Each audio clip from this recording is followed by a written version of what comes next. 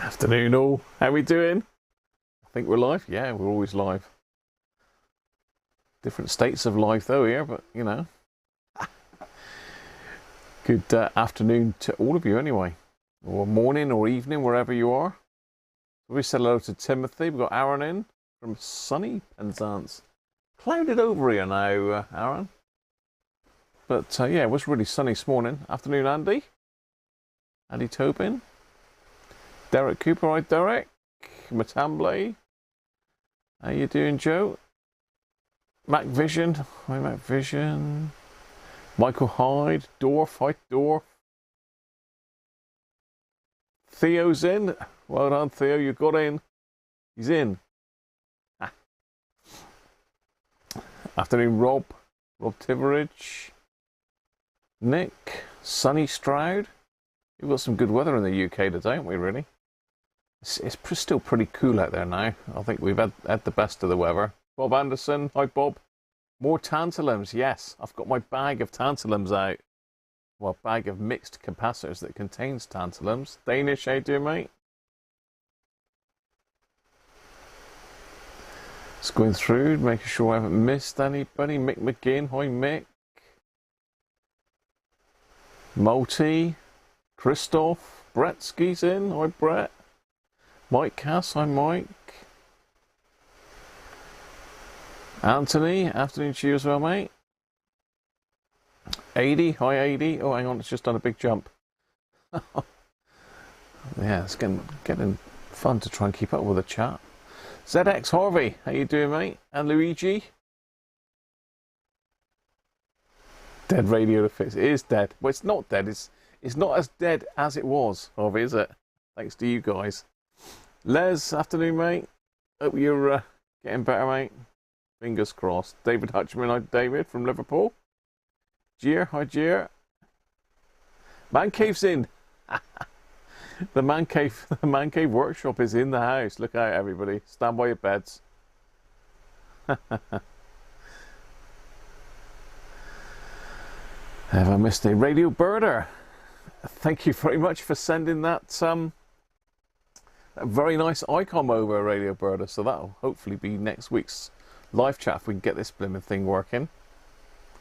So yeah, Radio Birder very kindly sent me an icon IC 735 all the way over from Ireland. And it's in good condition, actually. Be interesting to see what's actually wrong with it, but it's certainly got all the bits that I need.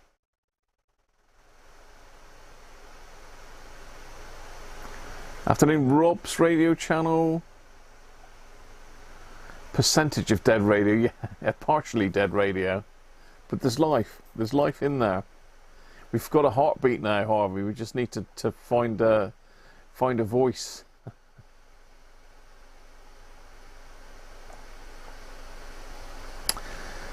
Right, well, there we go. So we are continuing the radio that we started fixing. And I say we because it wasn't me, really. I found some bits and pieces, but by a process of elimination and some great fault finding by you guys, we removed the short from it, and we got a signal through the AM and FM IFs up to the output stage, and that's where it ended because we needed another IC, we think.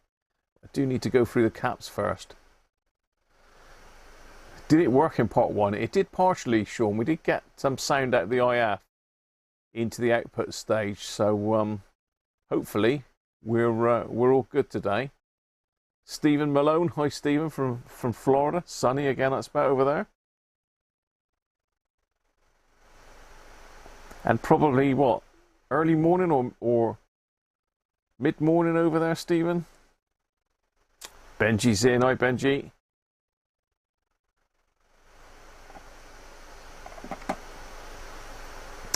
So it says that my fans are working overtime again. Hopefully I've got no more dust around in them. I did try and clear my desoldering gun out just now. This thing here. You can see it's stripped down, but it is absolutely block solid in there. So the only thing I can think of is to try and stick a drill bit down it and see if I can clear it that way. Just enough to shake the solder out. I don't know what size that would be though. I think that's the only way I'm going to clear it, is to drill it out, which seems a bit over the top, doesn't it? I'm not sure what size it is. So yeah, it would be useful. Peter Carter, hi Peter. 9 AM. Oh, so fairly early. Harvey Elvis is at his mum's. Harvey Elvis.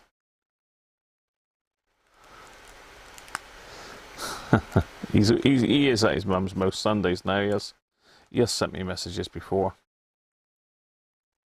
Thank you, Rob. You drilled yours out the other day, Brett. Did you? Works one. I was just trying to dig out a drill bit here. I've got a pack of drill bits, but I can't get one out of the blimmin' packet. What's going on with these? No, I can, surely. They're probably the wrong size anyway.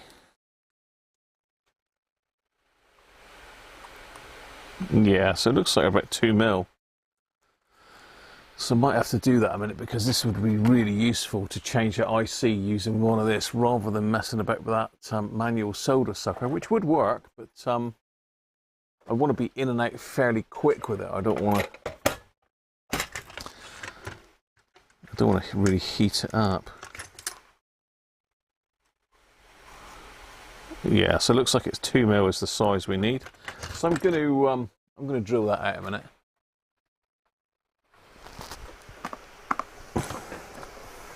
See if I can find my drill. I can find my drill because it's right here. Right here.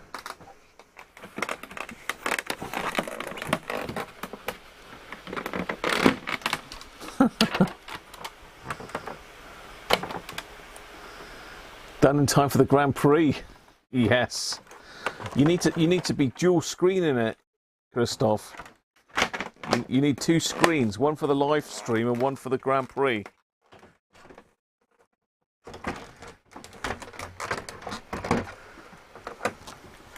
Right, let's drill this out. So I've got the old drill here.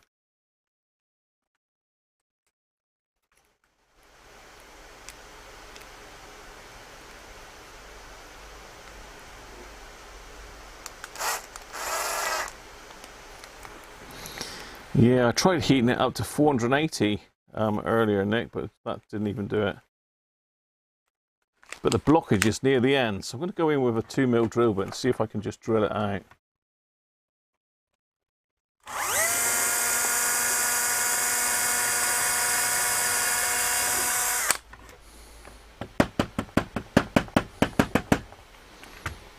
That seemed to do the job. As I say, that was a 2 mil drill bit. See if it's gone through. Yes! Oh, look at that. It looks like the solder had gone, I don't know what the word I'm looking for really. It's gone really powdery, but it had become compacted, I think. Hang on, that's the door. Let me go down and get that. That's me Amazon order.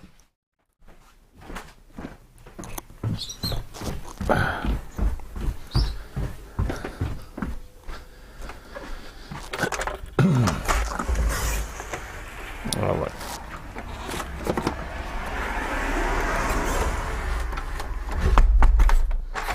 There we go. That's my earplugs from Amazon.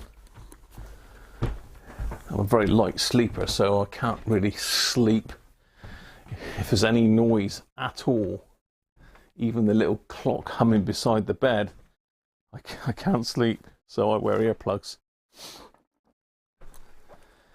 There you go, that's a bit of useless information for you.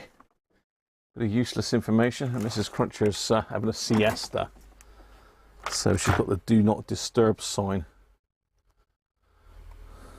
Alright, so let's just put this back together a minute. That's the first time I drilled one out. Luckily it wasn't in that far, the obstruction. Oh, I need another. I need another. What do you call it? Another filter. I got those 2 then. I thought I put some up here. Some spare ones. Oh, I got those. That one. Right, let's grab some filters. And I'll give you an update on what's happening. What's happening with it all.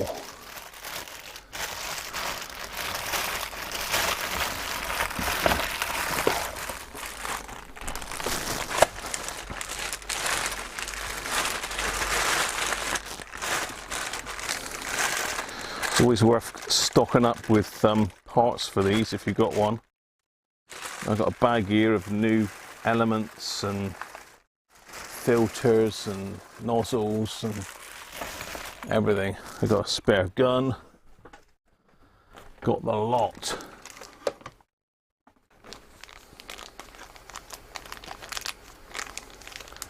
Yeah.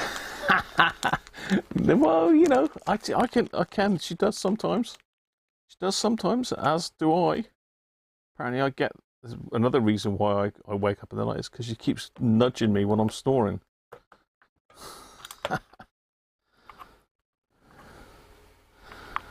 Right.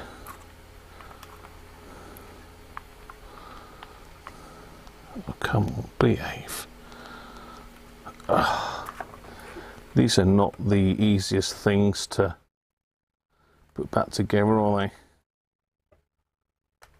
There we go. Lock and load. Right, got the nozzly thing to go on.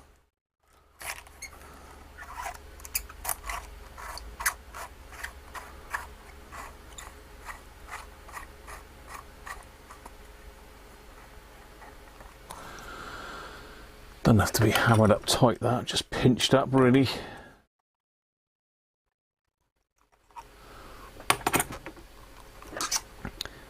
Let's check the screws.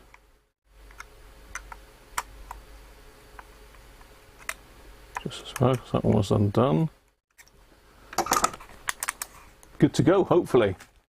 Fingers crossed. That's the first job done. Second job is to get this in me, so I'm sure Dorf will be happy we now have the finger back in the building. I'm ready to take the finger.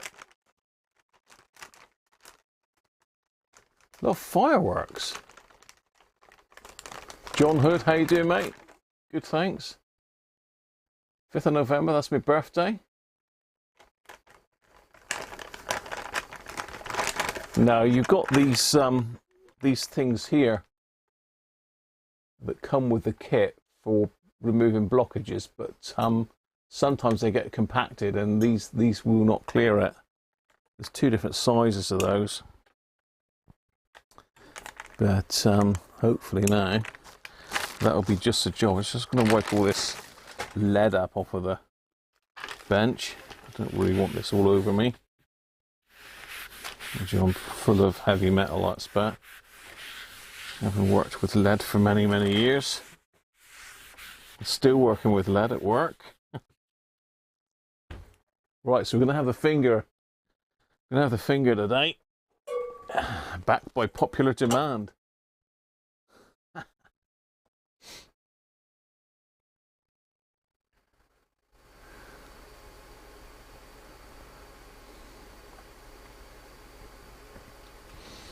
Lee, how you doing, mate? Who else have I got to? Sean gave up sleeping.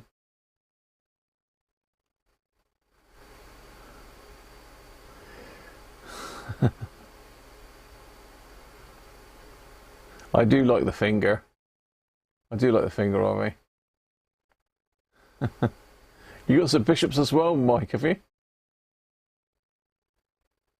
Oh, yours is a 6, Joe, is it? Well, there you are. A couple of Scorpios, see? Andy Beck. Hi, Andy. Hi, David. You're off to bed. Hello and goodbye, David. Did I miss you earlier? I did miss you earlier. Sorry about that, mate. Catch you soon, David. Sorry, I did miss you there. Yeah, our clocks haven't altered yet, but yours may have done, David. Derek. Hi, Derek. And I haven't caught up with your latest video yet, David, but hopefully I've got the day off tomorrow, so maybe I'll be able to catch up with it.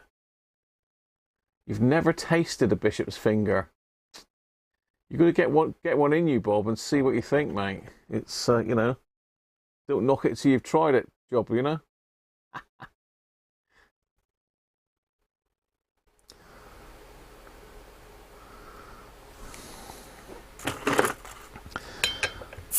Let's crack the finger open then. Let's get it inside me.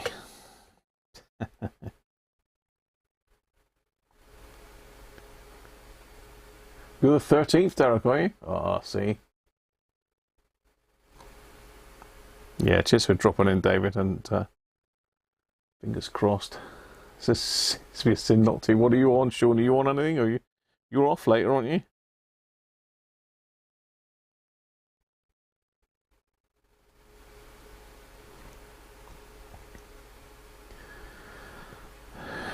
Okay, so just get some of this, just a bit of the finger in me, and then I'll show you what's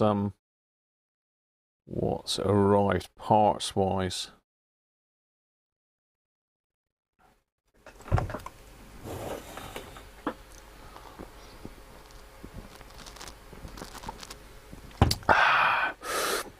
Nice.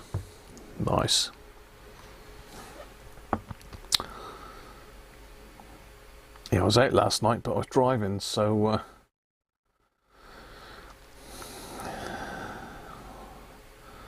no decent beer last night.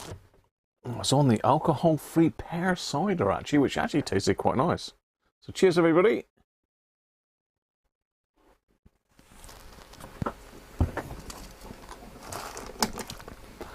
I'm going to turn that on and just make sure that I've cleared it properly. Give it a shake out.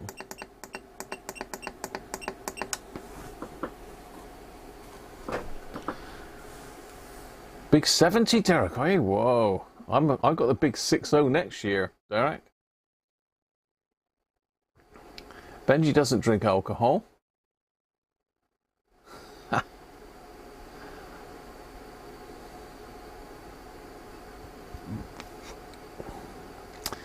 Yeah, you've got to get on the finger, Bob.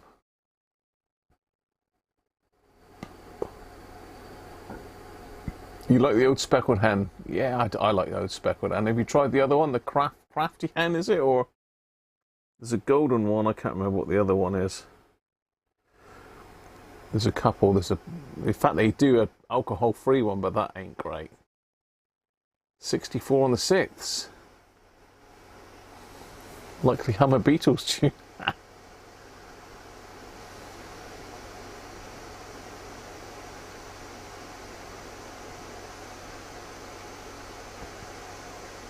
You got into lager. A midwife crisis. A midwife crisis.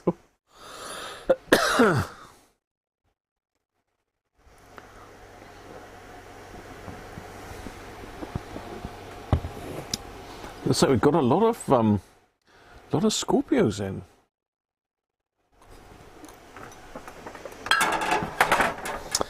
Okay, so let's have a look. This is coming. So if you remember, we ordered these from Cricklewood. Now they're in anti-static.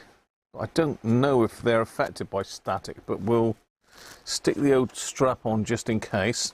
No comments, please. I realised what I said as I said it then. I'm gonna put my strap on. My wrist strap, if I can find it, just in case. I don't think these would be affected by static, but you never know, do you? Now, what the hell have I done with my wrist strap now? Let me just find me wristy bit.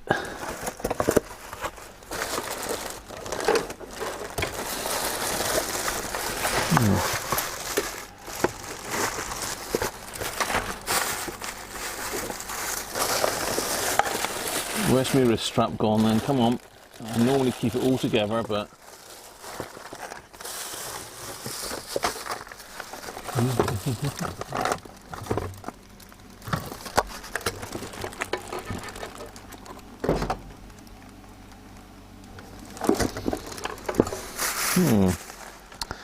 That's not a good start, is it? I can't find my wrist strap. Bum.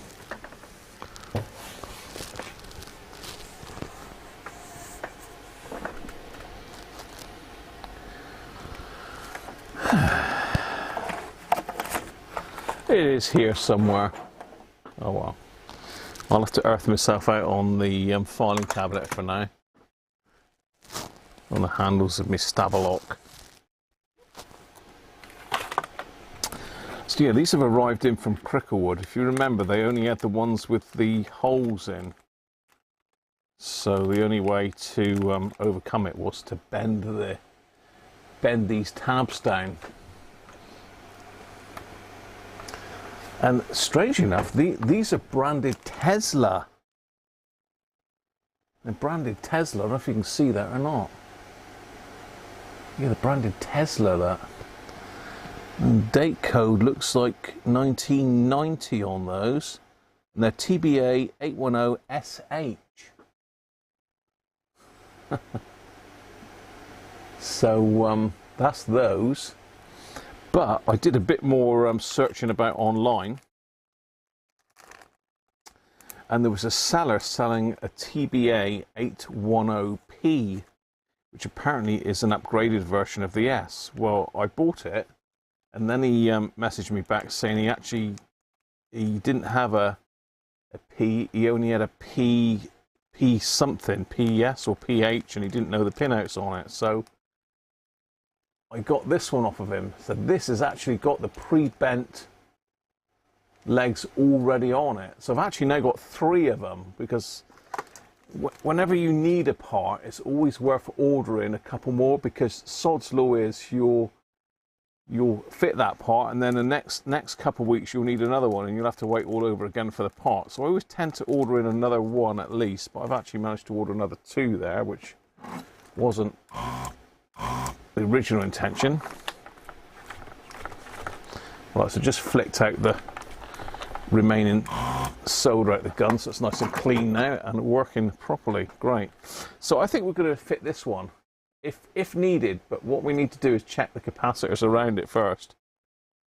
So for those of you that weren't about last week, we'll get the schematic up and have a look if I can find it. I'm sure I downloaded it. I'll put my drill case back in because it's in my way. Oh. My oiler's there.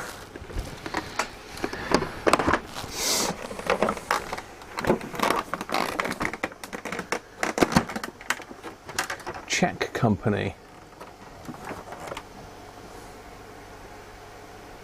Oh, Tesla's a Czech company, is it? I thought it was Tesla as in Tesla cars, etc.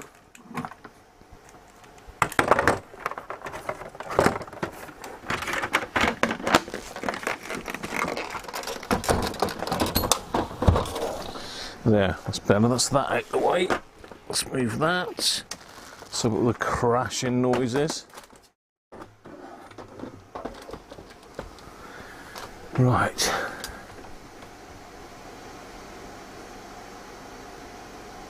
You built record players using those chips. Well, they are quite a good output, aren't they, Bench? I can't remember what the output was. Was it 16 watts or something it was capable of?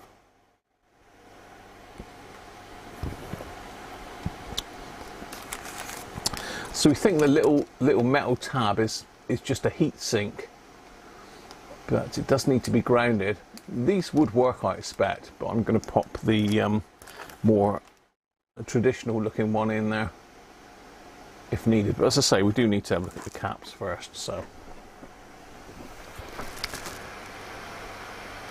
they should sue Elon. Yeah, they should do. They should do. Dids, it's here. It's here, Dids. I have the finger. Especially for you, look. There we go. Finger is sliding down nicely. Yeah. I've got it. It's part way in. It's part way in. Hi, Daniel, how are you? You got some vacuum tubes branded Tesla. Yes, I've seen those as well, Christoph. Cat 9 tails in the bedroom. What's going on?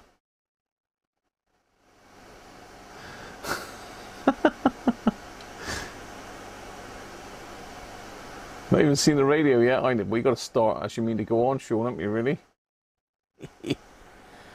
Oh dear.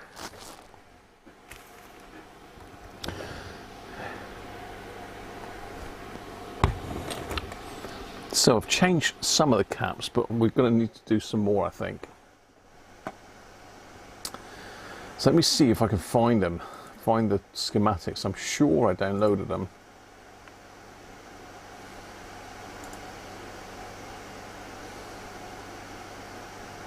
I don't know why, they just don't seem to be downloaded.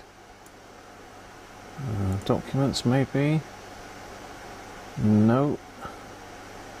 Other downloads file?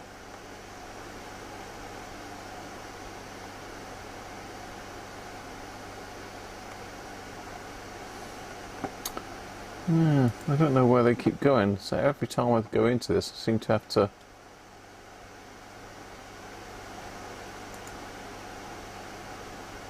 go back to where I started from, which doesn't seem right, does it?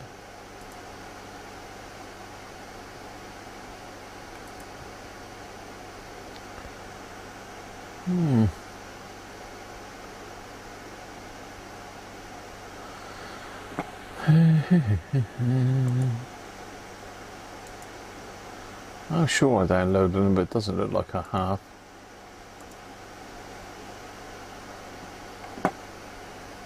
Oh well. Peter, how you doing, mate? Finally up enough early. 7:30 in Alberta. You haven't missed a lot, Peter. No worries, dids. We like to please if we can.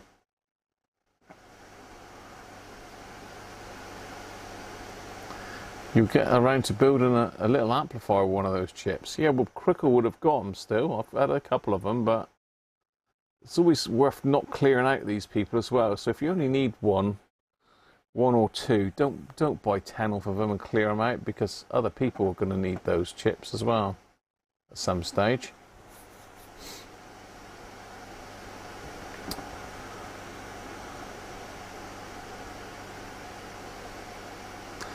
Your dad had an ITT KB radio. Yeah, lots of those ITT radios are very well made. I think later on they went a bit cheapy and plasticky. I don't know whether they went the Chinese route, but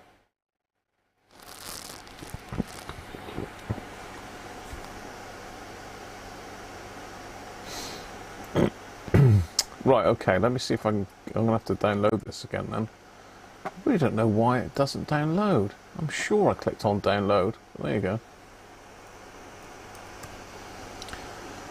Radio Museum.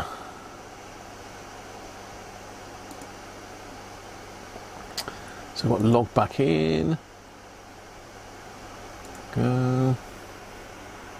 Let's click on that. Should have my last search in there. No, it hasn't. Maybe I wasn't logged in and it didn't save it. I don't know. So it's an ITT Touring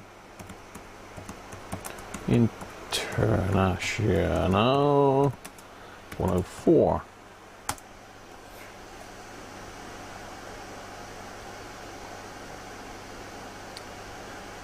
There we are. So documents, schematics.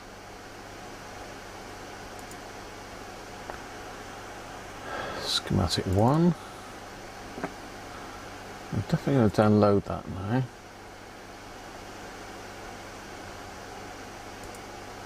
Maybe I didn't download it before, I don't know.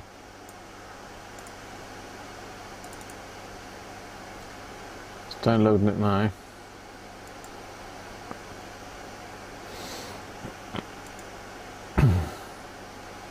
Right, let's get the schematic back up then. Just let me get it on the screen properly so you can see it.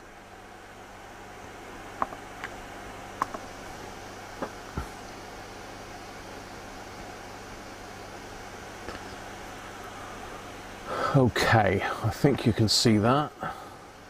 Just get rid of me a minute. Make sure we are on there. Yeah, we are. So this is the IC in question, TBA 810. But prior to that, we had issues back down here. So this, I believe, is the AM IF stage, and this is the FM IF stage. But we had a short on it, and it was, where was it? No, we didn't. It was, we found the short was down here. So one of these, I think it was, this one was short circuit, BC 252B. Let's just go a bit bigger for you.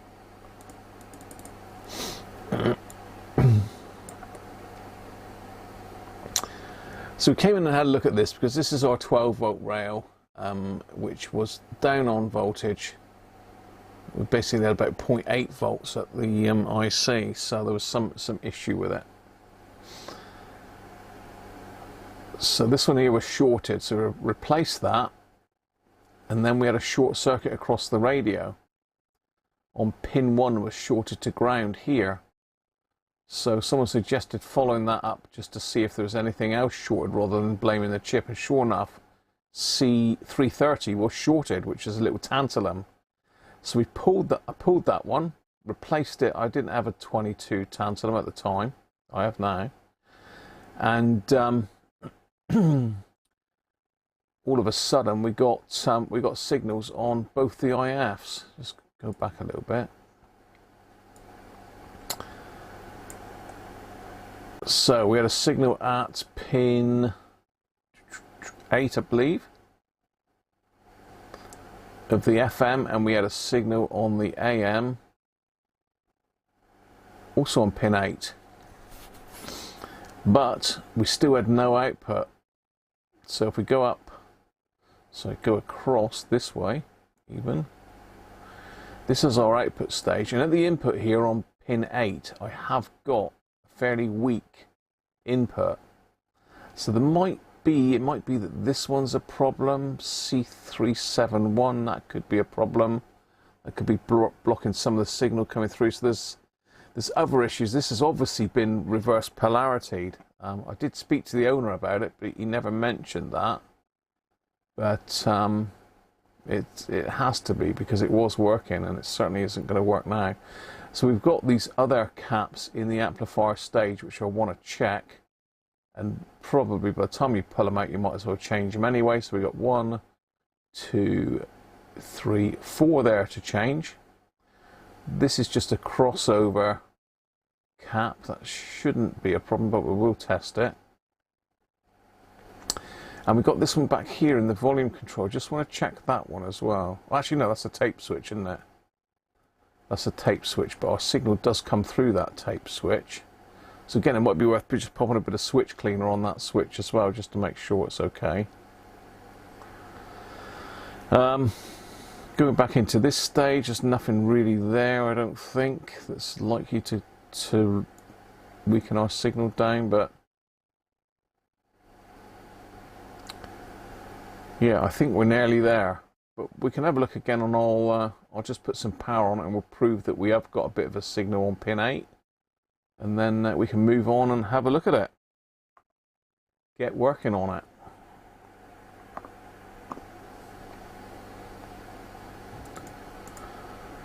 Right.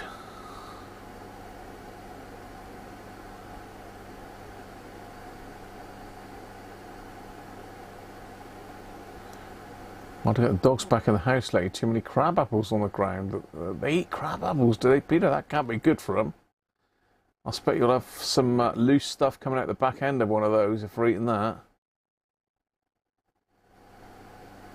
Oh, the drawing from the 104 is much more high resolution. Yes, I did, Christoph. I must download that one as well.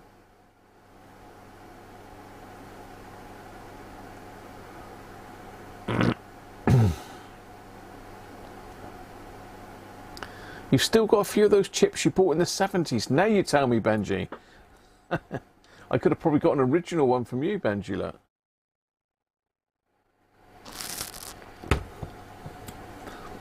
And Gia was saying that it was used on the last TP41 and 43s. Heat shield was grounded. Yeah.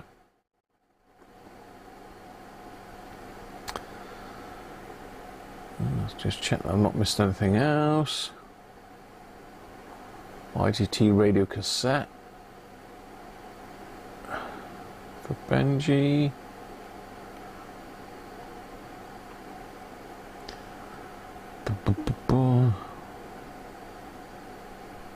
Crabapple jelly is very nice.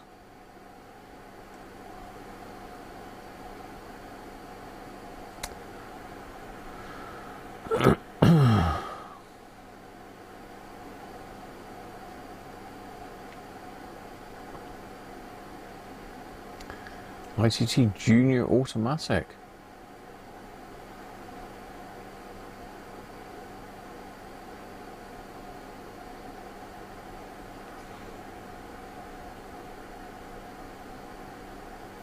Yeah, nice, Peter. Ha. A block gun. A block soda gun. What, the dogs or the crabapple show?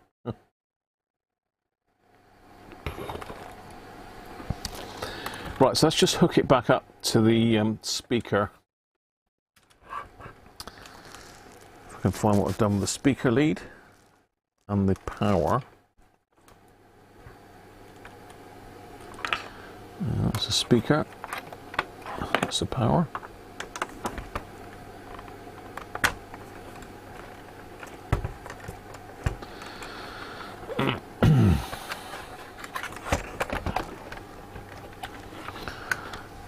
This might miraculously have cured itself over the last week, but we'll get the signal tracer down. Throw it down, Graham. Just throw it on down.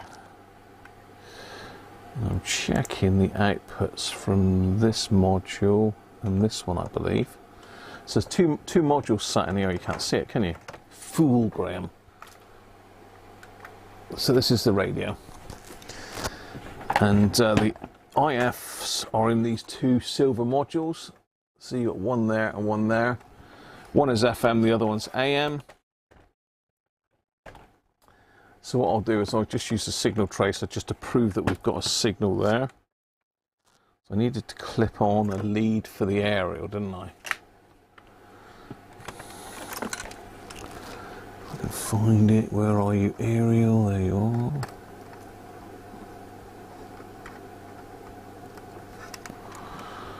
Give it half a chance of working. Just pop the power on. 12 volts, ein.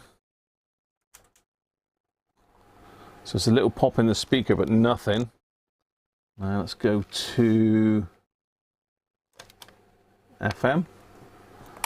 Pop this one on. Let's find a ground point. Over here somewhere.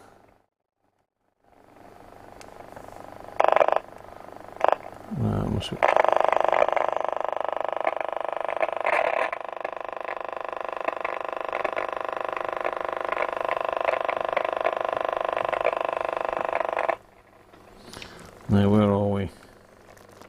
Should be something around there.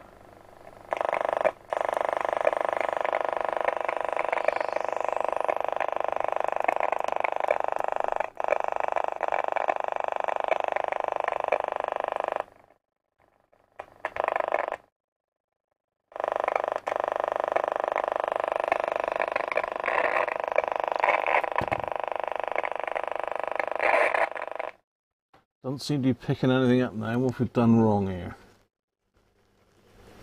Definitely was working, wasn't it? 100, which should be classic FM, but we'll have a scroll around. Let's put a bit bigger aerial on it. So that's fallen off, of course.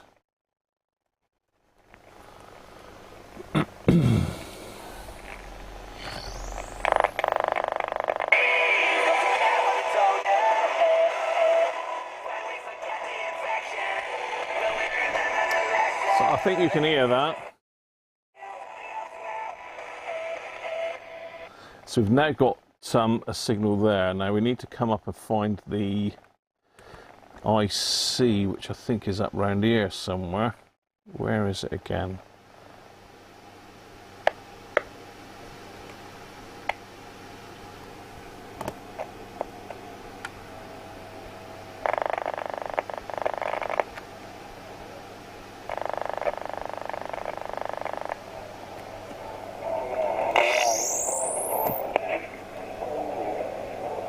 So you can hear the signal there.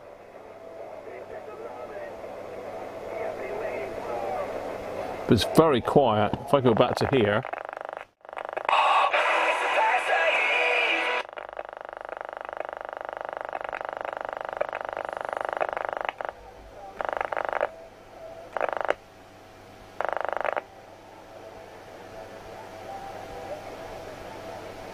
Because there's nothing.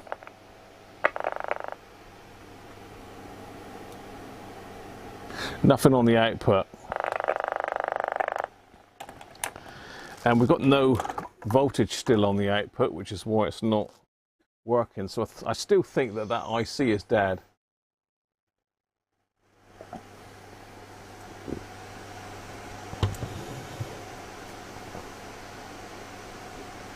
Tony. How you doing, Tony? Welcome, mate. Didn't see you drop in there. You want a beer? You've got to have one. Drunk squirrels. Crapples.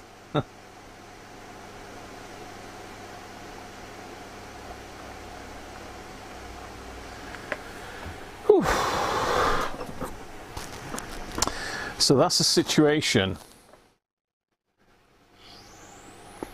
It's worth having a look on the board, really, to see if I can find...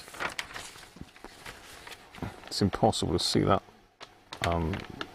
diagram there. I think I just need to double check which pin the input is, pin 8. I just want to probe that again because it did sound a bit quiet.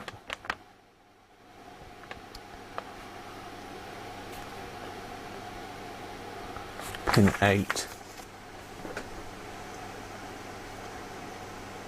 I need to download the board layout, I think.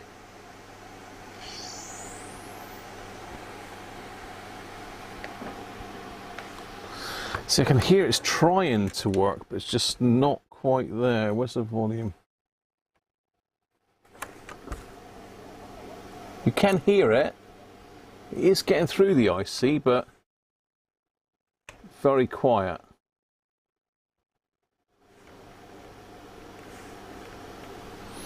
So something is still not quite right here. Just going to quickly see what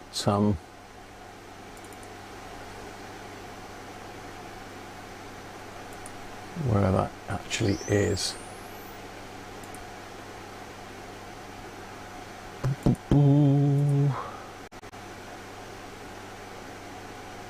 Okay, so yes, this is a pretty good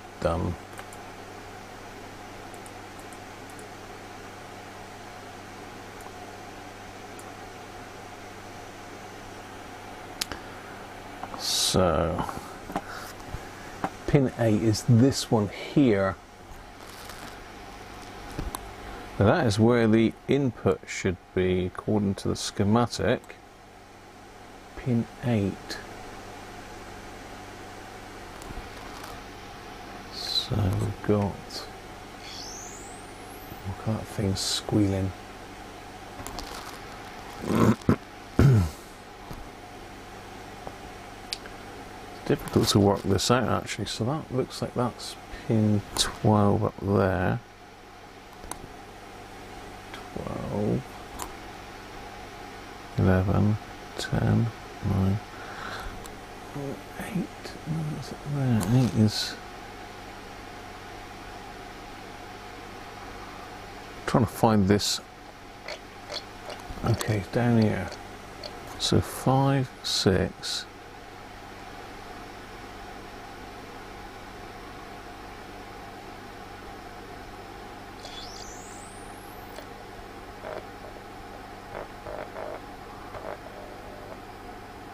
I still think maybe there's a capacitance issue. Maybe we don't need to change this chip after all, but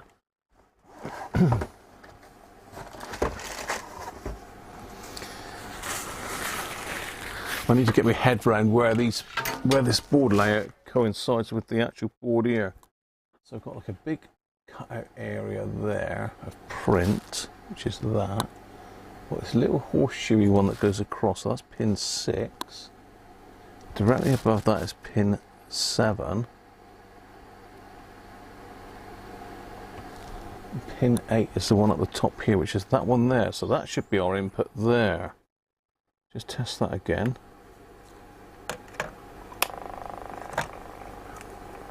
Should be that one.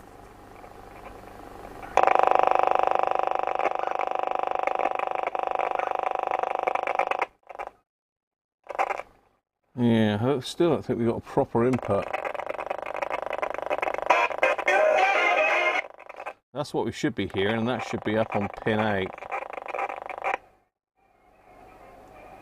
It's very, very quiet.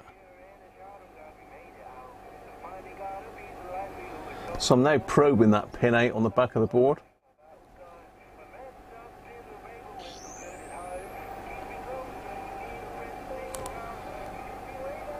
Drawing 5 milliamps, it's not drawing a lot of current.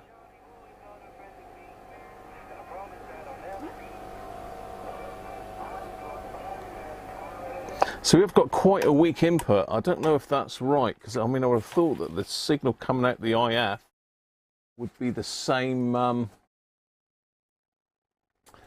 know, the signal coming into here I would have thought would have been the same level as it is at the IF, unless there's something that's knocking it down. So just let's follow this signal. So it's coming out of pin 8, coming down in through here, then out, back up through here.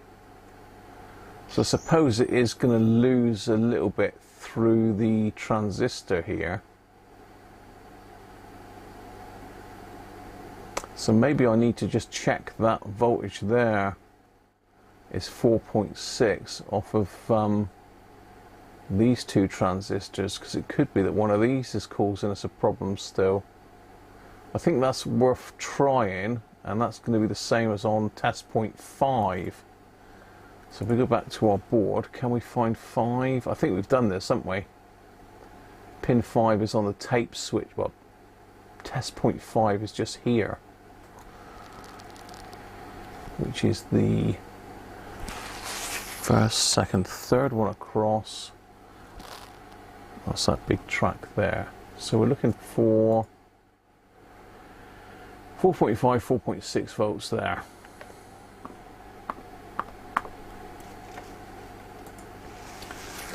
So that is up here.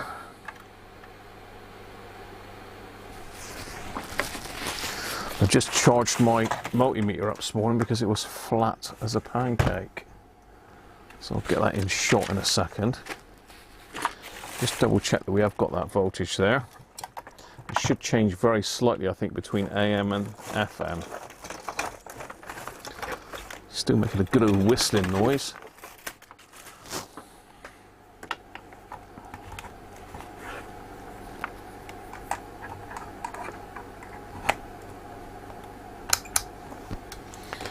Right, so let's just zoom out a little bit. Get some of the glare off of that. Let's go between ground, and it's that point there. So yeah, we've got our 4.5 volts there, so that would indicate that those transistors are probably okay, wouldn't it? You know, if that was low or missing, then that would be a problem, but that seems to rule out those transistors. Let's just go back to the schematic. So yeah, that's pin 5 I was just testing. Be good to find C371 and test either side of this one, because that should pass the signal through but block DC. So, you know, this line here is carrying the signal. That's the point. We can probe pin 5 though, can't we? 0.5 with the what am I trying to say? The signal tracer. We can put a signal tracer on 0.5 and that should be our signal. Potentially nice and loud, although it has gone through these transistors. Let's get the chat back up a minute, see what your thoughts are. Goes through the volume control. Have you turned it up? Yes, about 3/4 on the volume control, Derek. So it should be really loud. Hi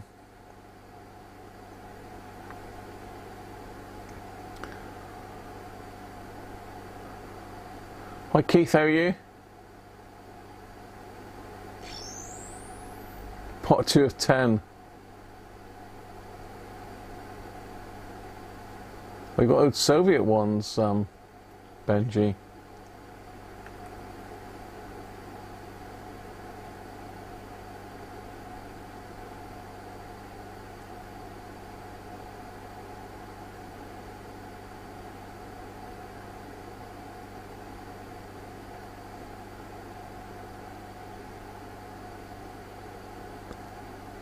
Yeah, it's a nice bit of kit, Tony.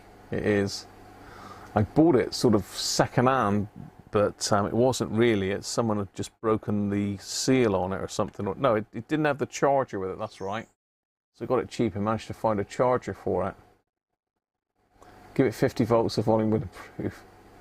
Yeah, the squealing noise is coming through the amplifier, Joe. You know, it's like trying to work, but it's not, because the other thing is at pin 8. Has it got it on here? Get off. We should have no, sorry, pin 12. We should have 6 volts, and we haven't got that 6 volts still at pin 12. But when it squeals, it's trying to work, and the voltage does rise when it makes that squealing noise. There it goes again. So it could well be something wrong with this, but we just want to check the caps around this area. I want to just probe 0.5. Look, Derek says it's before the volume control, so after the volume control. He's trying to see where the volume control is in this circuit.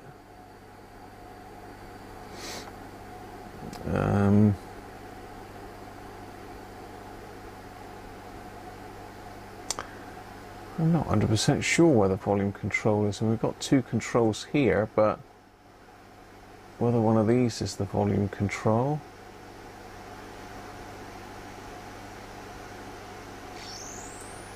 Still squealing, isn't it? Squealing like a pig. So yeah, I mean, I think because we've got our 4.6 volts here, that these should be okay. Let's just probe 0.5 then, just see what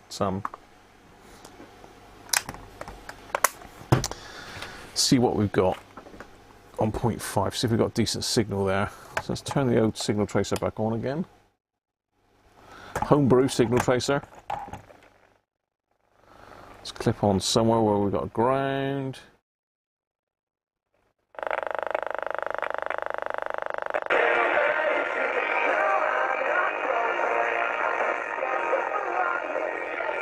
So we have got loud volume there.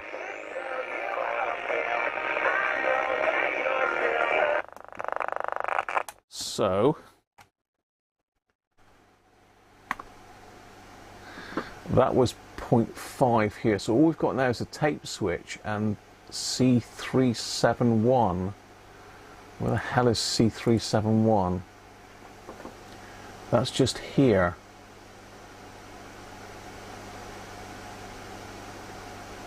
Seems strange. That doesn't appear to communicate with that print.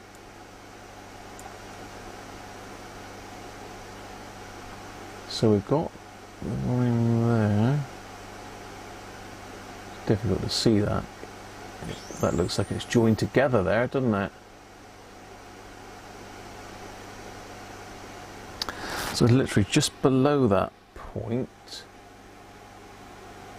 That's one side of it. And the other side is over here. Right, well I can see that on the board. So let's go back into that again then. So that's our Turn that off again, don't I? Oh, fantastic. I can't believe it's from the live lounge. Youngblood there covering his own track. Happy. So this is one side of that cap. Nothing. And that's nothing either. Eh?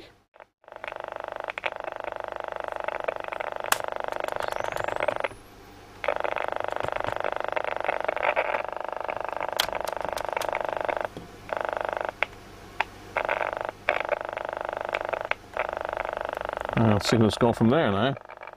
What's going on here?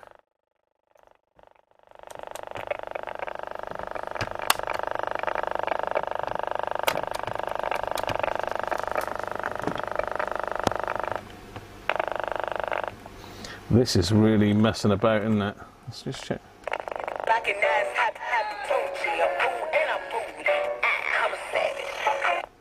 Yeah, we've definitely got it there. It's disappeared from there now.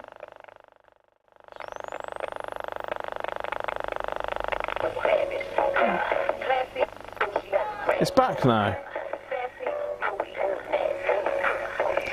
So maybe we've got a capacitor playing up. It could be this one.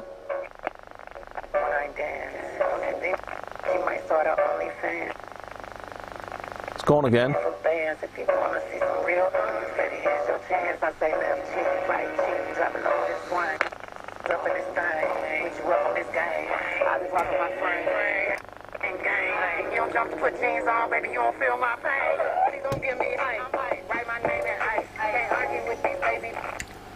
I think we ought to have this one out and have a look.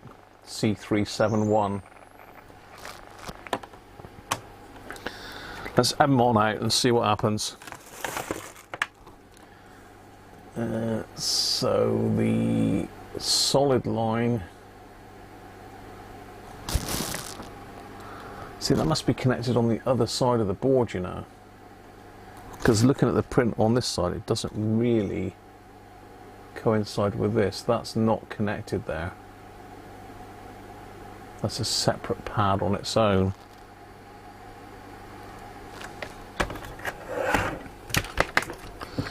Right, let's have a look at that. What cap are you?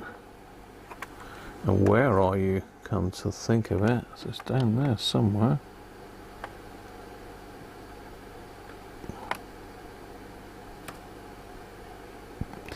It's another little tant. It's another little tantalum. If you can see it here, but it's difficult to see. I had a job to see it myself. Where's my pointery thing? It's this one down here.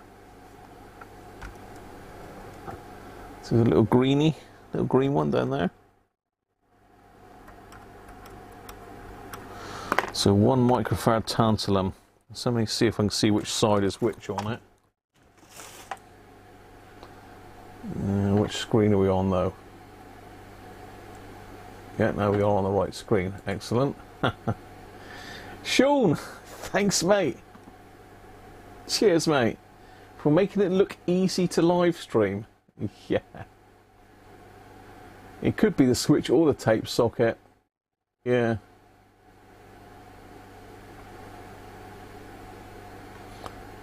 Yeah, I did manage to get mine cheap because, as I say, it was supposed to be new. It was new other, I think. Still, it was a couple hundred of £300, £200-300. I can't remember now, but it was a lot of money.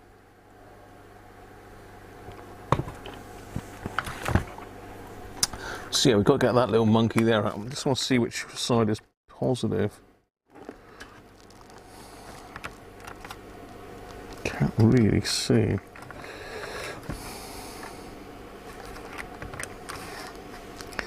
Okay, the positive is to the right. So let me just mark the positive. So I'm just going to put a plus there. Just to mark that's positive, and let's get on out.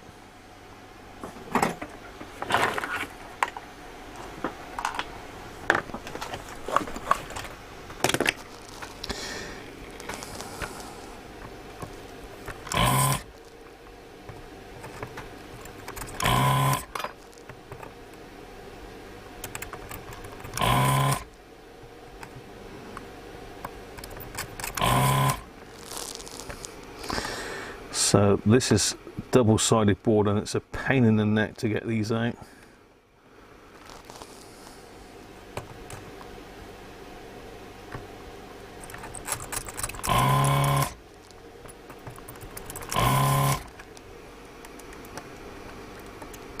Yeah, it's done it. This makes it a bit easier, I must admit. Trying to get it out with that solder sucker last week wasn't much fun, was it? Let's get that off. Let's get that out. Let's pull that little thing out of there. And get hold of it. Twing, twing, twing, twing. Here she blows. Yes, it's 1 microfarad at 25 volts. So the problem is my ESR meter won't really measure them that small, so I'm going to pop it on this one a minute. Anyone would like to decide what it's likely to be, 1 microfarad? So let me pop that on there, then I'll catch up with the chat, because it looks like we've had another super chat in, so let me just have a look. Connect that up. So we'll test it on the LCR meter. Rob! Could be a cap blocking the signal getting to the other side of the board. Well, this is the cap we're looking at, Rob, at the moment, mate. Thanks for super chat.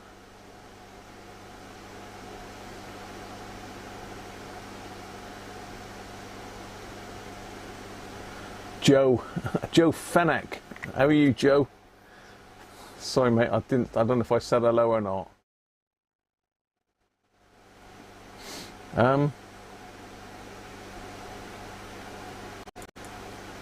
Yeah, so that was the transistor I was just checking there, Rob, that is the input. Let's just go back to it, because sort Rob out here.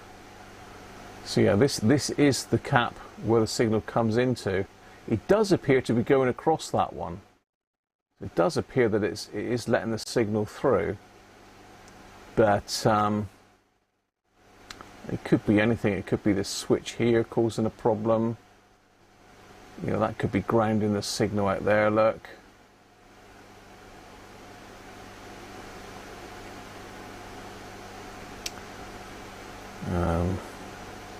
So which one is S2 then? Let's have a look at that, because that could be a problem as well, couldn't it?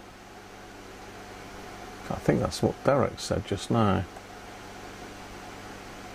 Okay, is he going to let me go across there?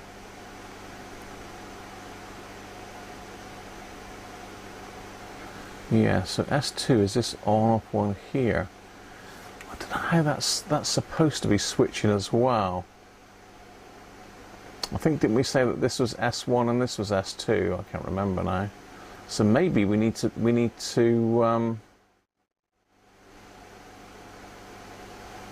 sort this switch here out. But I think this is the side that switches the mains, and this side's still connected.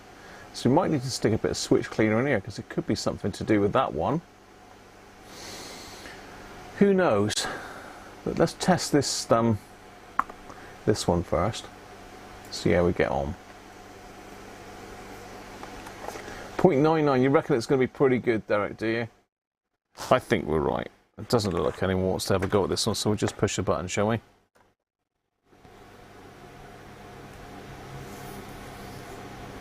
So it is 1 microfarad, so really that one's fine.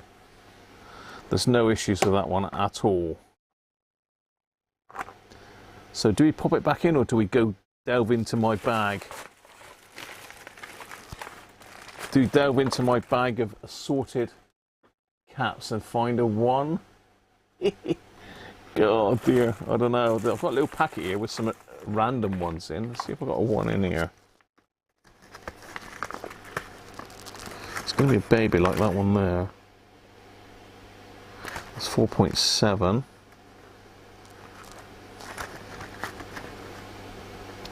47.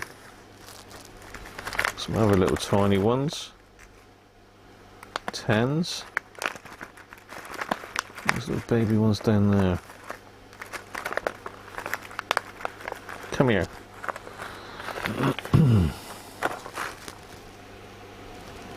10. Oh, that's just got 3 marks on it. Black, sorry, brown, black, black. Brown, black, black. Anybody for capacitor color code? 22, 15, no.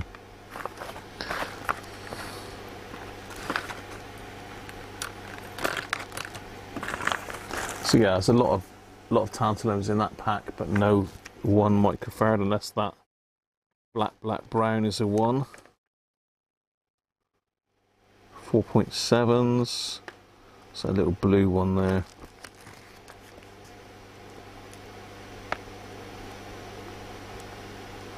I don't know what that is. It says +7.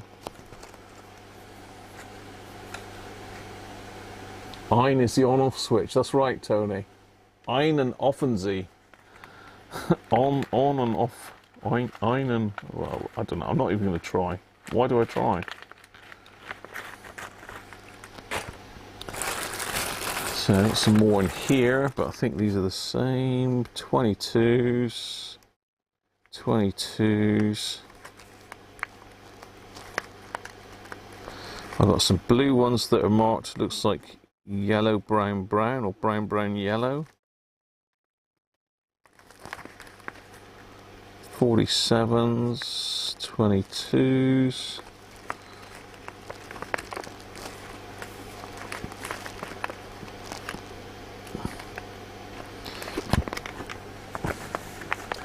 Or 10 ohms. 10 ohms? Is that 10 microfarads then, you think, Aaron?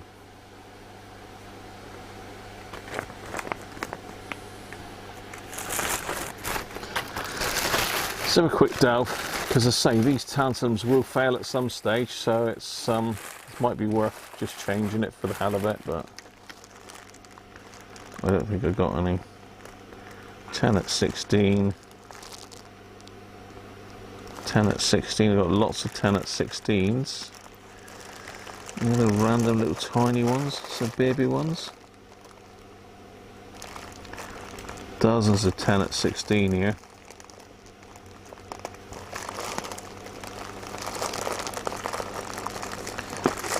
See, tiny one there. What was that one? Come here, you. 0.1. 0.1, but we want a 1, not a 0.1.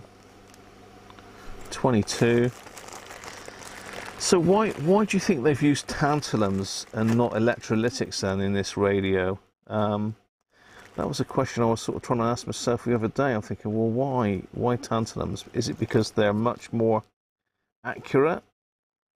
Because I've popped a tantalum back in, so I popped an electrolytic in where I took a tantalum out last week. What's that one there? That just says, oh, there you are. Oh, that's 0.1. I got all excited then. It's 0.1.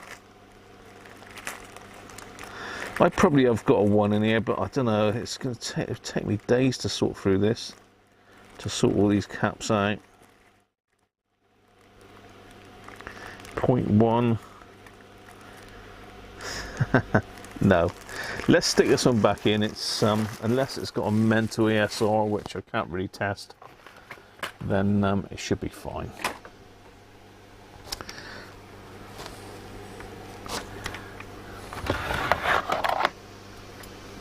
See if I can get it back in now. That's the next thing, isn't it?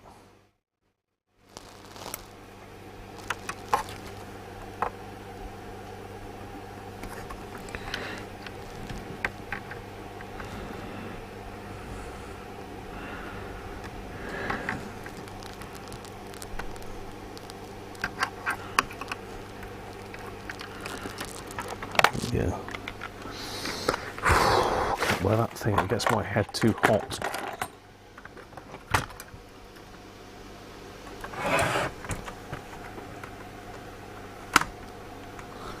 Alright, just going to solder that back on.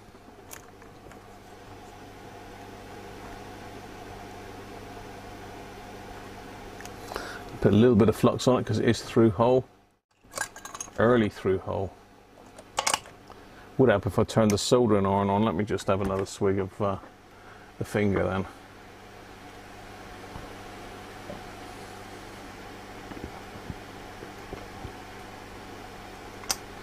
Rockabilly. Yeah. We're going to have to do some more playing of my 78s collection, aren't we? Still haven't managed to get a decent Elvis 78. Oh, I have got one though, haven't I? I think I have got an Elvis 78. Can't remember what it is now. So I've just tacked one side in. Let's go and solder the other one in.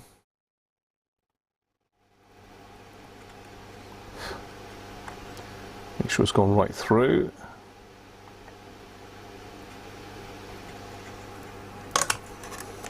So that is not the problem. We do seem to have a decent signal there, so it's downstream of that where it's disappearing. So it's downstream of that it's disappearing.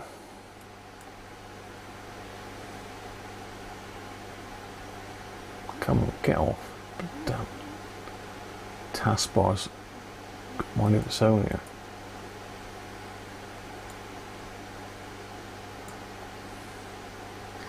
So we've got our signal here. We can check. I mean, it should be coming through. Well, we know it's the other side of here, but I wonder if we've got the signal then at R401. What is R401? So R401, C403. We should have our signal there then as well. Because it could be that the signal's coming up here and out to ground through S2. Because, you know, when we switch it on, it should switch across so as the signal doesn't get grounded. That only grounds it to enable the tape output. Or input. Tape input. Yeah, strange. I thought this would have been the tape switch, but it's not, is it? So you've definitely got it either side of this one. So I don't know what B refers to. Have we got B on here?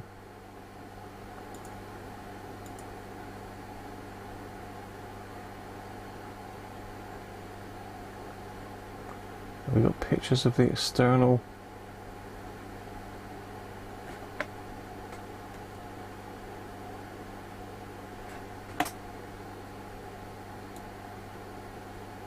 Not on that one.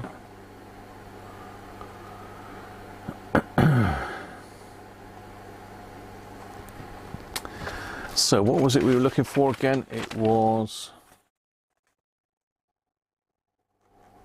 either, well, C401 would be useful. Where's C401?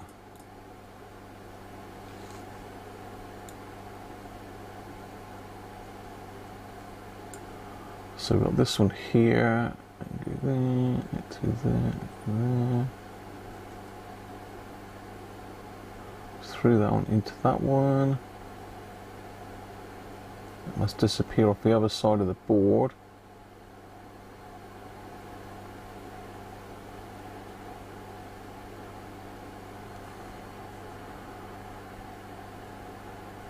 C401, where the hell's C401 gone then? Our tape socket. Anybody see C401? Shout if you do. It's over here somewhere.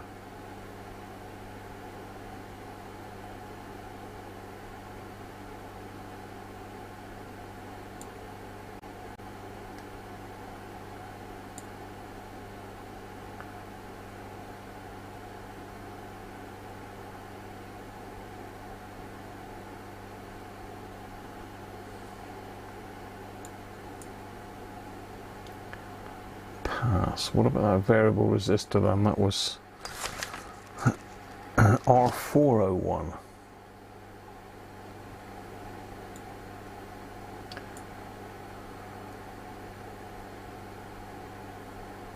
Yeah, that's a bit of a mystery.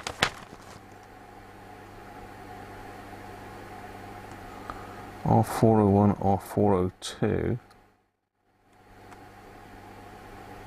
and R407.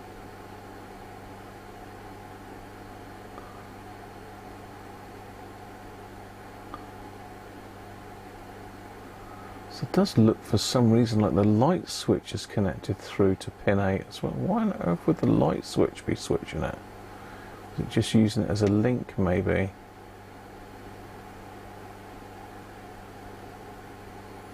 Don't know, it's difficult to see from this, isn't it? No, I can't for the life of me see that one. You're all shouting at the screen, are you, saying it's over there, it's over there?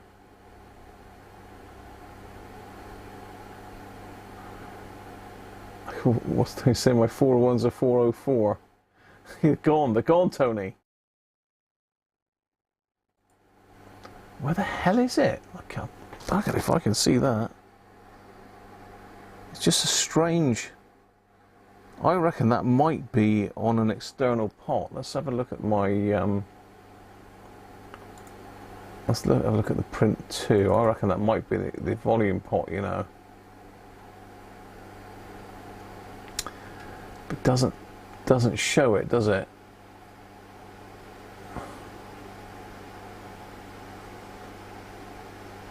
It doesn't show it. What else have we got here on that schematic? On that list? Tasting, parts, pause. Is that the layout? Okay.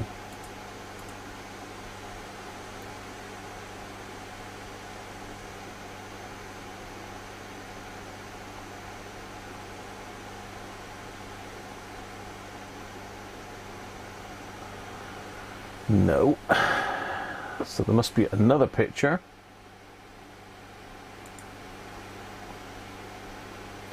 What's Besher one? Oh no, that's just setup, etc.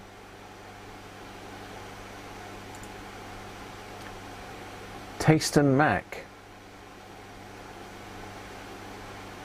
AM, FM alignment. Parts, Tasting Mac. Seal. Title's going to be that. Schematic 1A. We've got some more schematics here, look. What's that one then?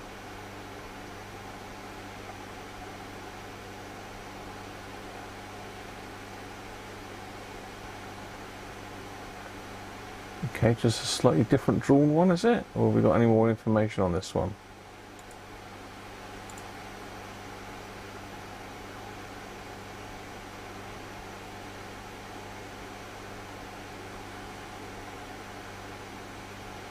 Oh, here we go. We've got a thing here. Bass, treble and volume. So L is volume, B is bass and H is treble.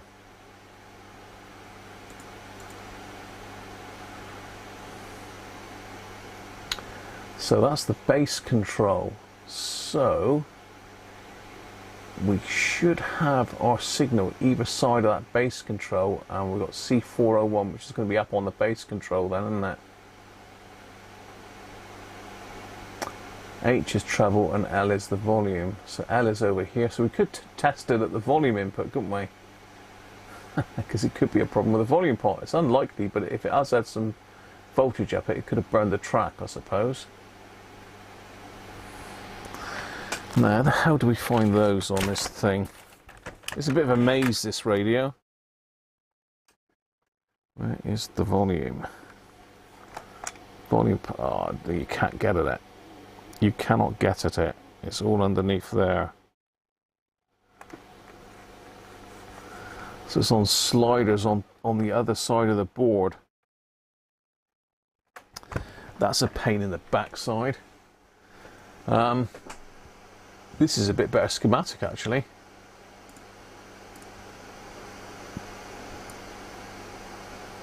Yeah, it's a bit clearer, isn't it? Oh, someone's walked over my grave then. Who was that?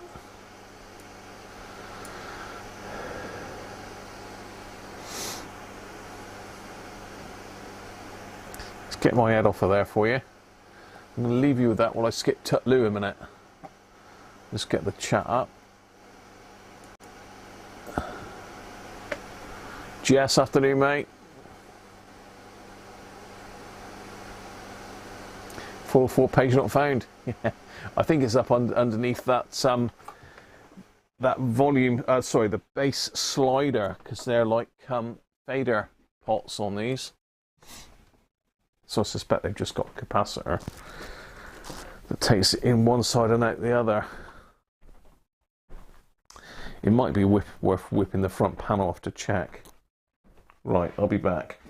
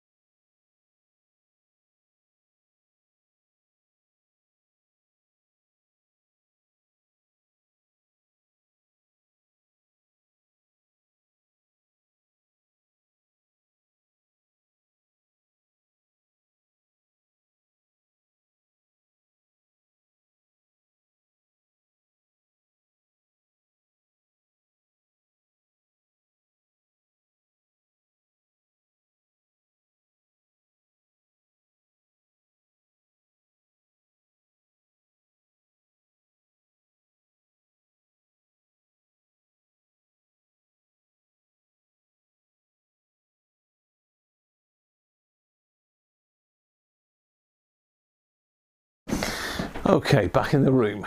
Well, not quite in the room yet, but I'm on my way.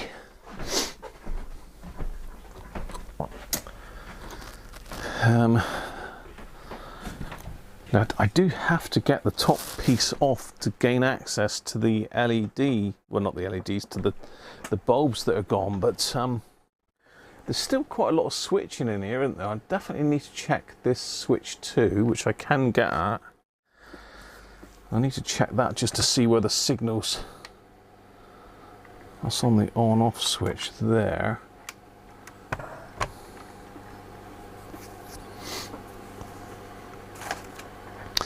So I'm going to plug it in again and just check the signal on that on-off switch to make sure it's not stuck in the tape position. But I think we did probe the tape socket as well, didn't we?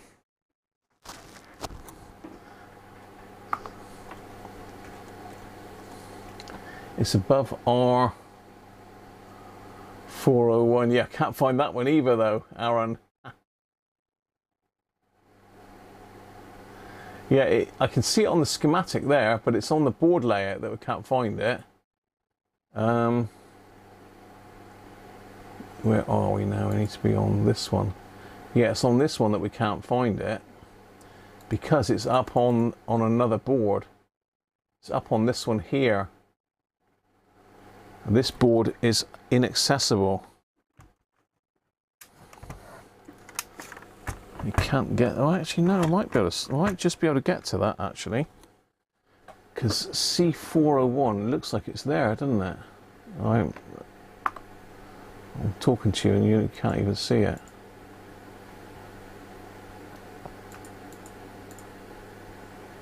I wonder if I can get solder side.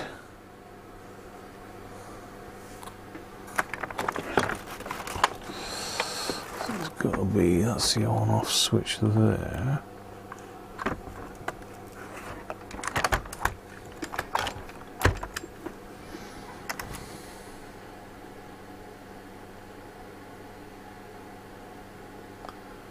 What is B? B401? What the hell is B? Where's B? Ah, get off. So C401 is over here, look. So we've got a resistor and two capacitors. So C405 and 401, and that goes off to another resistor. And I have got a cracked track here, actually. Interesting. Interesting. Now, someone did put in the comments that they could see a cracked track. We might have just inadvertently stumbled onto our problem. So, if I get you down, I'm looking at that little white bit there. Can you see what I can see there?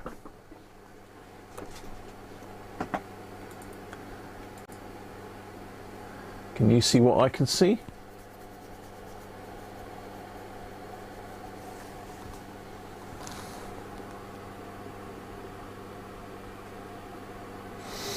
We have a bit of a broken board. It looks like we've had some soldering iron action on the volume slider as well. No, that's just the Hohen. The base is over here. This is the base one, so I don't know whether I've just got my... But there's going to be print on this track, so I wonder whether that's it's a huge crack.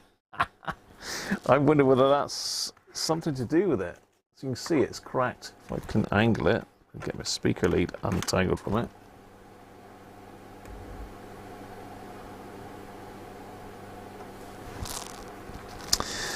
Yeah, that could be an issue. That could have broken a track. I'm not sure. So how the hell are we going to get to that board? Because as you can see, that board is upside down and the print is on the other side. So the only way to get to it is potentially underneath this bit.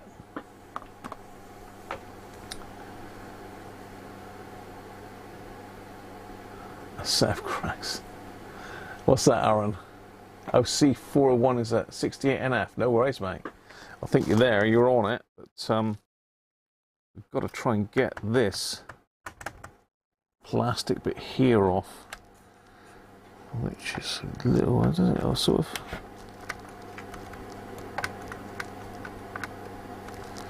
I think it might just be 2 screws then, perhaps. Is it? Is it that simple?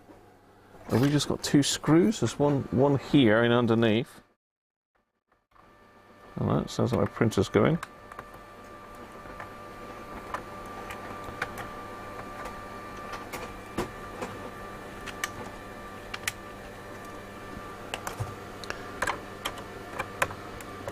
One over there.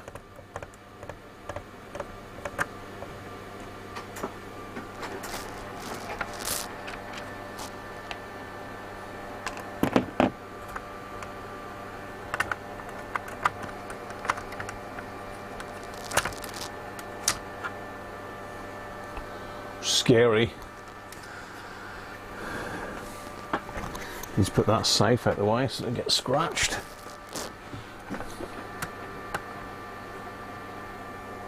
And this plastic bit in the way now. Does that come out?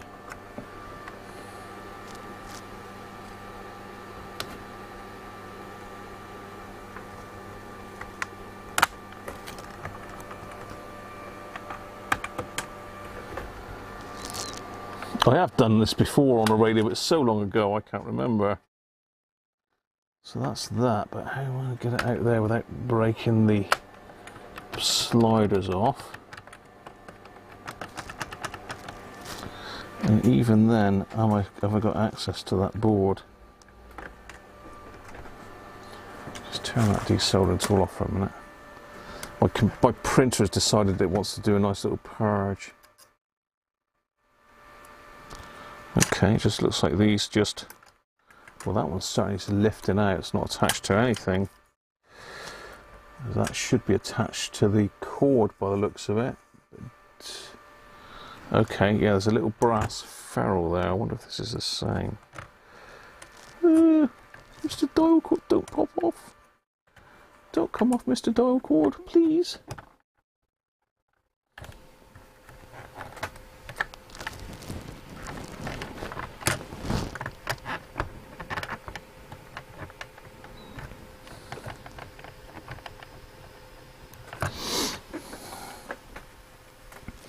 I really don't see what's holding that on.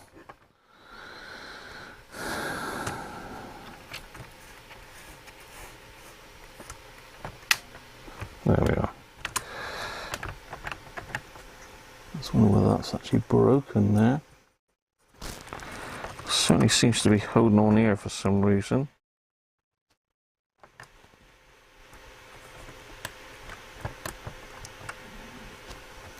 There doesn't appear to be anything attaching it that side.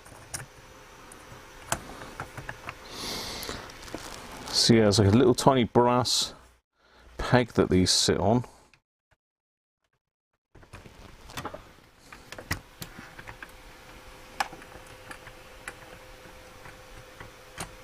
Oh, I see, there's a little screw. Ah, maybe this is where one of our screws is missing.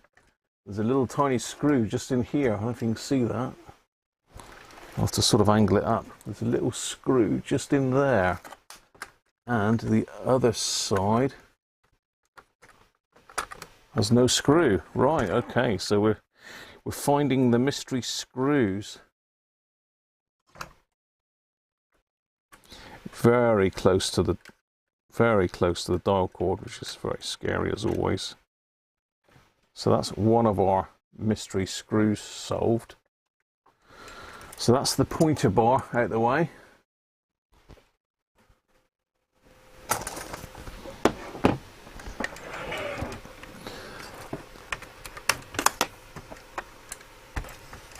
Now, can we get this a bit off?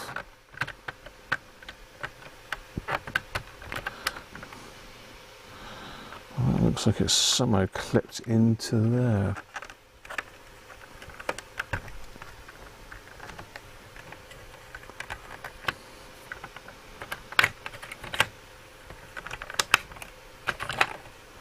Okay, just unclips by the looks of it. We're getting there. Lots of bits coming off now. The hell are we going to put this back together? This is just cardboard, but I still... Can I see that track? It looks like we've got to pull this cardboard off.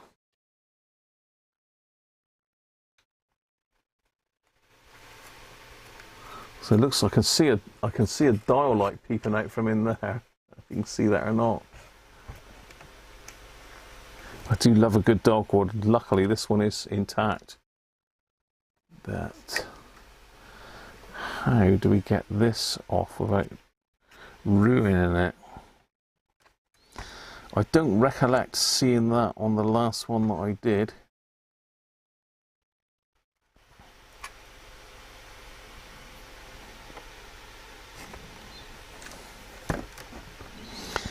I definitely did the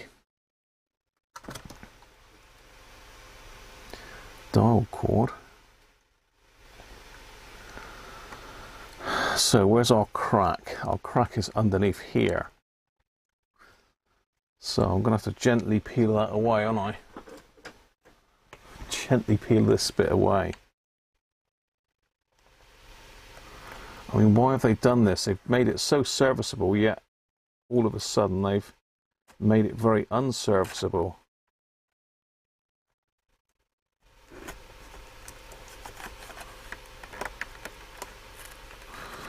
I think the other one that I did, I didn't have this paper bit here. It had, so you can't take this bit off because I'd have to undo all the dial cord. Let's try and see if there's any other way. No, that's all connected by the looks of it. Doesn't break there, does it? No. What a pain in the back body.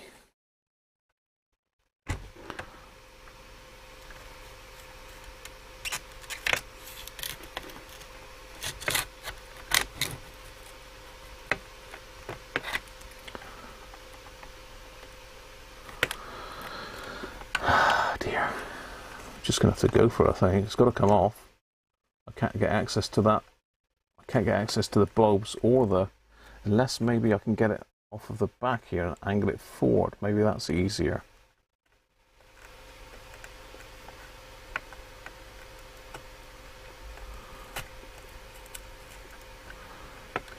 I'm still taking a bit of the paper with it. Let's try some isopropyl on it, see if it'll loosen it up a bit for us, perhaps.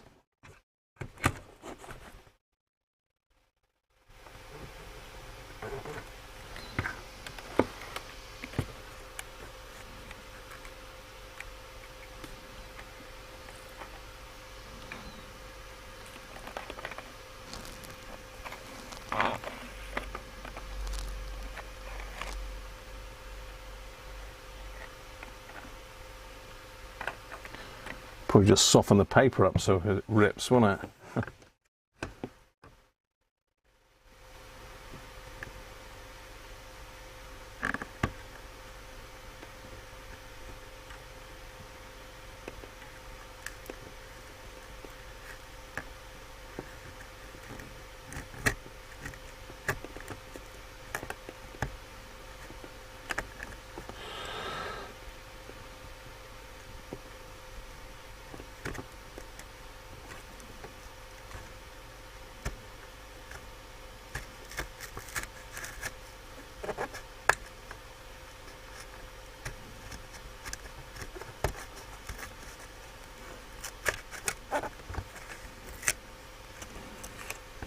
Okay.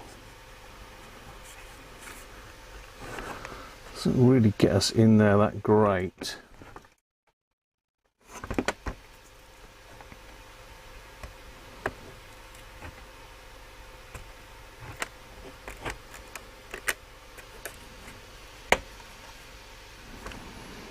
Now we're in there.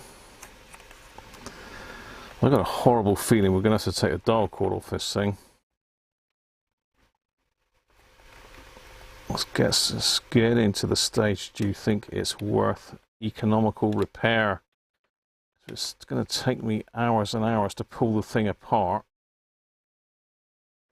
How much is the radio worth?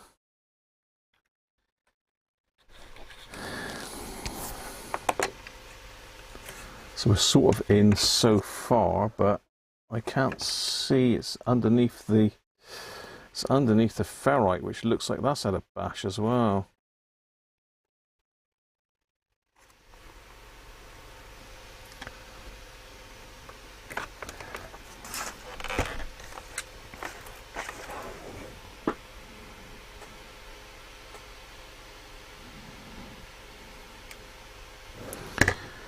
Ooh. Even if we could find a break, I don't think I could fix it without taking... See, that won't come past this piece here. I'd have to pull it right out.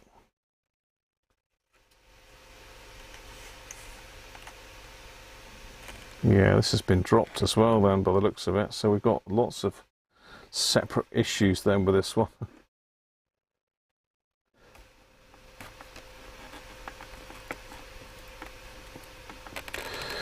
I think this whole piece of paper is going to have to come off.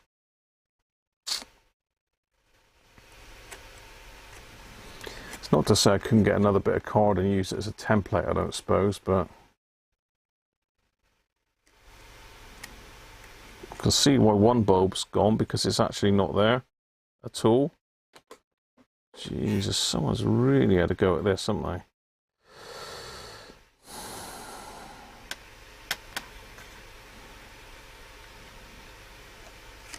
Yeah, bulb's missing totally from there. I can just see like the end of it. So this really has been messed with, this. What are we going to do, Graham? What are we going to do?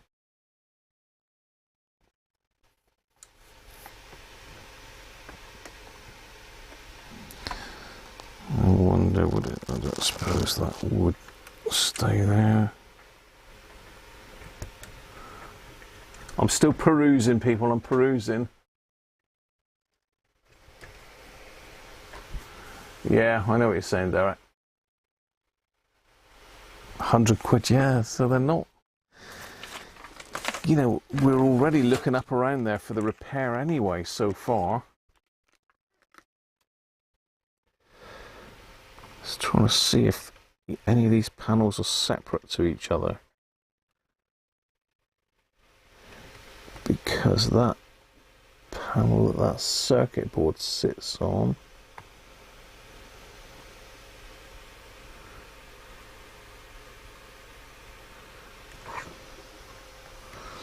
just going to try and undo these two screws here just to see if that gives me any movement without pulling the dial cord off.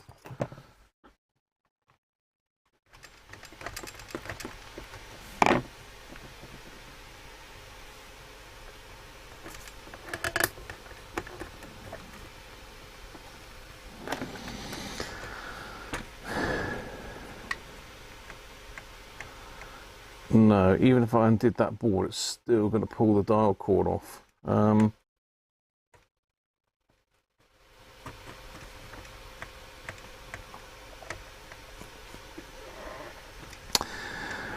So in this particular case, they have not made it very easy to work on, have they? Normally the German radios, you can service them nice, but if I pull that, then that's definitely going to pull the dial cord off.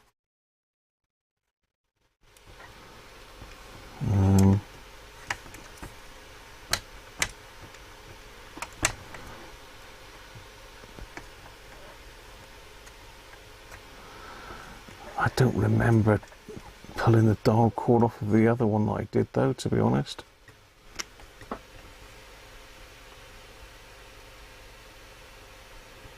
Maybe I did, but...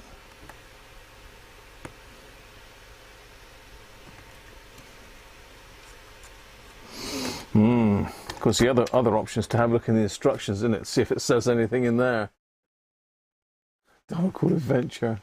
Ivan, unscrew the whole plate off. It does look like the dial cord's going to come as well, though, Ivan, if I do that, but we'll try it. So we have got some screws on the back there. I was going to have a look at the instructions, but let's try undoing lots of screws and see what happens.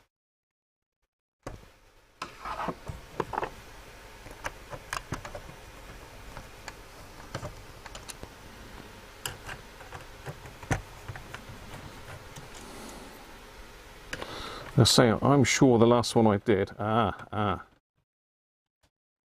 Is this the answer?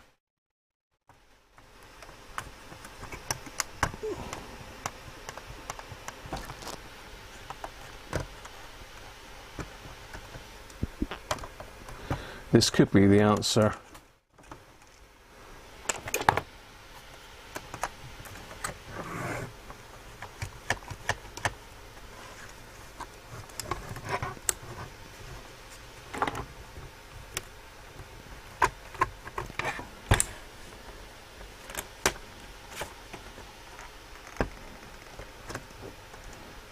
Oh.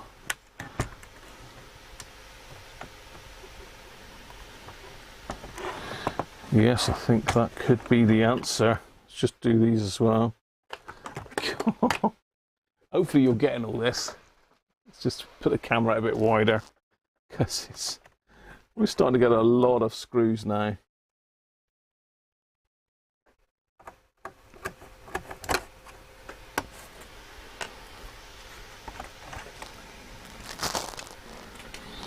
Whoa, so I didn't have to touch that at all. So thank you, Ivan, again. So it's basically these 4 screws along this top edge and the 2 on the bottom that hold it to this bit. So thankfully I don't have to pull that paper out. So let's have a look then. Oh, hello, what was that? That's one of the plastic things. Let's just grab that a minute while I think of it. Otherwise, when I go to put it back together, the screw will break the board. So yeah, this is definitely broke. That lamp there is completely broken off, look. So it's no wonder the lamps aren't working.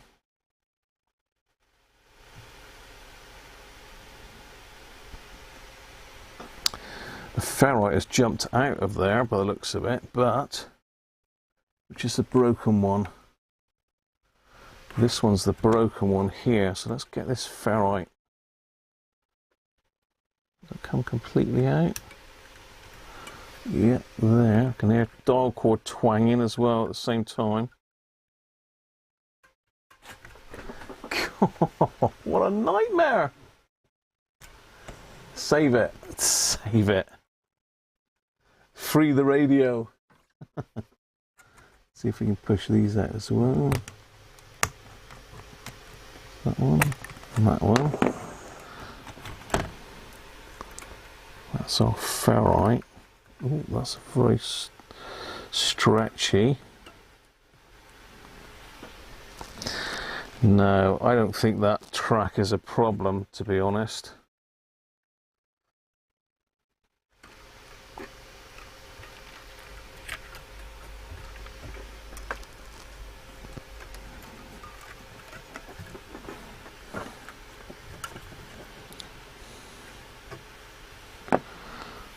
Just check continuity across this, but I think that track is fine.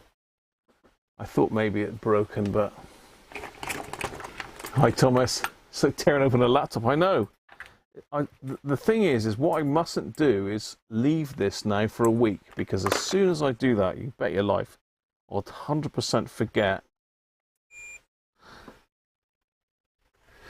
So this...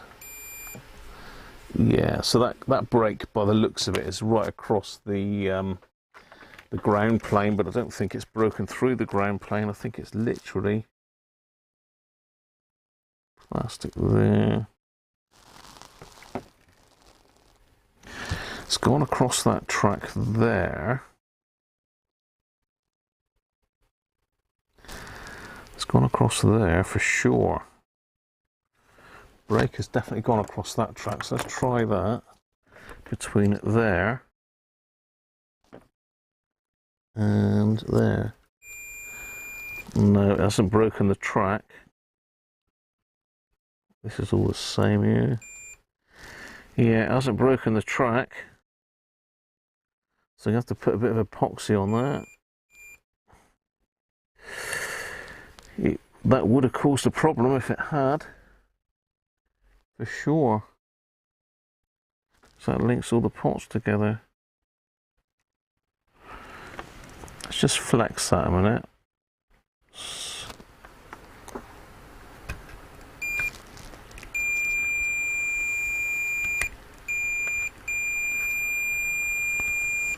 No.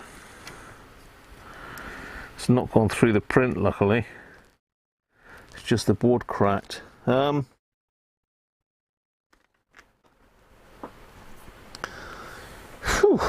Wow, this is now in a lot of bits.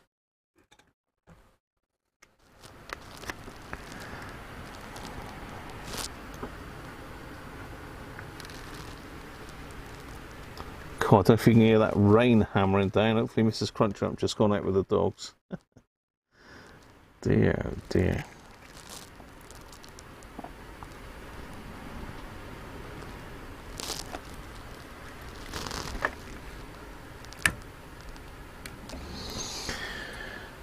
Right, let's get my tweezers and just have a look at some of this wiring down here.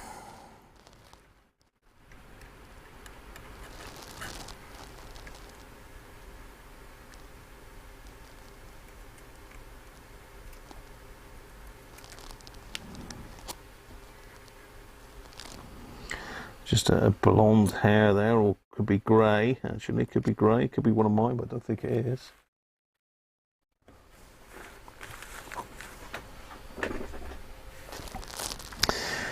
So yeah, I need to put a bit of epoxy in just to reinforce that. But just as well took that out because that was hanging off.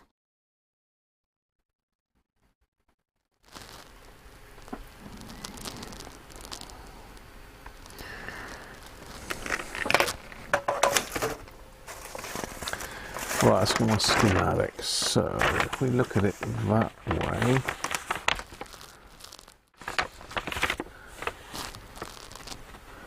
that's the resistor in there. Then we've got that capacitor. So it's this capacitor here that the signal goes through. Let's make sure we haven't got any other cracks on this track. Let me just buzz this out as well. So let's go from here, just C401. Oh, we've got it to there.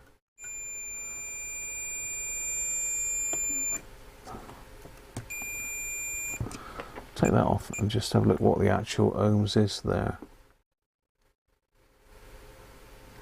1 ohm seems a little bit high. I thought it was less than that, but it might be that the track's quite big. 0.9798. Just zero that out, and then maybe that's it. For some reason my leads are reading an ohm. Doesn't seem right.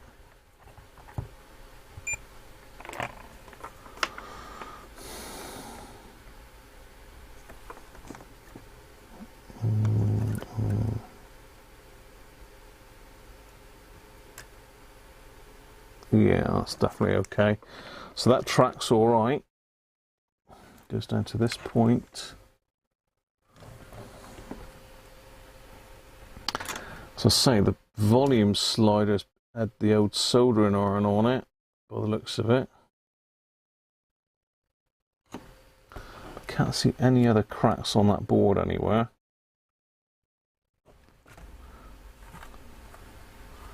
I know that ground plane there is good. Crack is here. We know that track's good there. Right, okay. So we should still be able to hook it up and work it like this.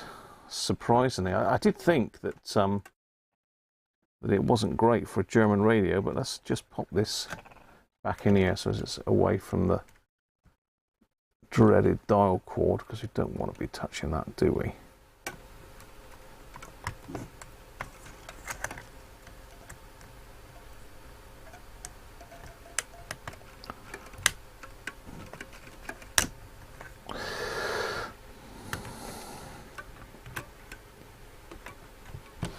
Can hear dial cord twanging all the time. I don't like it.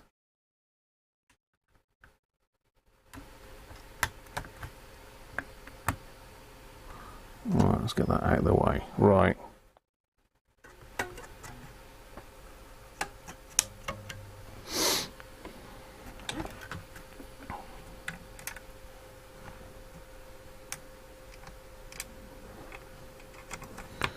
Let's hook her back up again.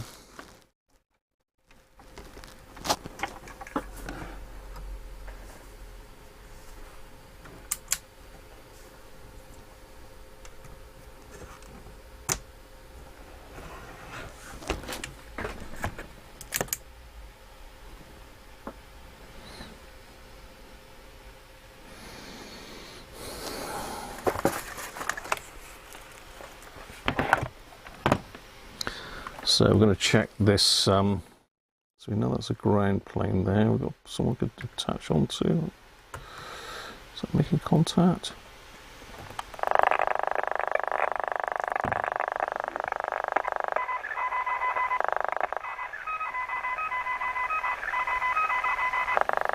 Okay. Like I said, I don't know which switch is which now. I haven't got the top on it anymore.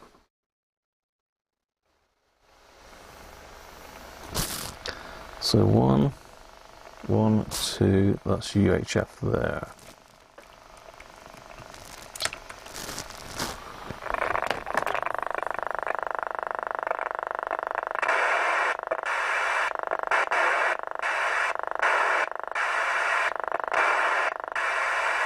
It is muting it slightly, isn't it? Would you expect the signal to drop through a capacitor? It probably would, wouldn't it? So I don't think we're tuned to anything at the moment. Let's try and...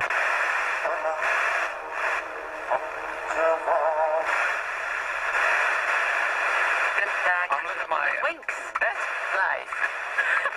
Well, I will be on tomorrow morning at 7 o'clock. I'll miss you, Matt.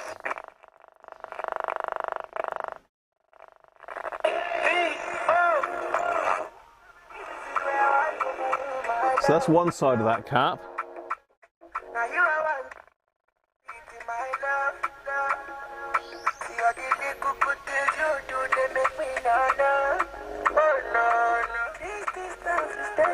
Yeah, that's right.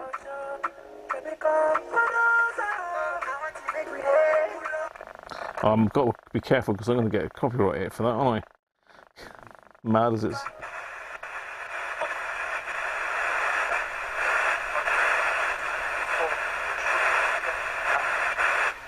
Other roles were played by Avira Brad, Omkar Devika Shahan Javi, and Prerna Chawla. So that's just a tone control capacitor, that is.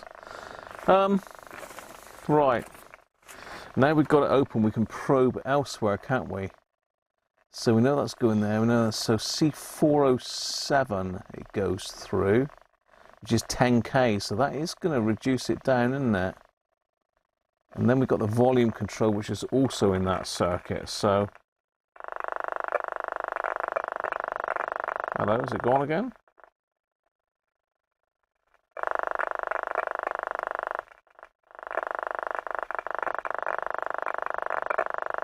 It's gone again.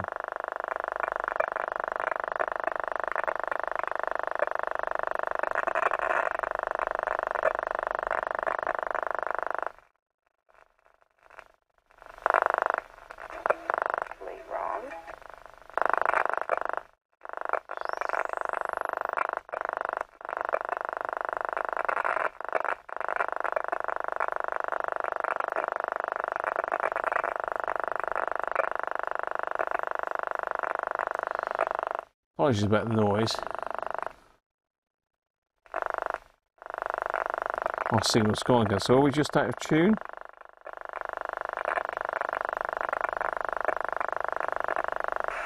Ah.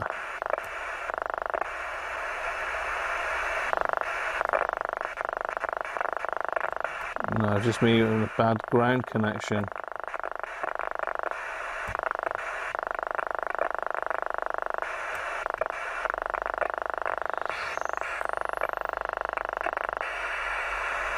Okay. Guys alive in the city. The percussion himself, so the 50.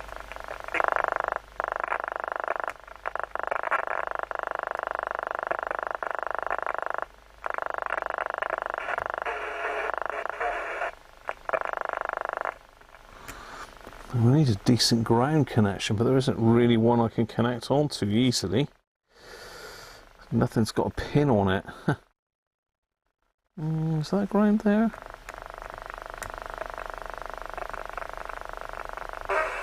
Yeah, okay.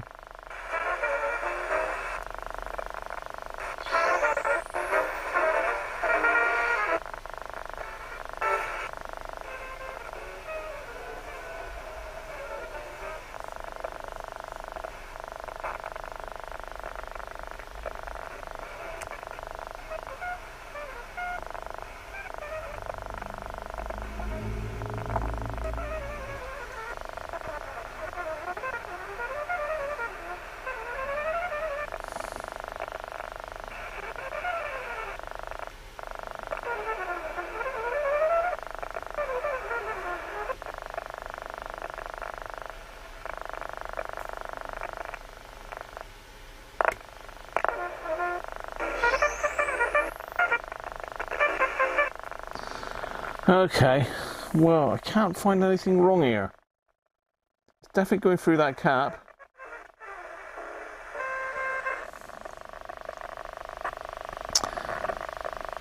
So where's R407 then?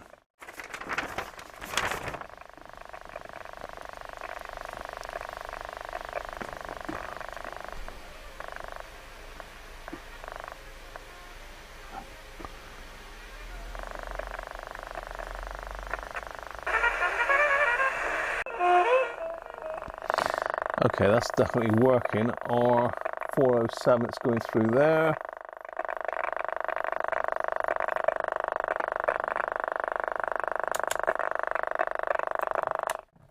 Sorry about that noise. So it's going through R407. We've got C407, which I think I have checked. C407.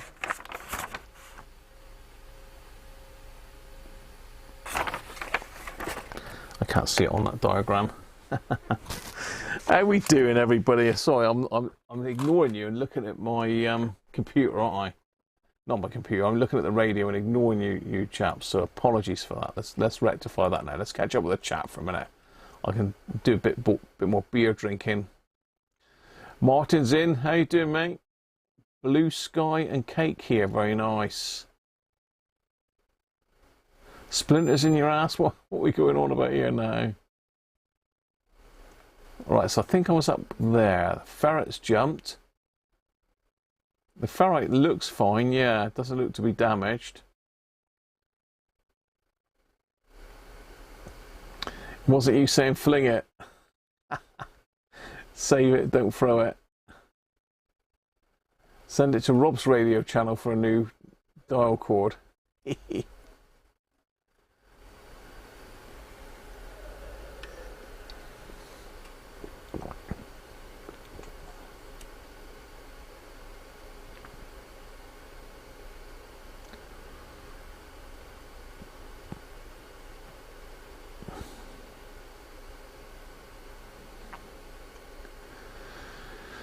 Just checking. Yeah, you did buy the test leads for me. Knock it off with a floating heart emojis. Someone's clicking on them, aren't they? It's not me. Well, I think we ought to have them. I like them. Got any hackers instead?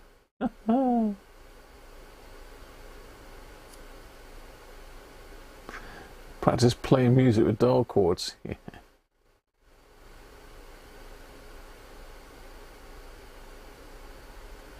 The heart is very in the way. People are doing all sorts of stuff now. We've got hundreds, we've got party things. I'm going to chuck some party things in the mix. Look. We've got smiley faces, 100s. Brilliant.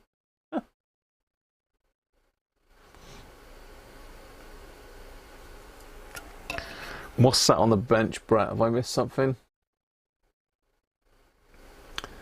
Daniel, I think I said hello to you, Daniel, didn't I? G&T, very nice. Pre-drinks before the main event. Guinness is nice.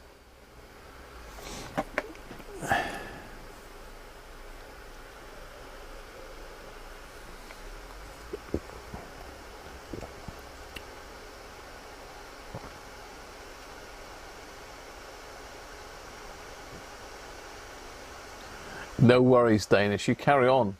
You carry on. Stella not scrumpy for Sean. Sean asked if it was static. Oh, right, okay.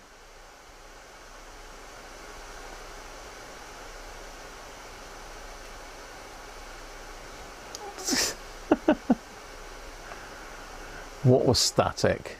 Have you got something on your bench that's... Oh, it's sat on the bench.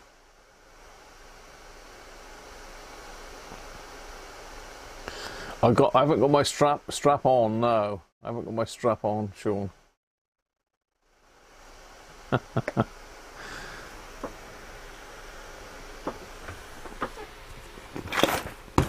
Right, okay, let's think this through further then. So we need to check the on-off switch as well. Let's check we got our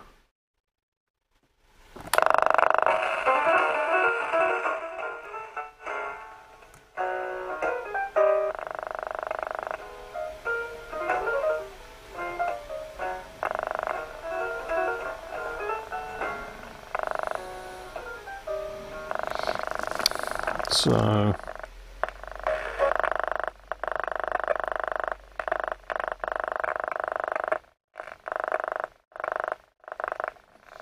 strange, we had that there.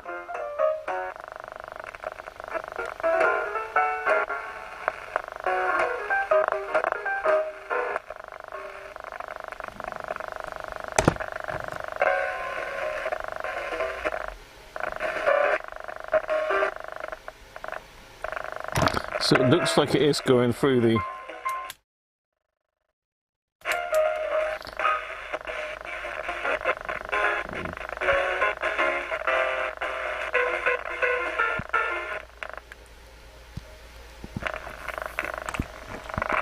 It is going through the on-off switch. I'm going to just pop a bit of switch cleaner in there anyway. because it does look a bit dirty, and it did scratch and crackle a little bit when I moved it, so it's a bit suspect. Excuse me, getting in the way of the camera.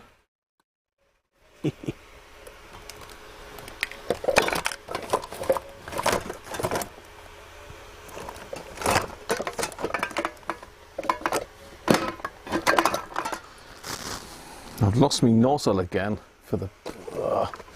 I'll tell you what, I need a little pot with all the little nozzles in, all the little straws in for these cans, because they keep pinging off, and not every straw fits every can. So I've now lost the one for my my Servisol. My Servisol straw's gone. And certainly don't want to be spraying it in neat. It needs to have a straw to direct it, otherwise it's going to go everywhere. Well, I've done with that then. This is a mystery, but I reckon we're getting closer and closer. I still think it's the IC, mind you, but we'll see. The IC is the suspect at the moment for me. I think Rob said that as well. He thinks it's the IC. Well, we sort of pretty much proved it was the IC last week because of the fact we've got no output, no voltage on the output, but something could be dragging that voltage down. That was the theory. It looks like I've got to find this straw because I've got no other switch cleaner. So I'm going to have to persevere and go in deep. But loads of the ones for the... it's a red one there. A wet one. Let's use the wet one. Oh, right. There goes a spray can. Right. We have a straw. Oh, I'm going to spray my hand with it now. So I'm just going to go in there with a bit of switch cleaner. Just going to pull the mains a minute. I'm just going to work that in. You reckon it's the speaker? The speaker's not even connected, Sean. He's a loon, isn't he? The speaker's not connected, Sean.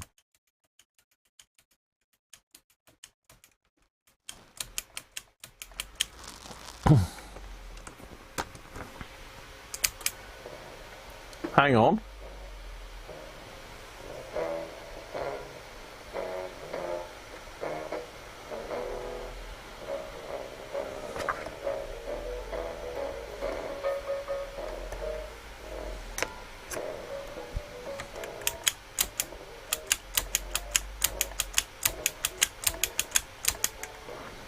That's unusual. It is coming through better.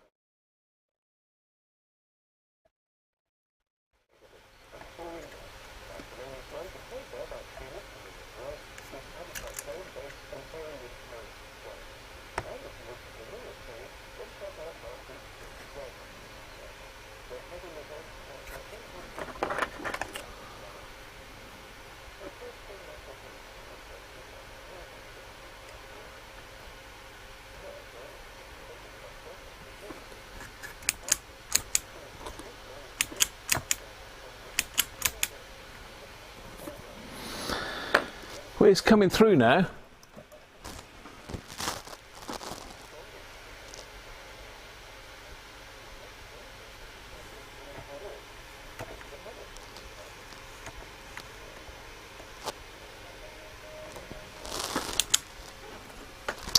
Let's just spray the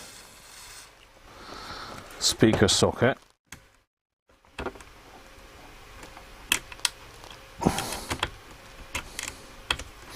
Now the other one was the tape switch, wasn't it? So the tape switch was one.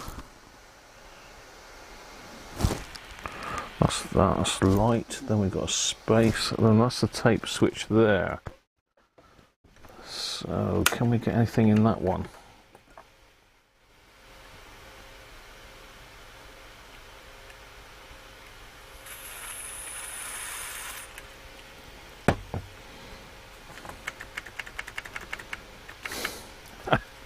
I think I just sprayed it in the wrong one, didn't I?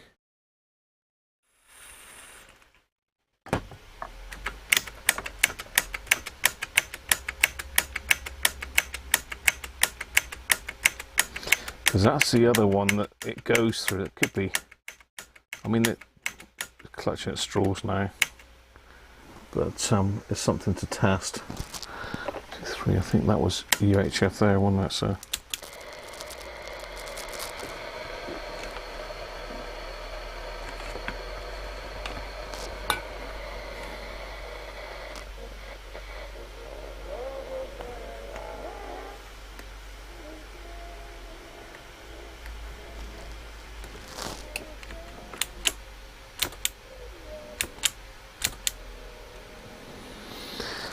strange. Okay, we have got an improvement. It doesn't bob, but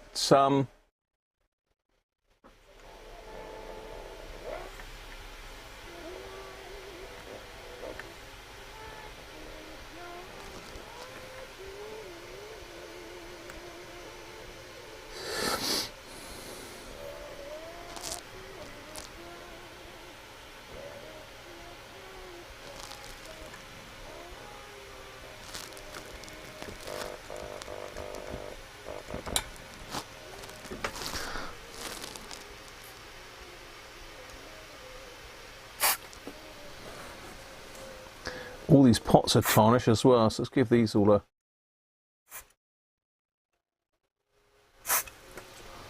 That one certainly was tarnished.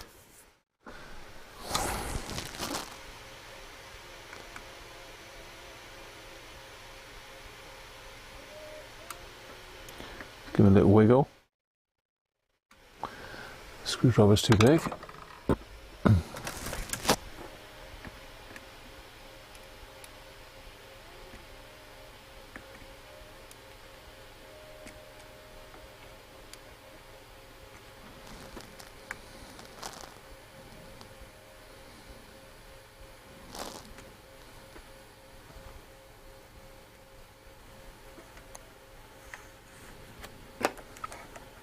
Now, is that breaking music, or is it now all of a sudden gone?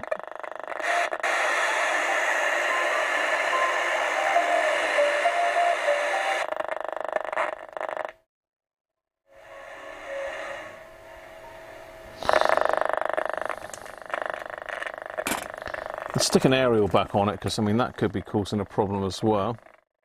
So the aerial is there. Let's pop that on. Because all of a sudden we've now lost the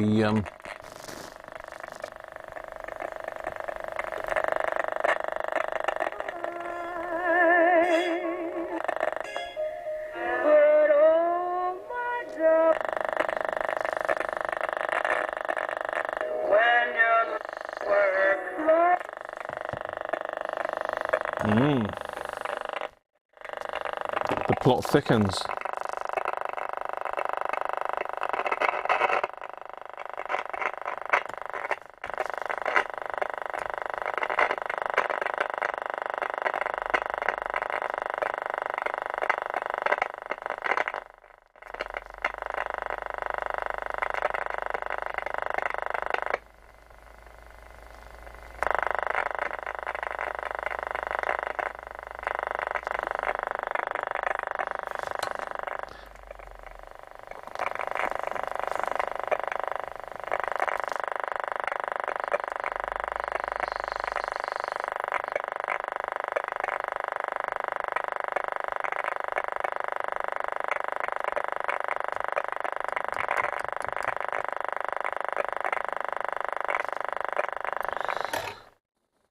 Shut up.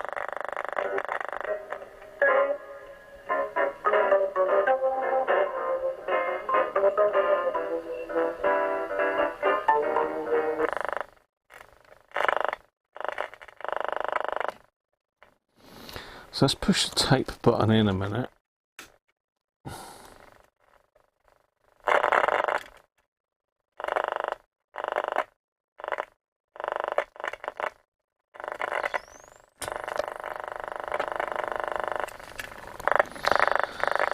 That should give us an output down to the tape socket, if that is the right button.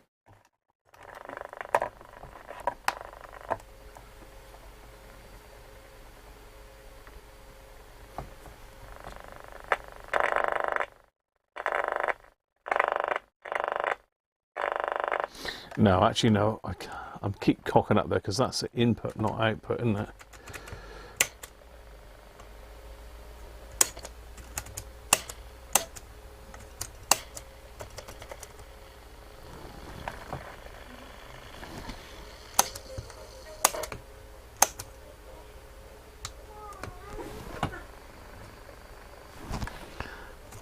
Two, three.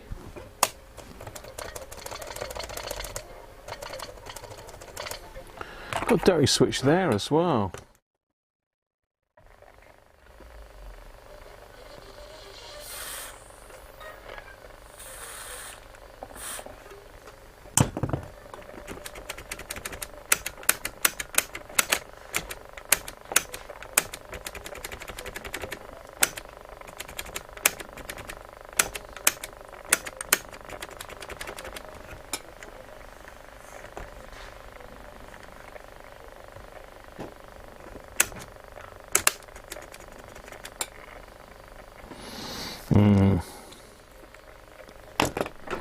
Let's have a look at the output of that audio IC again then. Ground. Ground, anyone? There we go.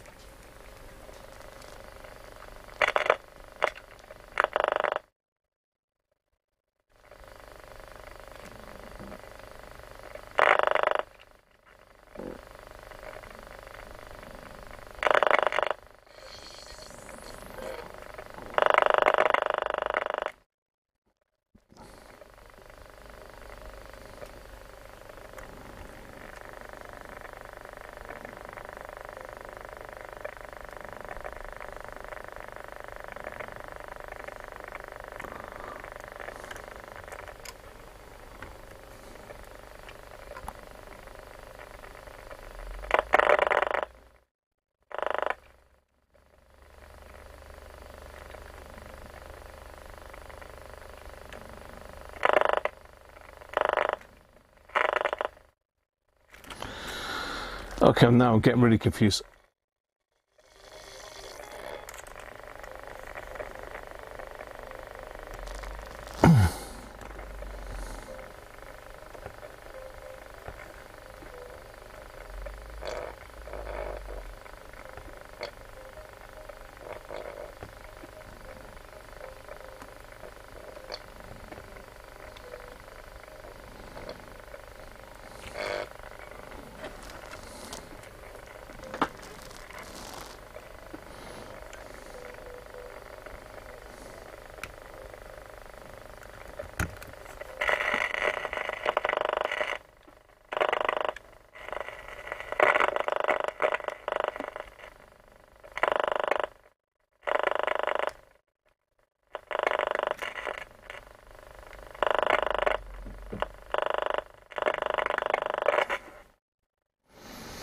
I still don't think there's nothing coming out of that audio chip. I don't think there's a lot going in either.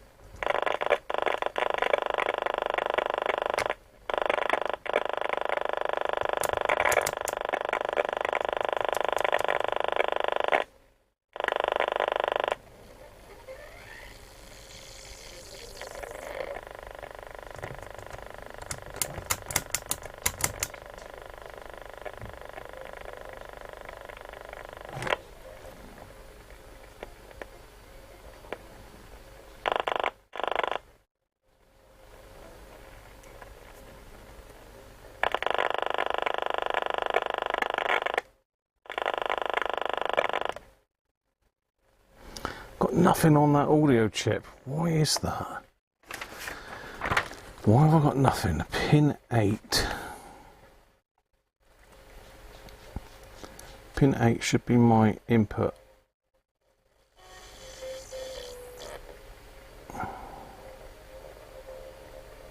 Is it pin 8 or is that pin 6? I can't see here.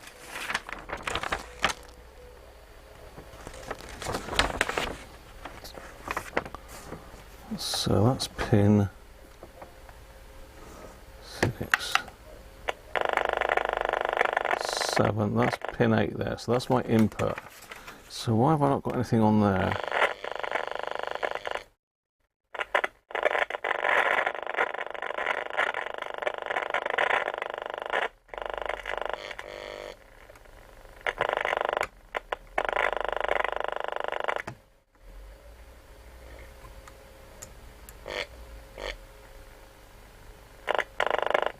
The input is still really, really weak. I don't know why.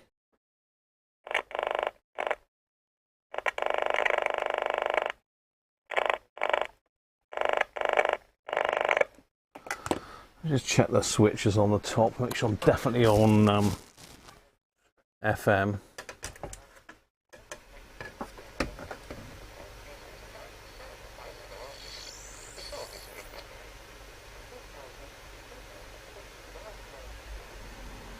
It's definitely...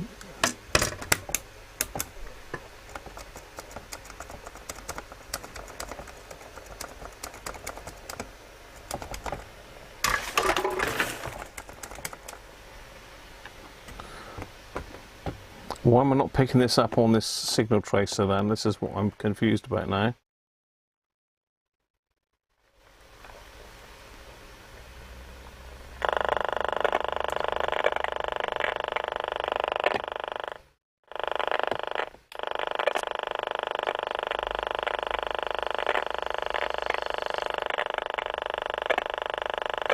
I still think that IC shot, you know, but I can't see for the life of me where that signal is disappearing from. I cannot see it. Aaron's off. Cheers, mate. Go and sort the Los Santos police off. So let's look at the voltage at pin 12 to see what that is. See if that's moved at all. Is the tape switch still on? No, the tape switch is off now. Tape switch automatically switches the FM out. That's just the FM presets there. Ignore that, that's my...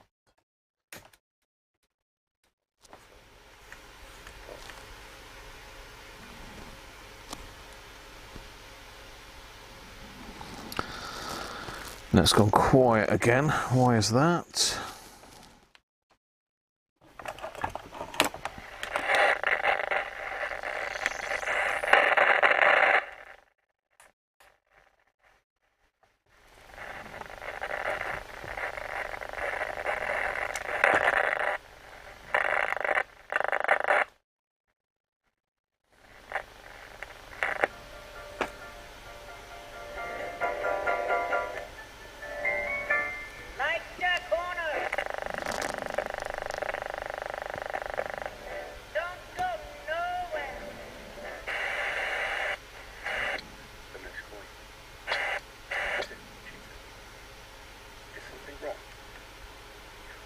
Sitting at the far end of the sofa, he turned his head to enable his eye to catch hers.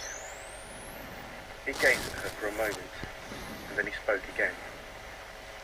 "Come in here," he said. "I want to talk to you." Right, back to the schematic. We're going back in.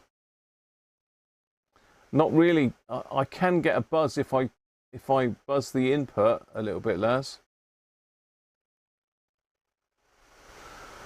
Yeah, I think it probably is, Bob, but we'll 100% see if we can check that first, really, rather than just go ahead and replace it, which will probably cure it. I'm just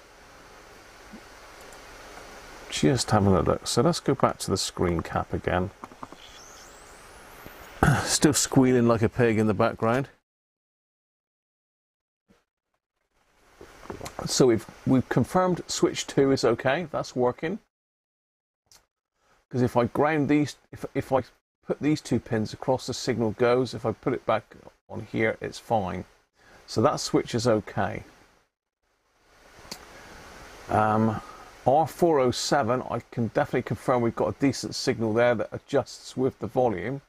So that means the volume is working. So the only other thing we've got between here and here is this one, C407, which is a 1 nanofarad. One side to ground, the other side. See, it came back then. Did you hear that?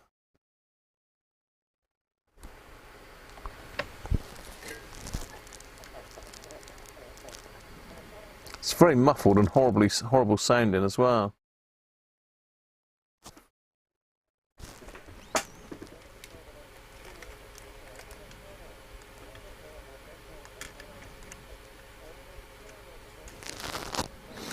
I wonder if it'd be worth spraying some.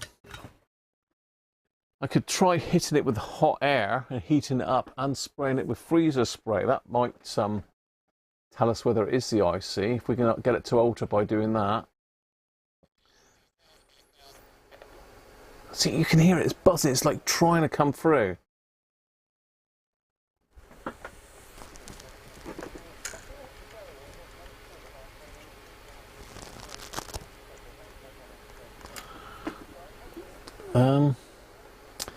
So yeah, we've got C407 and we've got R406, both connected to this line, because I'm not getting a lot of signal at pin 8.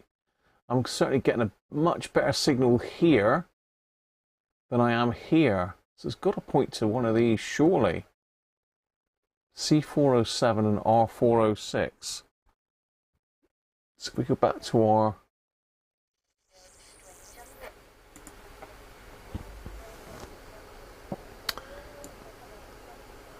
so C407 and R406 are down here.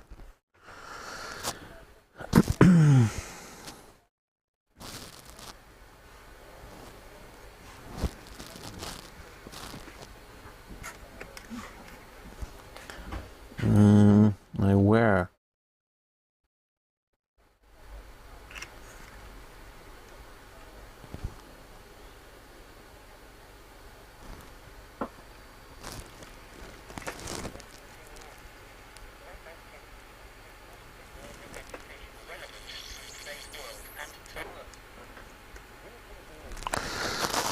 Okay.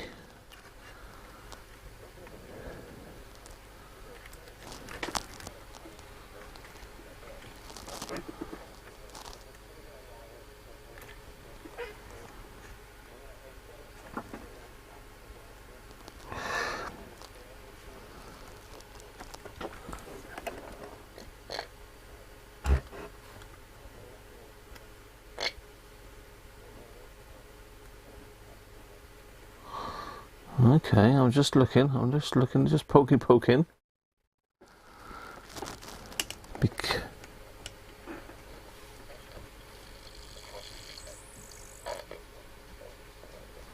So I'm just running my finger.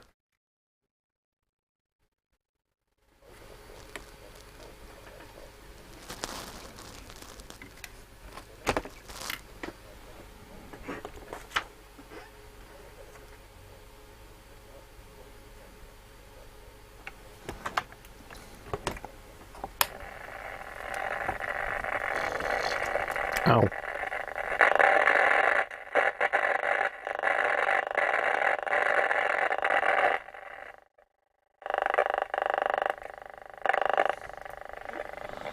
See what was that one there.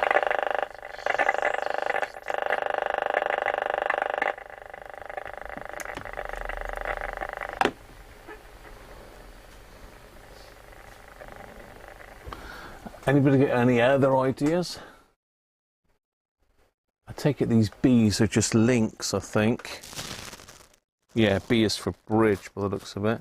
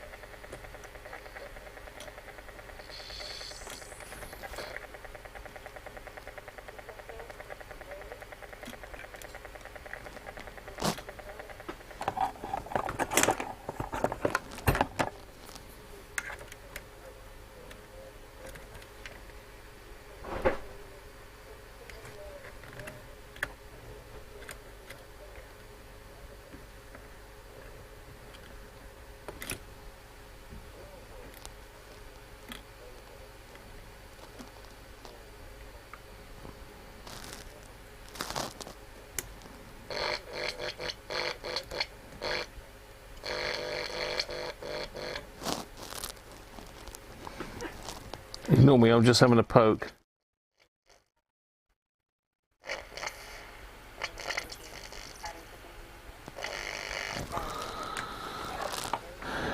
There's some sort of weird switching arrangement in the bottom of this as well.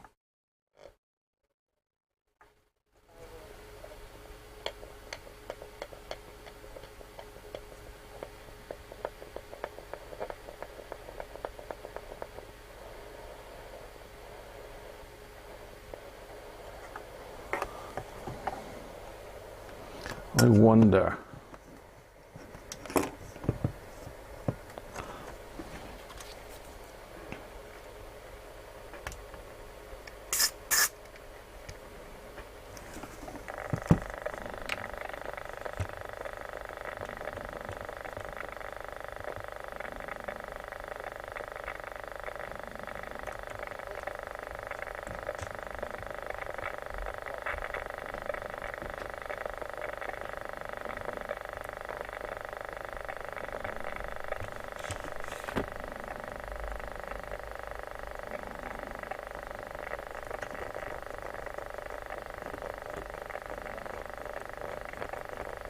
No, that's just FM, isn't it? Of course, that's the FM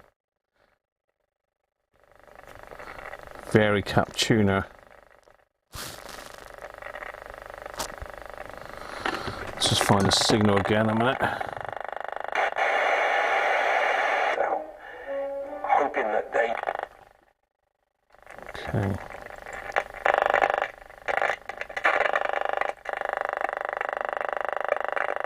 to do. Right.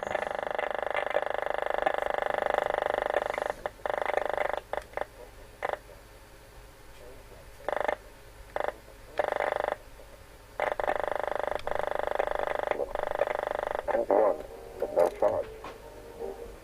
Well, my name is Nick, and I'm 13, and I play jazz guitar and jazz piano. My name is Sid, I play guitar and bass. Hang on then a minute. Hang on, let me have a look here.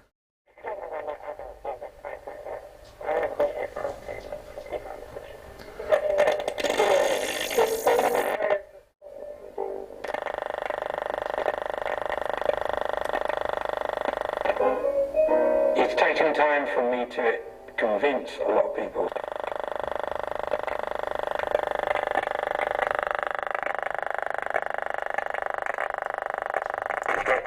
They can't afford it. It's not a priority for somebody who needs to put food on the table.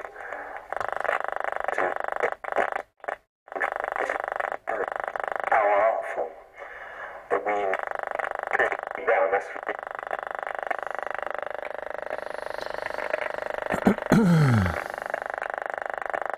glorious. Okay, that comes up from there, that goes down, and we've got... You can't do what you can't see. It's not a turning point for me.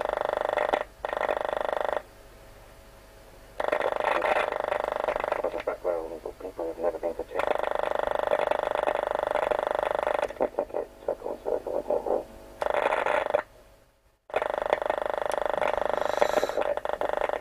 Bear with me, I'm just poking.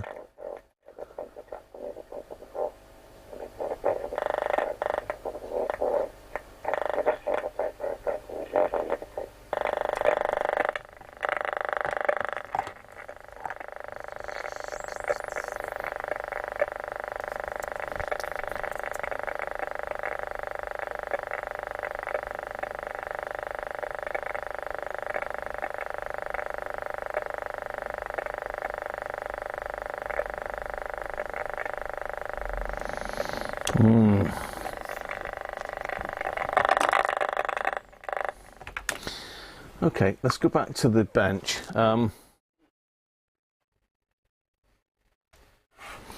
Let's just see if we can do a bit of a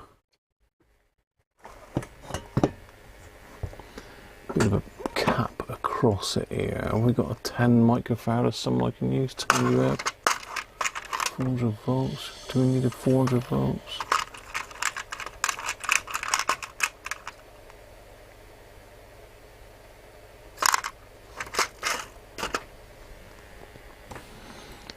just looking at some of these caps here, if I could bridge them, prove whether they were wrong or not.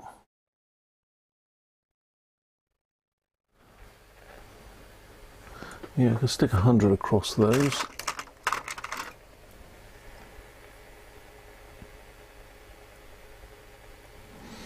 Let's have a look which way round is it. That's... Oh, didn't like that.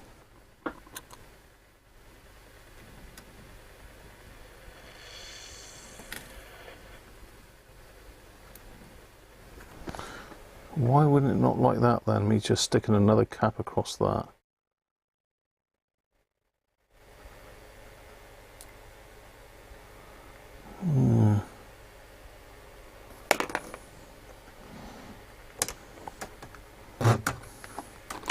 Right, desoldering gun firing up again. I'm getting confused here now. I'm going to pull these two caps here because they're both in line with that circuit now. I've got what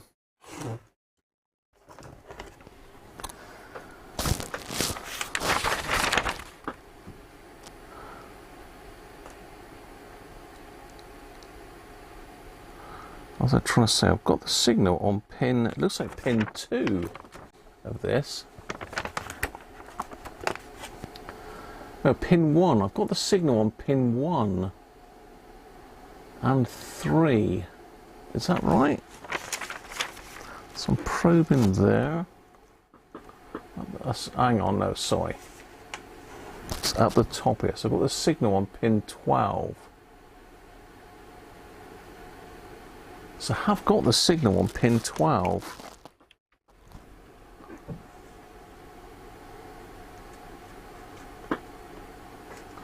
Now I think pin 12 is the output, isn't it?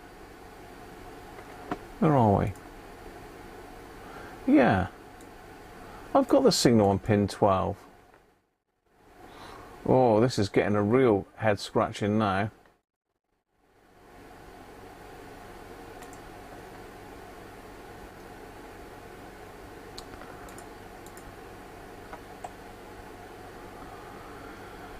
Let's zoom this one up a bit.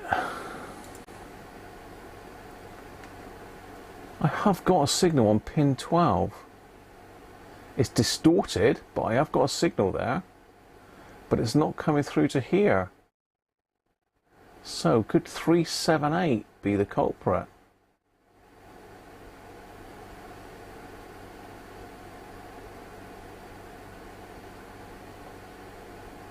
Thousand microfarads. What do you think?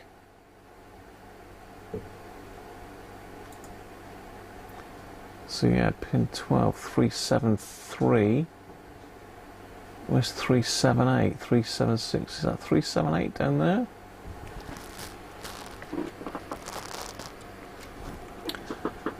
So we've got 373, which I can see because that goes at a bit of a jaunty angle. 372 and 378, or is that the one that I've already done?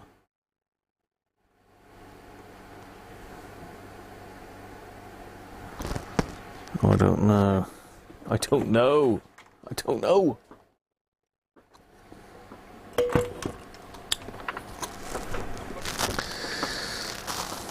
We are so close to sorting it out. So pin 12 is the output, and I've got it on the output. I've done that one at the top there. I think that's 371. Yeah, I've done that one.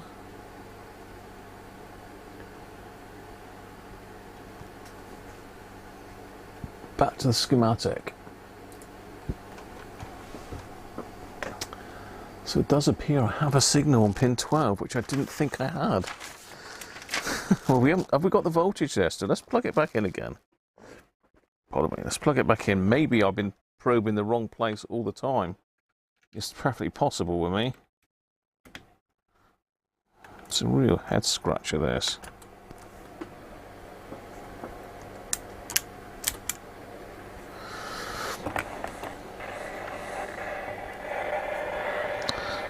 Right, let's find a ground.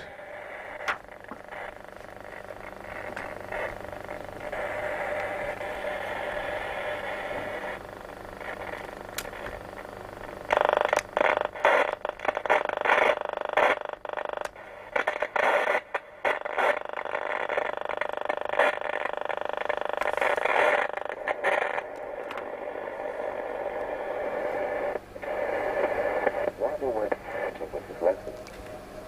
When we asked them what music they were into, they lit up, telling them about the focus was on.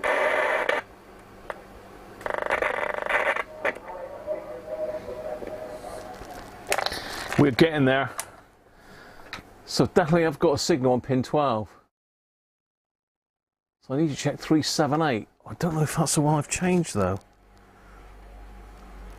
It's got 1000 there, I've got 220. Yeah, it's that one there.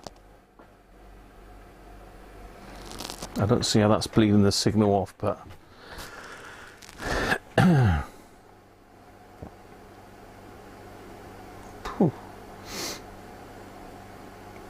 right. I'm going to leave you with that because I need to skip Lou again. I think we may be getting there. It might be that capacitor, you know. But it is nice to try and find it the hard way, isn't it, rather than just change all the caps and then it works. Right, I'll be back.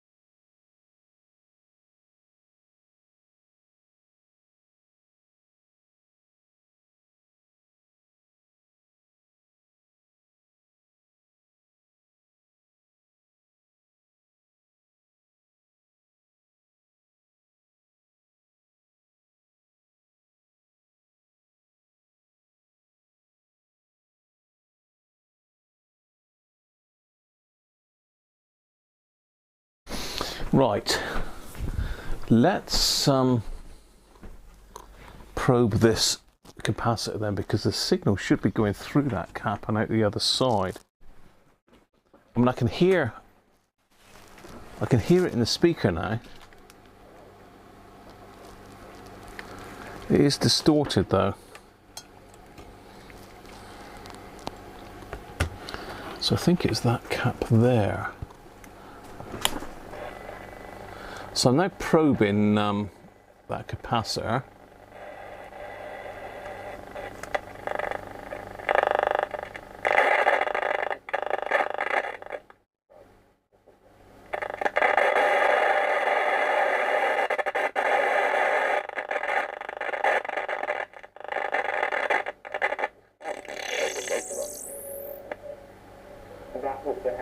So that's one side of that cap. It is going through at the moment, but it does die. It does appear to be going through that cap, but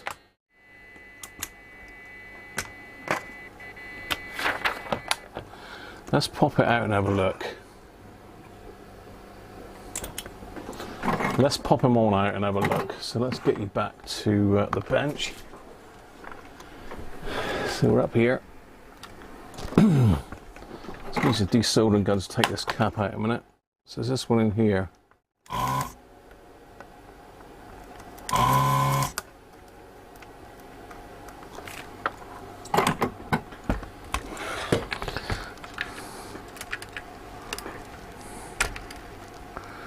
So positive to there, let's just mark that on the board. Yeah, see, there is a little bit of residue there. Positives that side. Yeah, this one's leaked, I reckon. Okay, let's get eyes down looking then. Eyes down looking.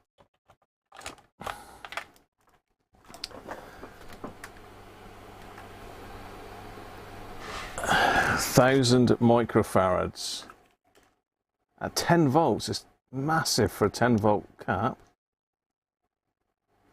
Just make sure that's discharged a minute.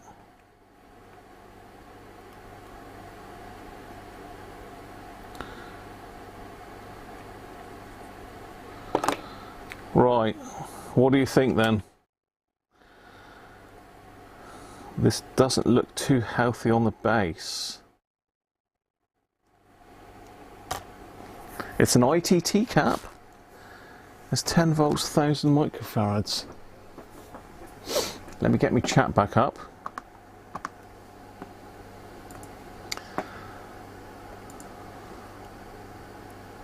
Pin 12 is the output. Yes, it is. I'm pulling it. It's out. We're Sean off. Cheers, Sean. Thanks for dropping in for the super chat, mate. Much appreciated. And you have a great holiday, mate. Malibu and pineapple.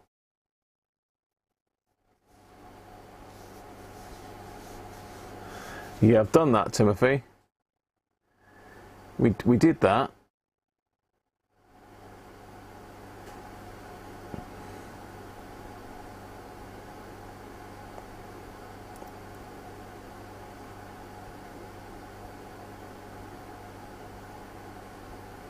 Yeah, I've sprayed that one, Timothy, with some Servicol just now. So 378 is leaky. It will ground the output through the speaker feed.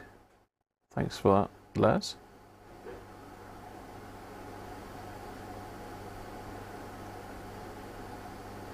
So Rob is saying the TBA 810 is a Class B amp. Therefore, you should have the midpoint voltage there. The audio signal swings between VCC either side of the midpoint. Right, so we're thinking this one's not going to be far off. It's going to have a decent ESR. I don't know. It's a big cap for 10 volts, isn't it? I wonder if it's got a high ripple capability or something crazy like that. Because I mean, my thousands at 10 volts are tiny. I've got here same size as 1000 at 50 volts, really, a modern cap. 1000 at 25, what's that one there? 1000 at 35, so that one might be the one that goes back in. That's a Mauser special, I think, that one. A Sanwa.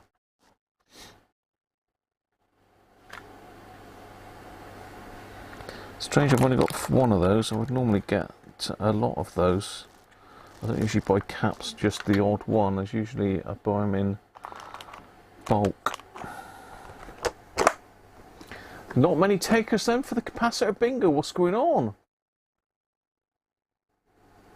So we're looking to see what this cap is going to measure on the ESR meter. Is this the dodgy cap that's causing the problem? There is more to it. We're not there yet. It could still be that we've got an issue with the IC. If it isn't an issue with the IC, then I bought some ICs for no reason. But there is another cap on there as well, which is C373.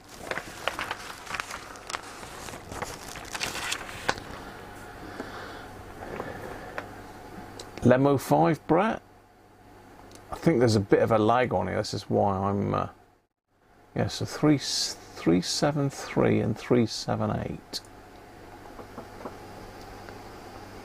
373 is the other one that could be a problem. Okay. The reason I'm saying that is if we look at 373... C373, which is 100 microfarads, is also on this output, but it's linking back to here, so it could be that it's not blocking this voltage. You get voltage going back, maybe, I don't know. This one could be an issue as well, but it's more likely, I think, going to be this one.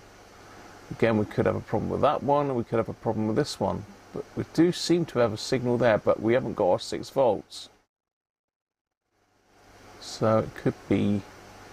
I still don't know. It could still be this. If we haven't got that 6 volts there. I think we had 12 volts at the input, didn't we? Here on pin 1. Should have 12 on there. Anyway. Back to the main event. What are we going to guess for the cap? You're plumped for 1800 because it's leaky. Oh, with the cap out, do you get a midpoint voltage? That would mean I've got no output connected, though. Derek, would that be okay, do you think? Let's have a look. What I haven't done is check the midpoint voltage since I've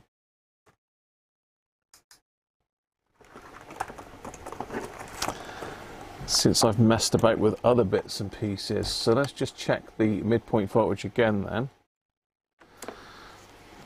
So let's just go there for a minute.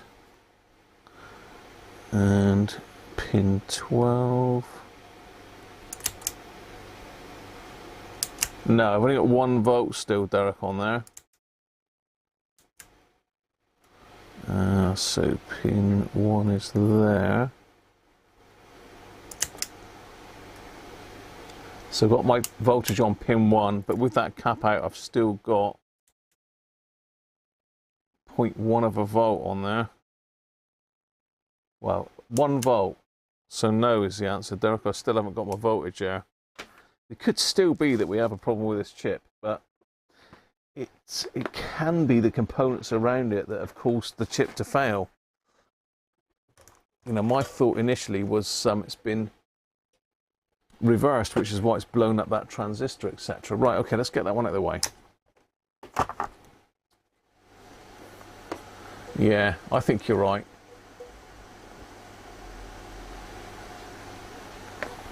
Let's do this one then.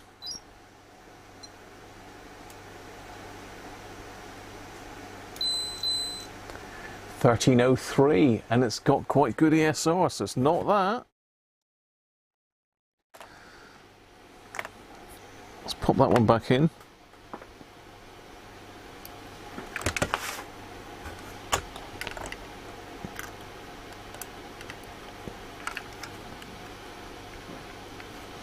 It's gone high, so it is leaking a little bit, but it's not that that's going to be causing the problem.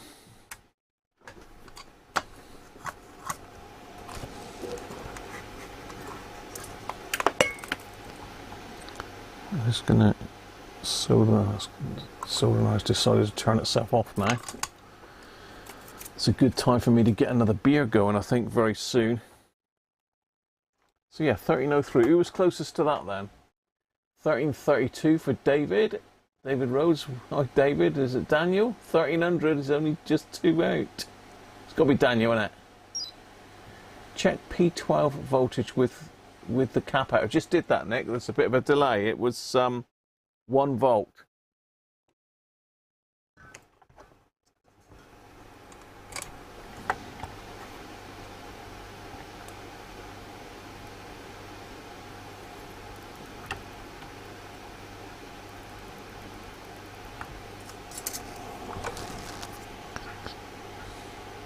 Just popping that other cap back in again. Can't quite see what I'm up to, but I'm just down here. Just popped a little bit of flux on it just to make sure it goes right the way through the board. So that's not going to have made any difference at all, that one, because it doesn't look like there was anything wrong with it.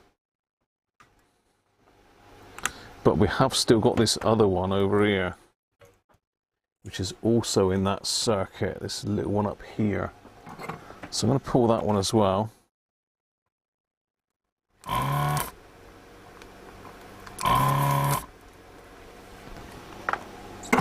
Now this is that little 100 microfarad that's joining 2 pins on that IC. So this would send it a bit doolally if this one was gone. Oh, I think we have our problem. What do you think here? Oh dear, oh dear.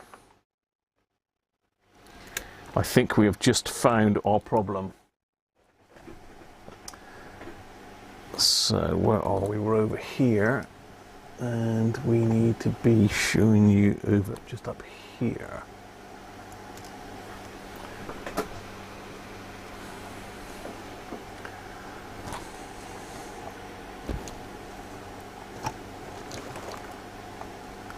Can you see the board just here?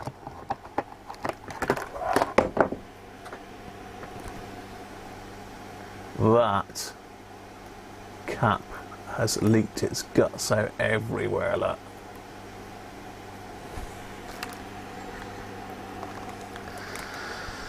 Let's just get one of Sean's blocks. Let's prop it up a little bit.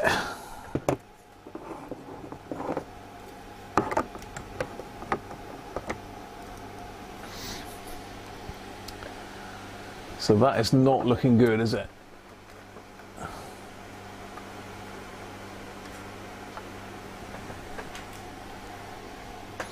And if we look at the base of the capacitor,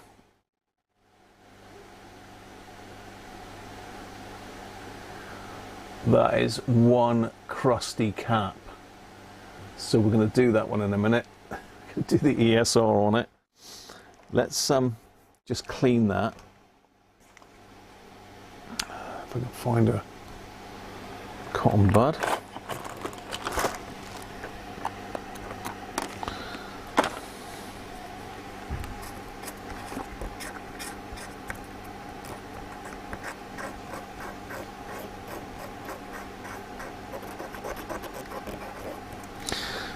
Of course, I mean, that could also be leaking from this cap. This one hasn't been changed. That is also connected to that same point. So we're going to need to pull that one as well.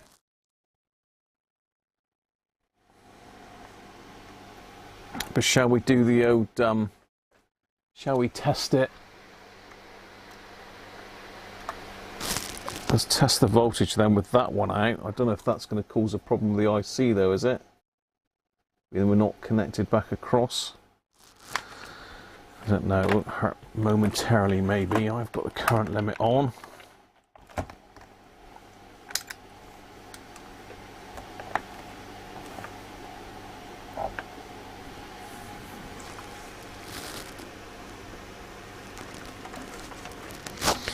Let's see if our voltage jumps up now.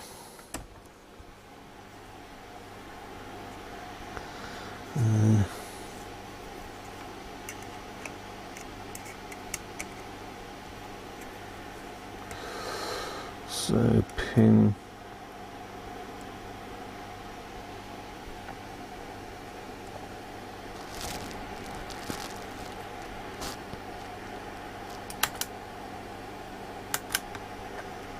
no, I still don't think we've got it. No. But that cap is definitely shot. So what was that? That's a 100 at 10 volts. We'll get that on the ESR meter in a second. Let's get a new one put in a minute so you can have a guess at what this one is. It's not going to be good, is it?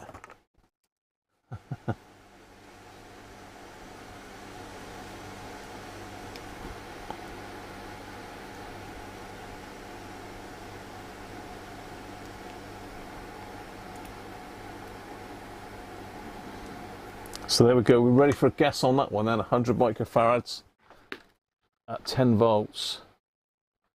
The bad spewing cap.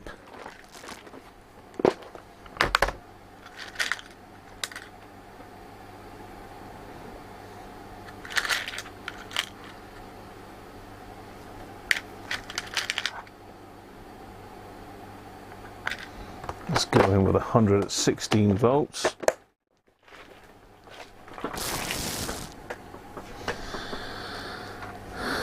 Now the positives were,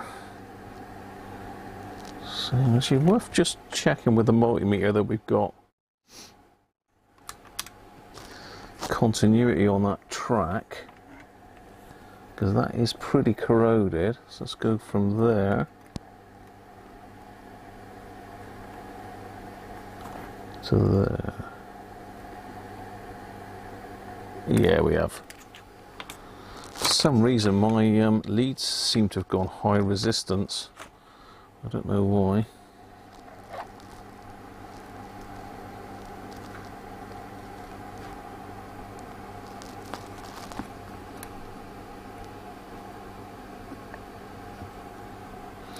Just need to check the orientation of that. So the Negative.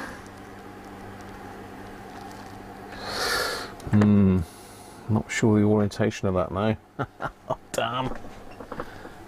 Shot 207, 217, 319, 399, 428, 280. Bad or missing? Could be, yeah. Brett could be right, and Joe. There it's saying shot. I just need to get my pictures back up and see what some way round that cap goes. So I always get this mixed up now, which way around, which is positive and which is negative on a capacitor. Now I'm sure I put a little picture of this.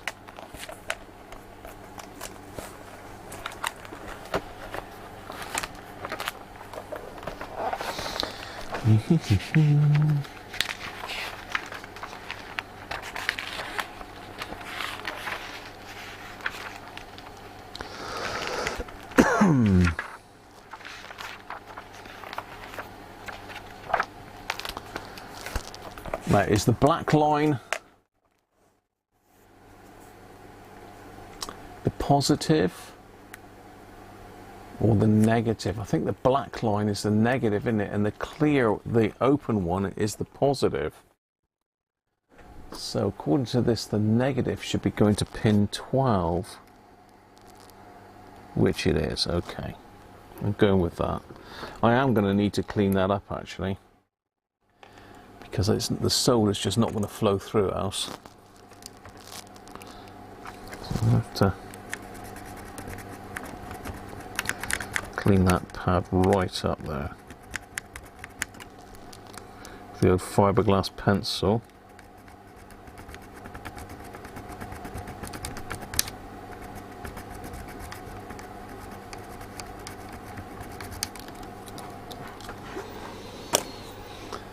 We're going to give it a little bit of a scratch as well.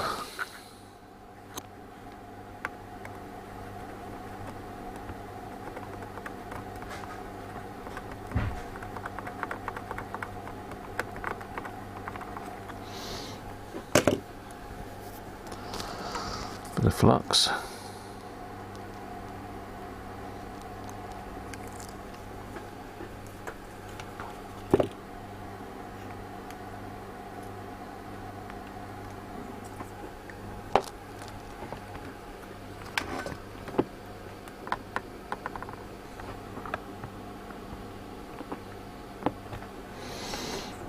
Right, let's push the button then.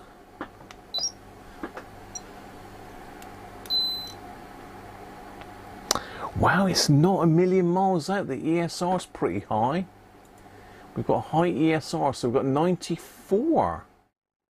So I don't think anybody went down low, did they?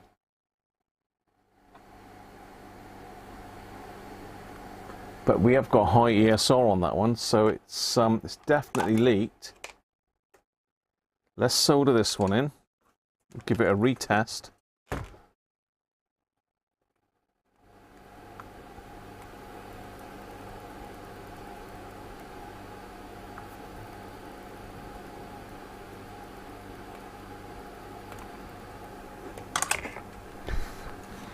And then I'm going to do the other one that's connected right beside it, because it could be leaking from under that one and into this one, if you know what I mean.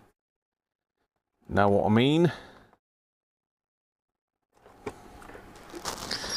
So let's reconnect our speaker.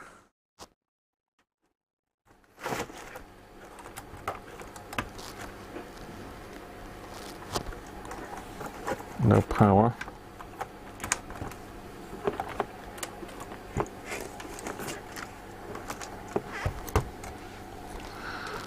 Let's just get you up so you can see it.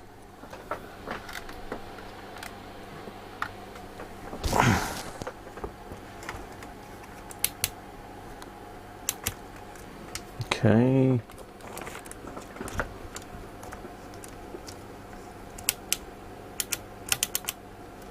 What's going on now?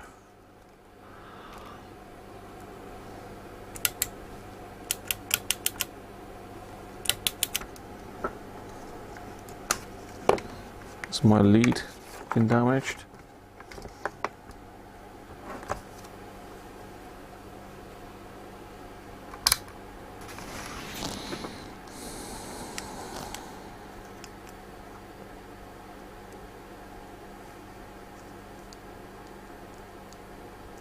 No, it doesn't look like we've got any power going through the set at all now. What's going on here? Am I pushing the right button, I wonder?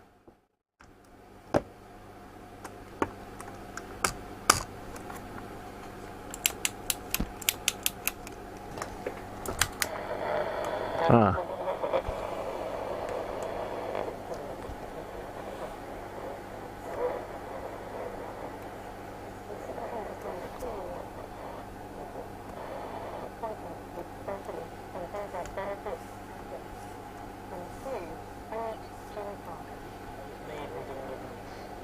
We have an improvement.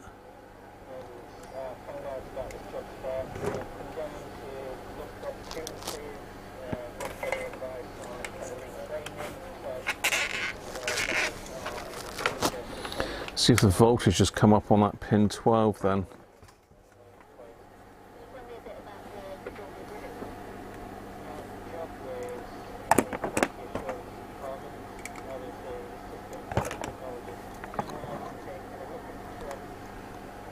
No, still no voltage on that one.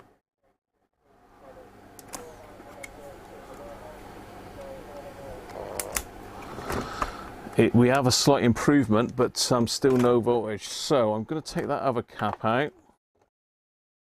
because I'm wondering whether that one has leaked.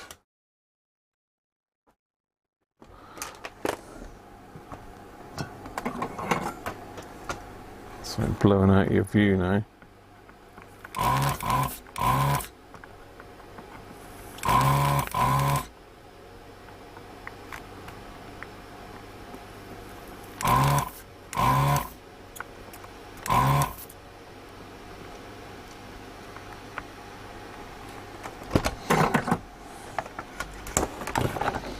So we're lucky then. Okay, yeah, we have got corrosion on the board there as well, but that might have come across from the other one. Might have come across from the other one, I don't know.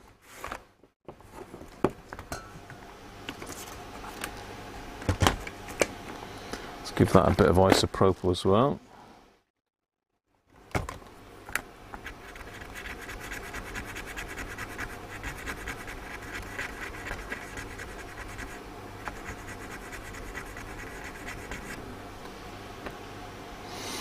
Right, so this one is a 220 at 25 volts, this one. So let's stick this one on the ESR meter.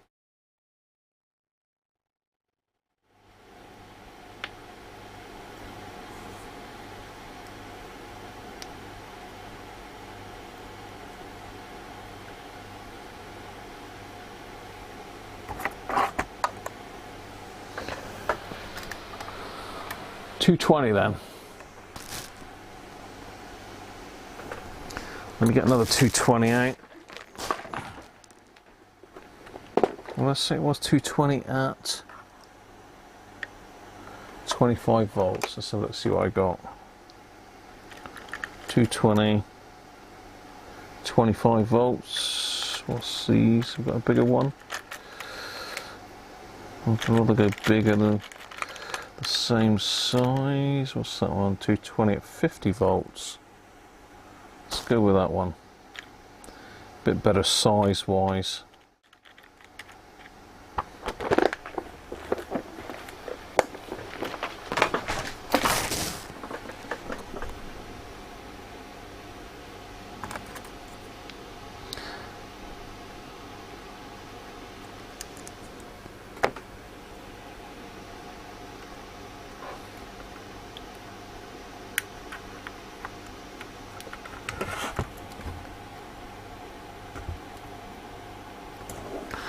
Right, I'm going to solder this one in where you guess what that one's going to be. 275, 229, 156, we're getting there.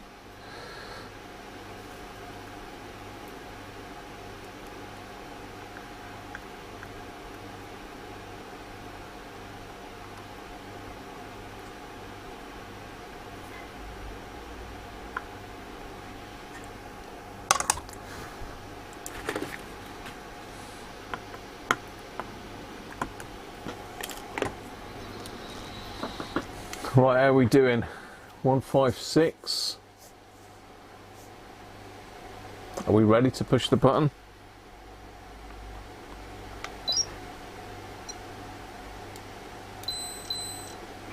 Whoa, there's nothing wrong with that cap.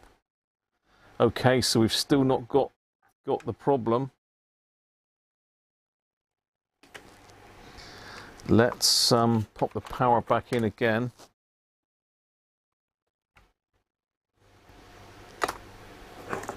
I say we haven't got the problem, I don't think we have.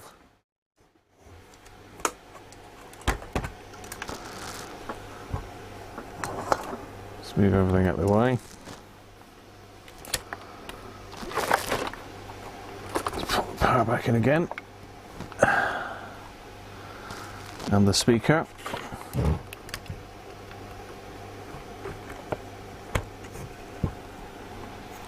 And oh.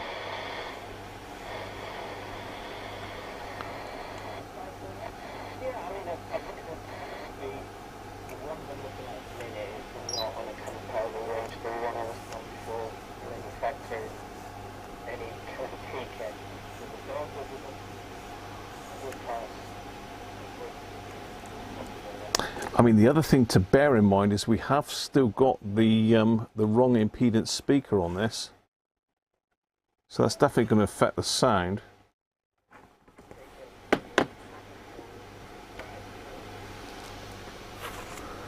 just going to probe that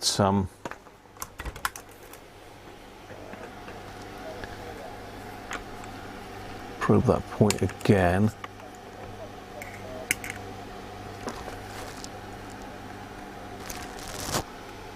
No, we've still only got 0.8 of a volt on that contact.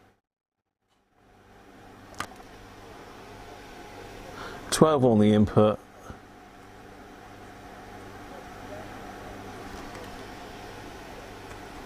And yeah, next to nothing on the output.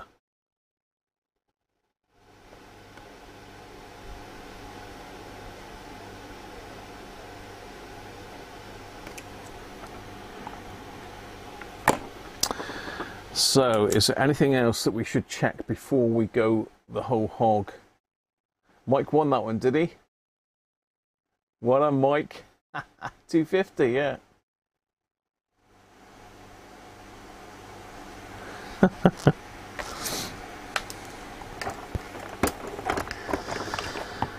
Well, we're slowly getting slight improvements, but I think we're pretty much at the stage where we're going to have to change that chip. Yeah, the speaker impedance would be about 30 ohms. It's 4, I believe, Les. It's 4 ohms the speaker, I believe. Yeah, 4 ohms. So I've got an 8 ohm speaker on it at the moment, which would ramp it down a bit, wouldn't it? That would decrease the volume. There really is just a couple components left on that output. One is C377 and one is R363.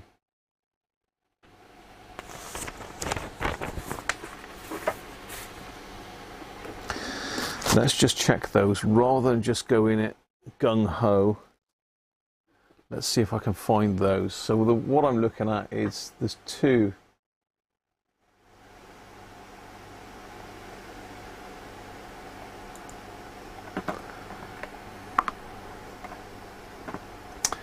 So we've now done this one and this one. So this one was shot, this one was leaking and high ESR. That might maybe have caused a problem with the IC, I don't know. But the only other two components on this output line that could drag the voltage down, I suppose, is this one here, maybe not blocking the DC, just letting it go straight through there to ground. C377 at 0.1. And we've got R363, which is a 2.2. So 377 and 363.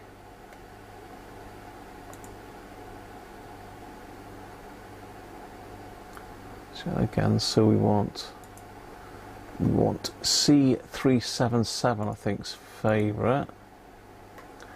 Where's that one too then? C377's up here.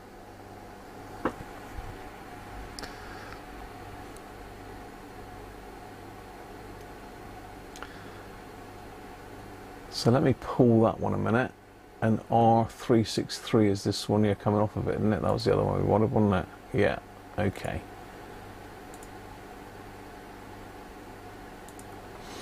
So we need to pull both these components, I think, just to check them. Actually, once that one's out, I should be able to check this one. Doesn't look like it's connected anywhere else, I don't think. So if we pull C377, I just want to check. Once I've checked those two, then it is going to be time to change this IC. We're certainly finding problems still, which is a little bit concerning, isn't it? Right, let's have a look then.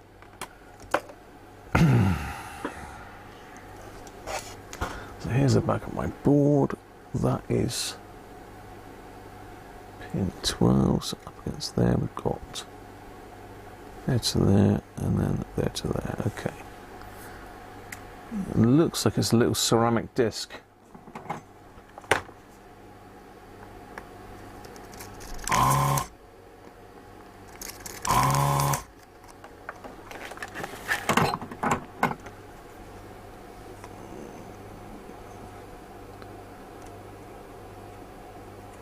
Where the hell's that to then? It says it's over here, but that's... Oh, hang on, no, I've gone wrong. That's the IC, it's up here. It's up here.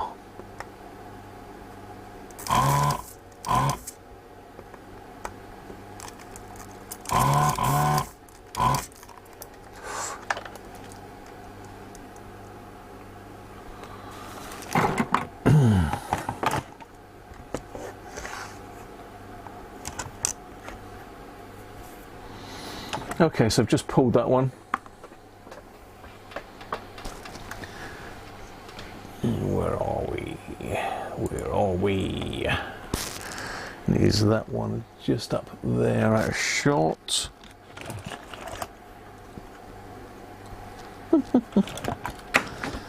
Just over the camera up.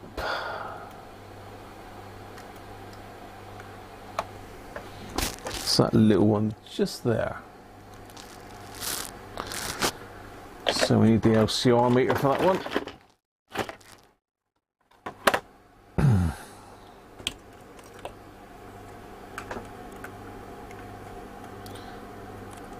It's a little bit broken maybe.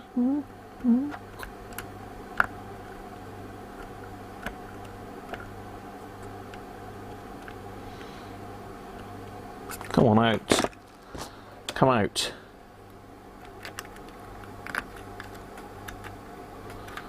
Yeah, he's not in the greatest of health, this one, but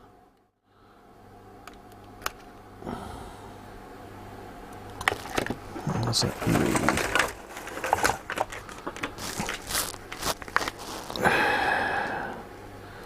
"104Z ITT."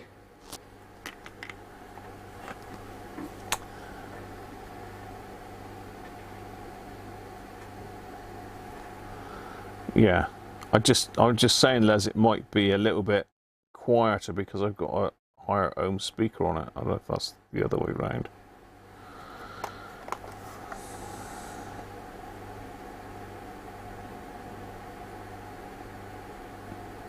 It's pretty much 100 NF, isn't it? The 100 NF, is that 0.1? Or do I need to get my chart out? Tell you what, so much paperwork built up here now. My chart is buried deep.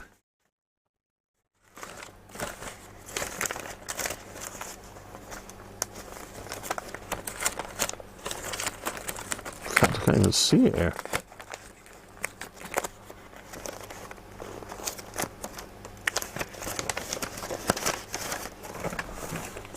There we are.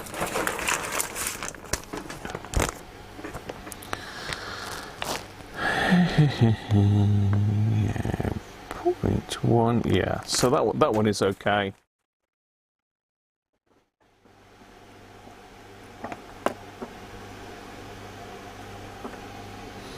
So let's just check the resistor.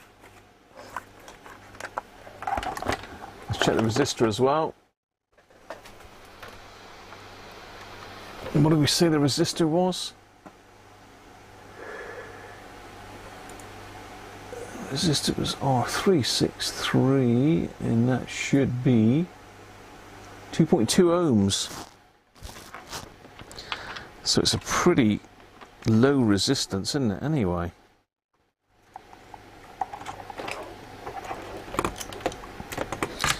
I don't know why my leads have all of a sudden got high resistance. They look dodgy.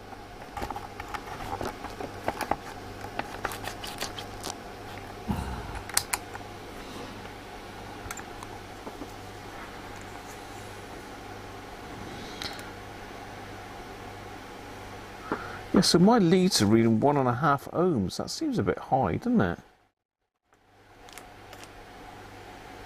Why are they reading that high?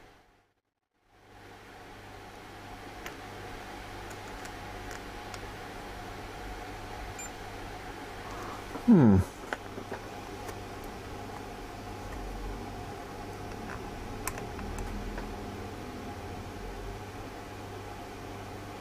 .8 ohms, so yeah, there's nothing wrong with that one. So no, it's not either of those components, which means it's got to be that IC, isn't it? Sure of it.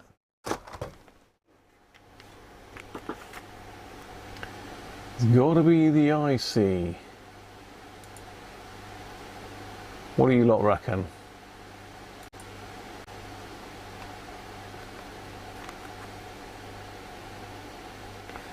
Milli, micro, nano, pico.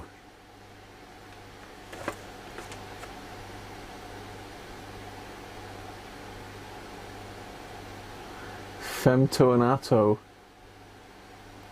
Oh. Just wonder whether we should stick another one in there, being that I've heated that up now and launched it. We've got plenty of these. Stick a 104 in.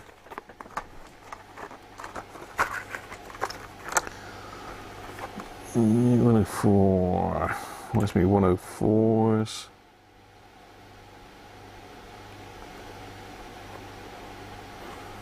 Two, two, four.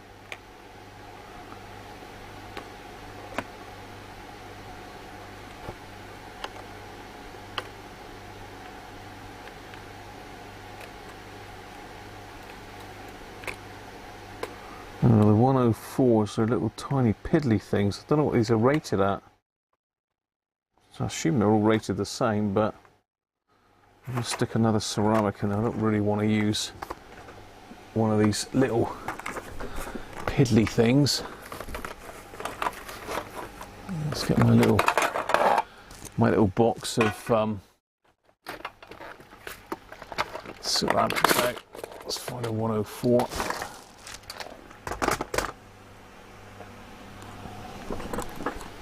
I'll say it is okay, but some of the ceramic's broken off of it, and I have heated it up. 104, there we are, straight in.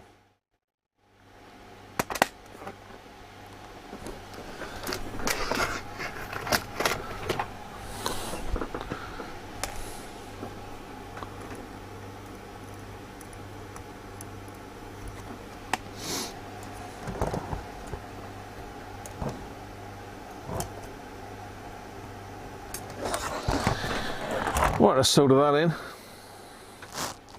So pretty much we've done everything around it, and it's still not got the output, so it's got to be that, hasn't it?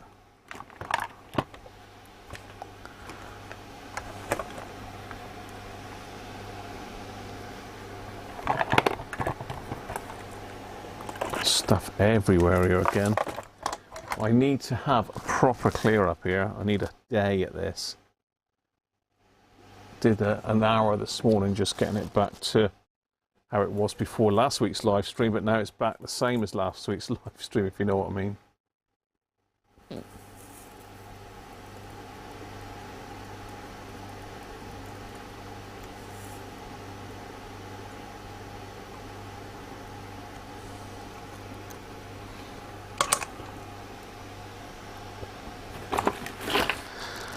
So,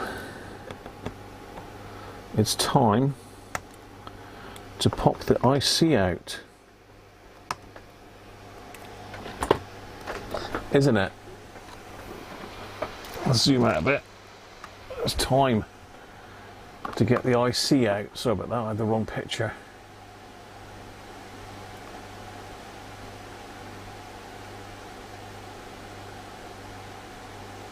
It's coming out. Nearing the suspect IC, it's coming out now. I just need to see what pin is which here. So we've got those two there, which I've already done. That one.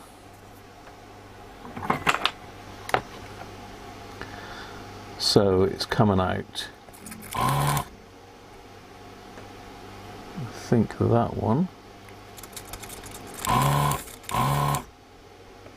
That one.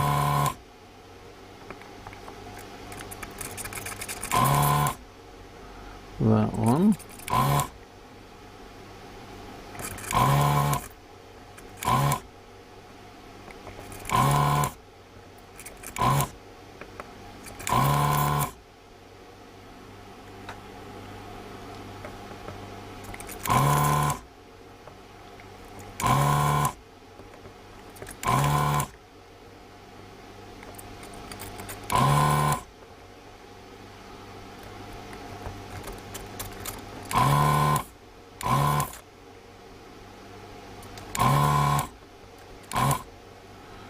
Right, which one's holding it?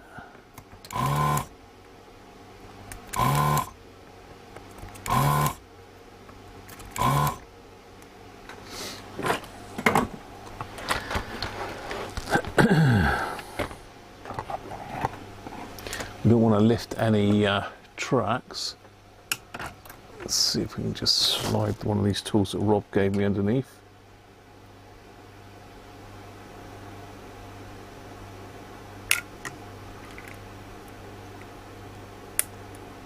Oh, hang on. No, I know why it's not coming. We've got to get the big pads out, haven't we? Of course we have. Got to get these unsoldered. It's going to be fun.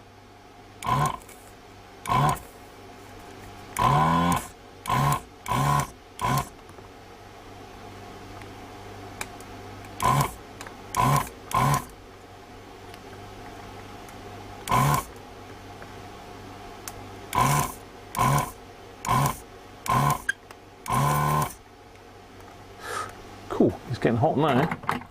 Flippin' heck.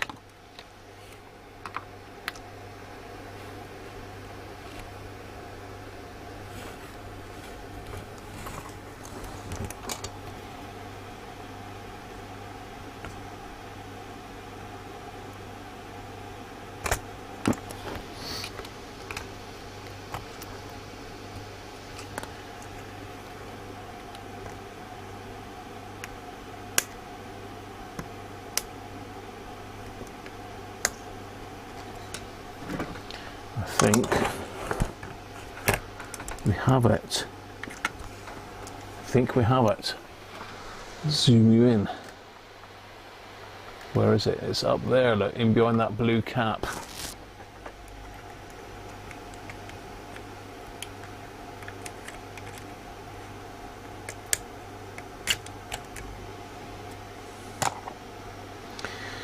There she is. So we've got to make sure that the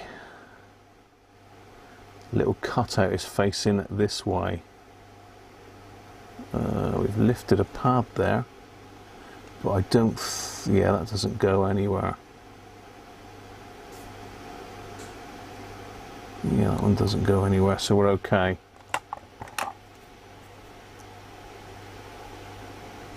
Always one, isn't there?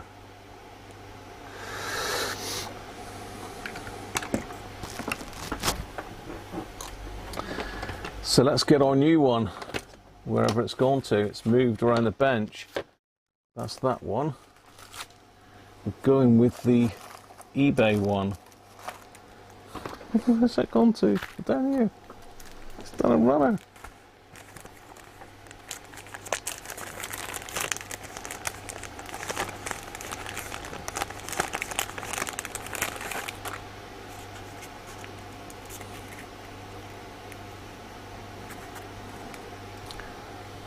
There he is.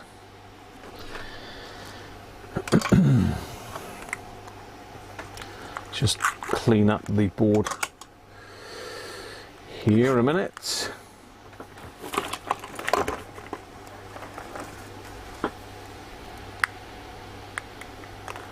What are you saying, Rob? Is shorted IC and 20 UF drop down to 10? Oh, you're on about your amplifier again. Right, okay. You've got this one in your stock, have you? Ivan knows.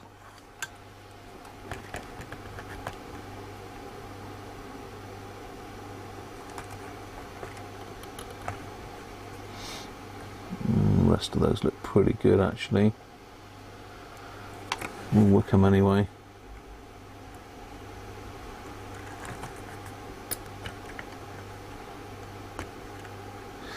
The ones that come through.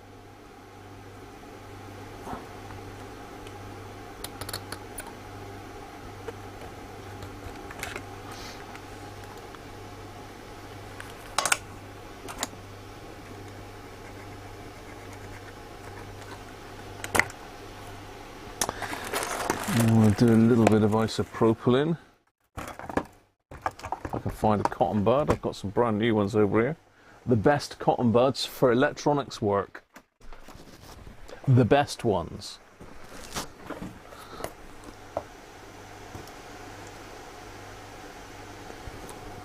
Baby cotton buds. These are a lot firmer than the other ones. So I suppose it's so as a bit doesn't come off inside a baby's ear or something, isn't it? But yeah, these are much firmer than the average cheap cotton bud. Is it in focus there? Yeah. Yeah, so they are much better, these. The other ones I was using were just cheapy ones. I've just found my flux, which is on the floor. Isopropyl.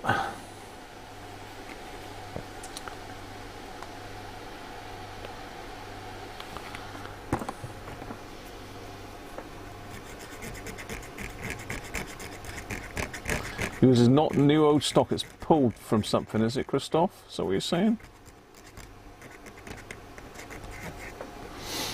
So look at the other side of the board. Let's give that a bit of a clean up as well. Over here, now you can't see that. Zoom you out a bit, because it will zoom right in there.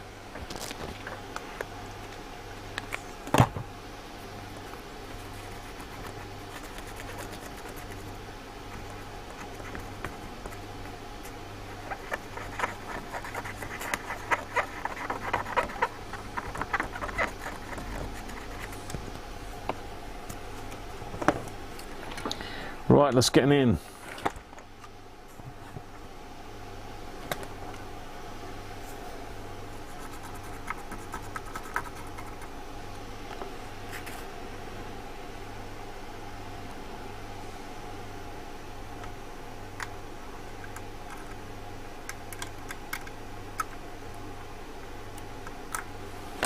It's like a weird little bug.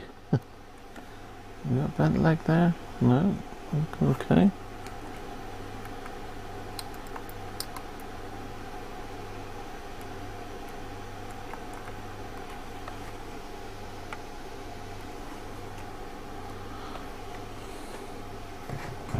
It's going to need a little bit of help on these little ground things, I think. Yeah, that's that one. One. And we're in. Just 100% check with my board plan that we are the right way round. So looking from the back, we've got our, yeah, we are the right way round.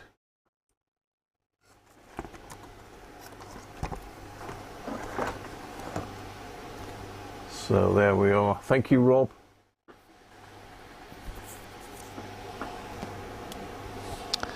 So again, it is a new old stock item, so we will put some flux on it.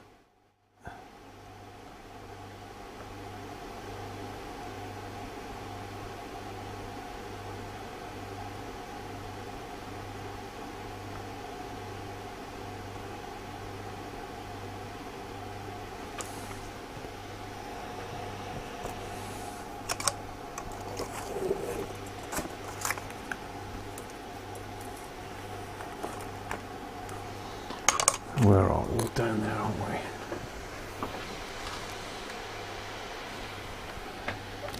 That's as close as I can get in.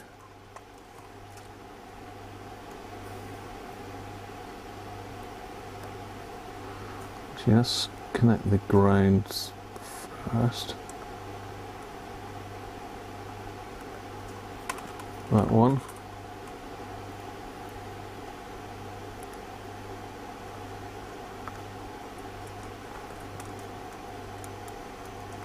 Underneath. Nice.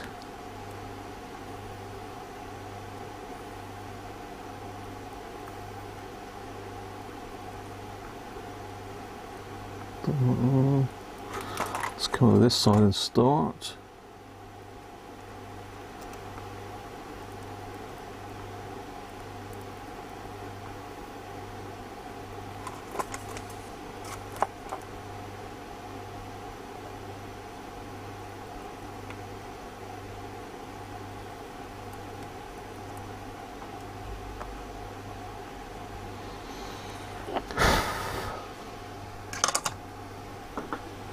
That looks messy, but it's done.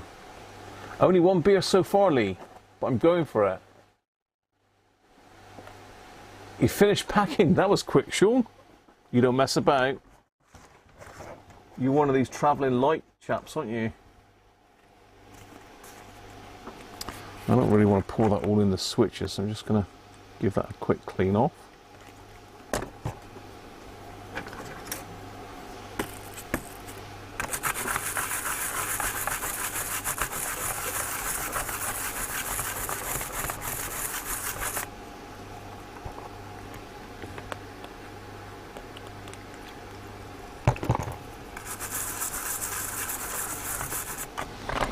Get a bit of cloth. I might have done. I'm going to check it over once I've got rid of all the flux, Bob. I'll get the old goggles on just to make 100% sure that we are good to go.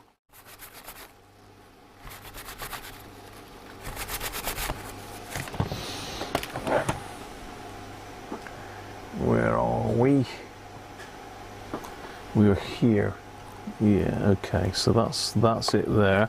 Let me just get the eyes back on then. Let's make sure we've got them all.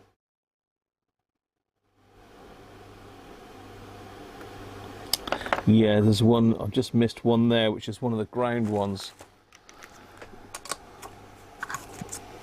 So let's do that one.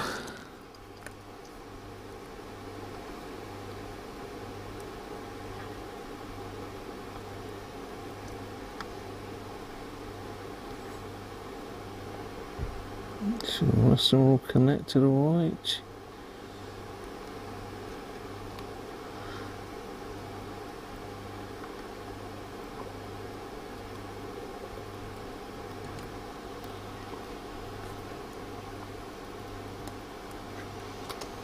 Okay. Now this is really the moment of truth.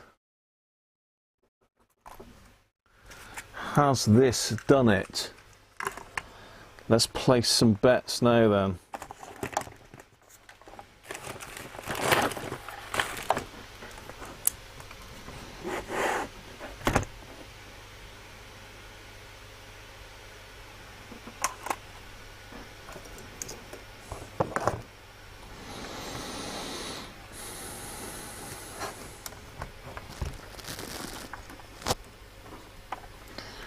Have we cracked it? Or have we cracked up?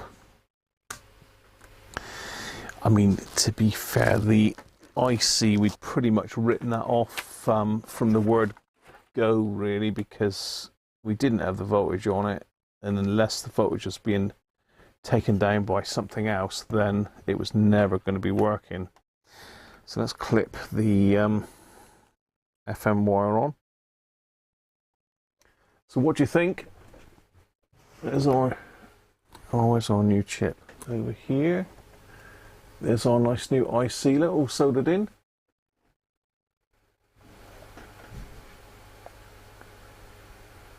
(801S) TBA 801S. Looking nice. It won't work. One pin not soldered. What, again? Still? One pin not soldered? Let me double check. Let's not jump the gun here then.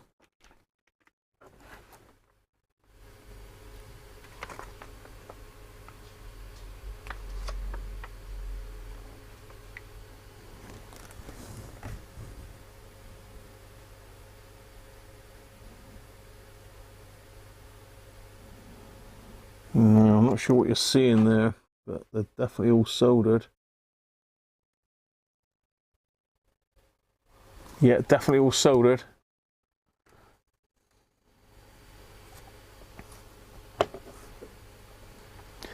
Right, here goes then. Oh-ho! Merry Christmas!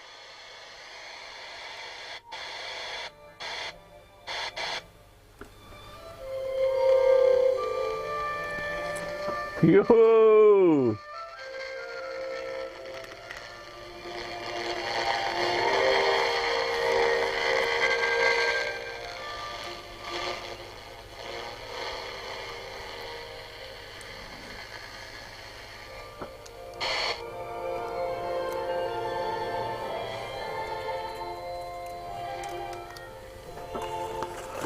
Let's connect a bit more wire on it.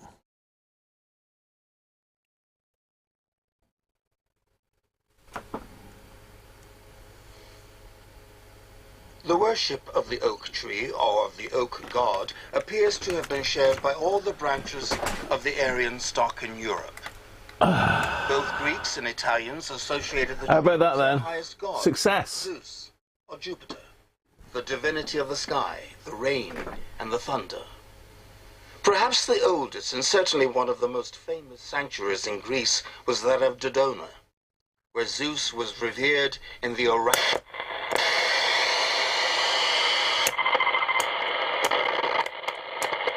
In Europe would render the spot a fitting home for the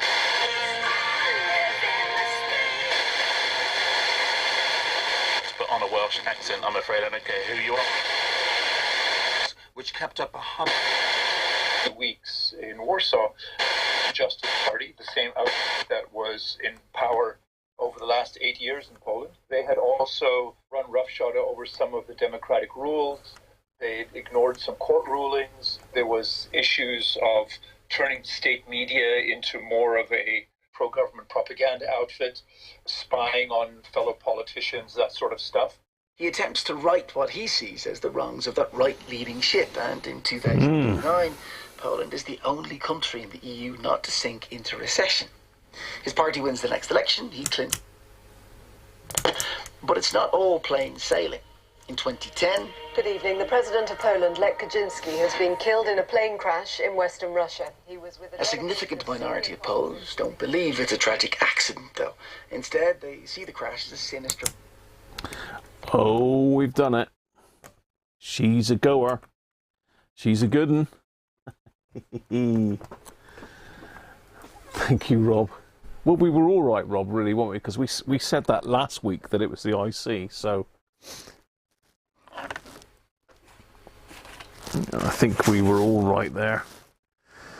Hence why I bought the replacement IC. That's a clue, isn't it? The replacement IC is a clue. But yeah, that's a good result.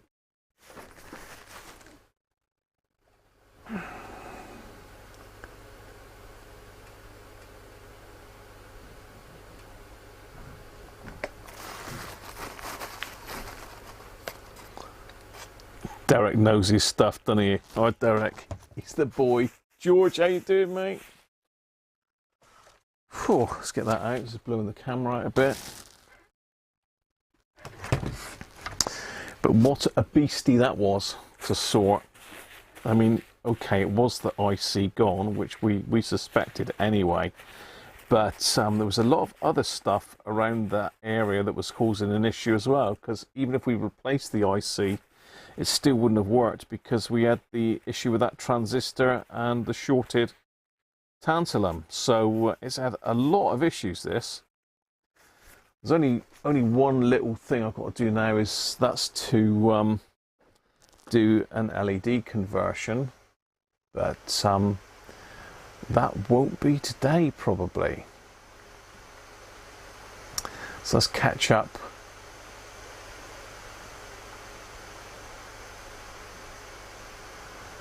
Rob's eating pizza. I definitely need to crack another beer. I might have another beer and we can have a chat, because I quite fancy the old milk stout. We'll have a bit of a chat in a minute, because as I say, I'm not going to do the LED conversion now. I might film that for the Patreon and channel members, then release it a bit later on. But it's pretty simple on these. If you see the ferrite rod there, look. You see the ferrite rod, you've got 2 incoming wires. The bulbs are in series, so if one goes, neither will work, and one of these has been ripped off, this one here. It's not even connected, look. So whoever's pulled it apart before, knock that one off. So you just got to find the wires coming in, which are on this side. So this is the positive coming in. It goes through that bulb, out through this blue wire, then comes back through this green wire and back down to the board. So all we need to do is put a resistor in on the input wire over here. So you need to pop a resistor just in there, and then we can put 2 LEDs in series, and away you go. So it's pretty simple. In fact, this is one of the easiest LED ones I've ever done. That one I did for Chris was pretty straightforward. Hopefully Chris is all right. I haven't seen him in today. So yeah, that's how it works. I mean, all we've got to do is I mean, I could stick the resistor up here, but it's probably just as easy to pop it down there. Oh, stay there.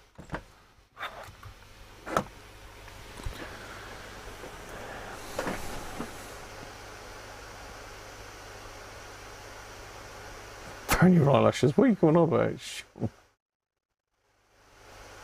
Thanks all. Thanks, Sean. Cheers, Timothy. Thanks, Lee.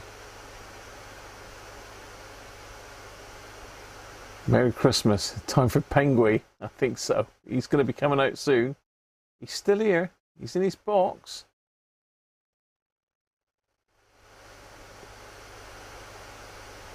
Thank you, Lee. Thanks very much, mate. Thanks to Rob. Richard Osman, I'm really not sure.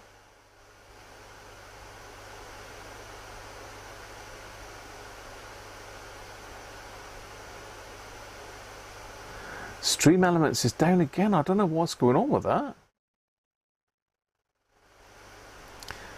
It's there is a link on my channel there if you want to. Danish, up to you, mate. It's always appreciated. To be the fish or the vinegar. Chipquart packet, yeah. I think so, because end of the day we could have replaced that chip and then instantly killed it with dodgy components around it. So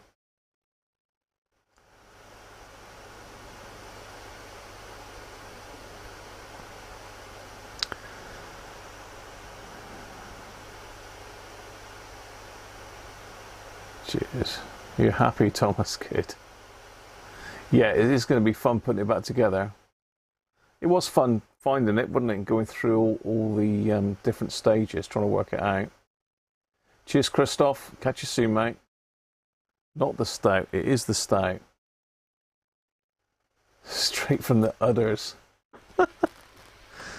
Not them, the udders.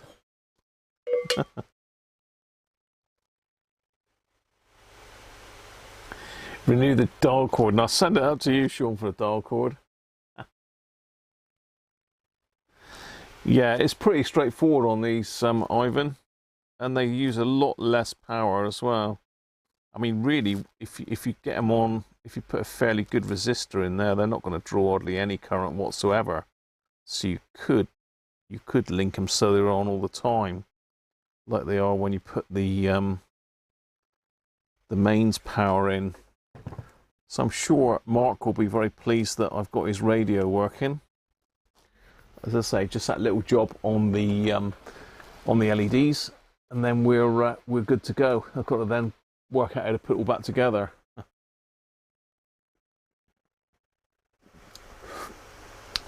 Cheers, George. Good luck with the log, mate. Got connected, Danish? Oh, there you go.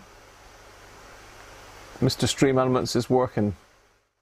I think it's set up. It only comes in after so many chat lines, Danish. I think it's so many chat lines, and then it drops in.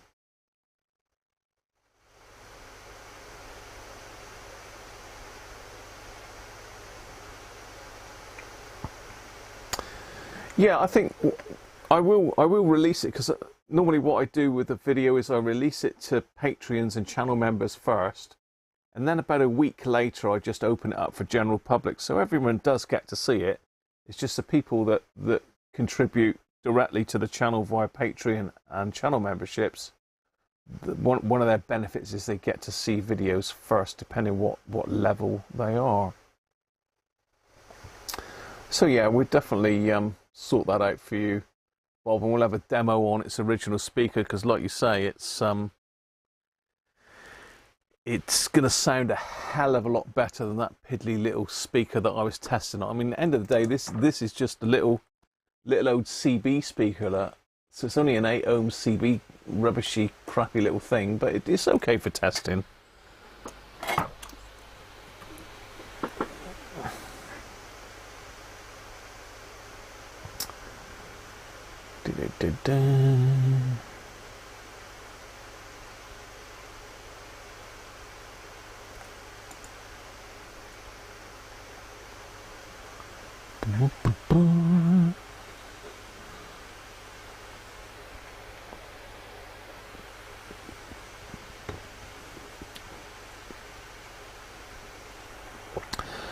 So the tipping thing does appear to be working. So if you click on the link,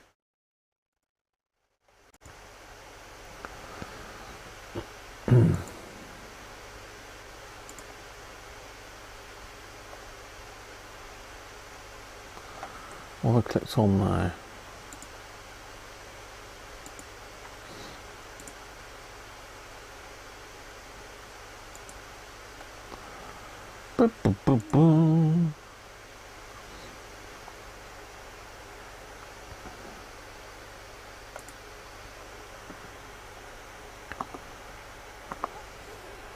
So if you click on the link, let me just get it up now. Look.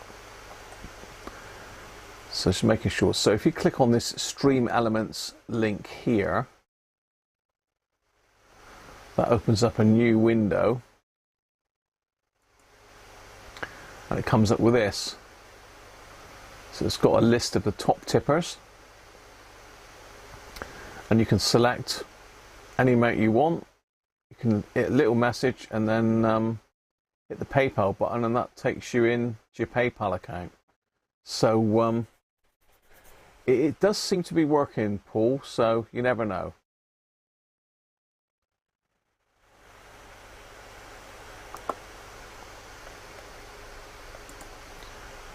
But thanks for thinking of me.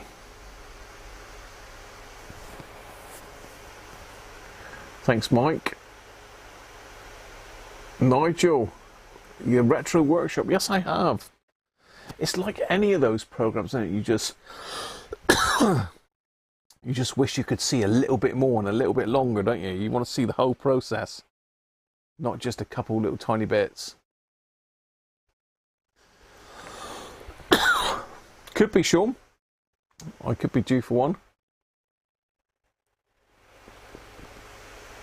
I've got no more finger left, Dids.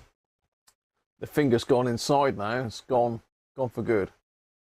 Thanks, Sean. Sean's doing his barber's job. Tinu, yes, it is a nice bit of kit, isn't it? And like you say, it's two-sided, so all the green that you see on this side is actually traces, and then you've got traces on the other side of the board. Thanks, Peter.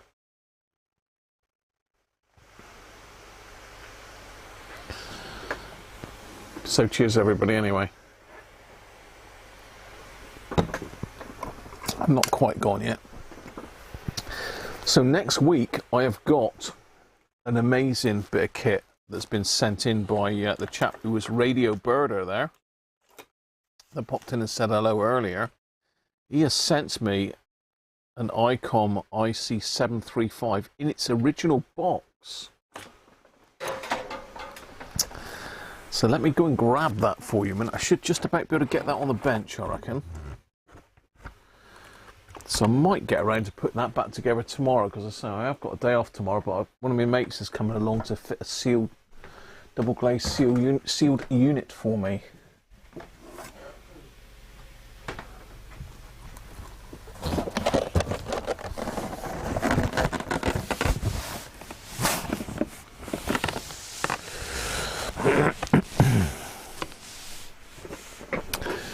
So yes, how about that? I bet that brings back some memories for some people.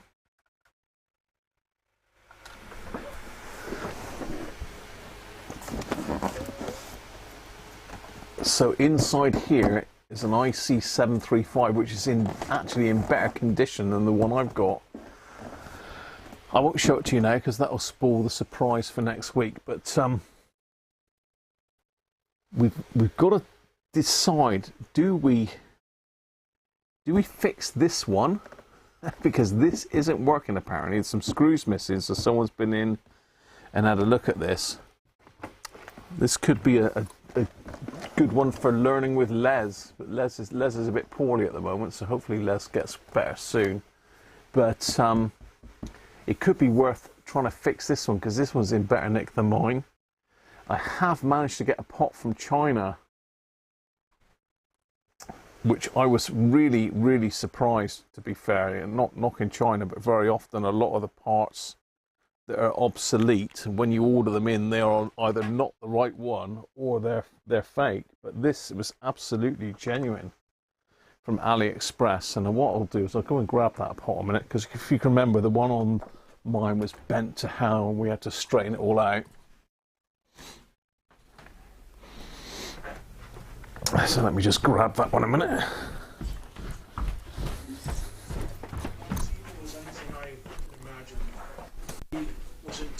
Cool. Oh, just finishing up. Oh.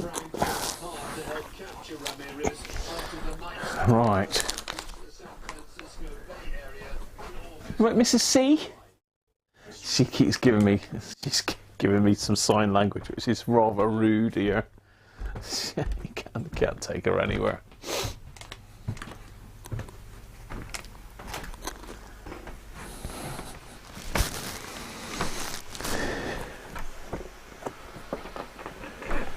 Right, so that arrived from China and is exactly the same and brand spanking new. Where they've got them from, I do not know, but it's a Japanese part, it's not Chinese. I'll get that out of the way.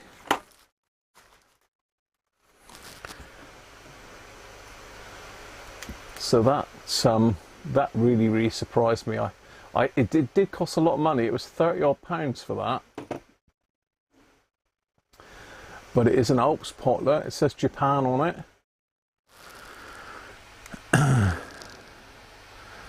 It's got the nut and the washer on it, and it's really nice and stiff. It's never been fitted before. There's no solder on it anywhere. It's a brand new part. I was really chuffed with that. So potentially I have two ICOM 735s, which is a bit greedy, isn't it, really? But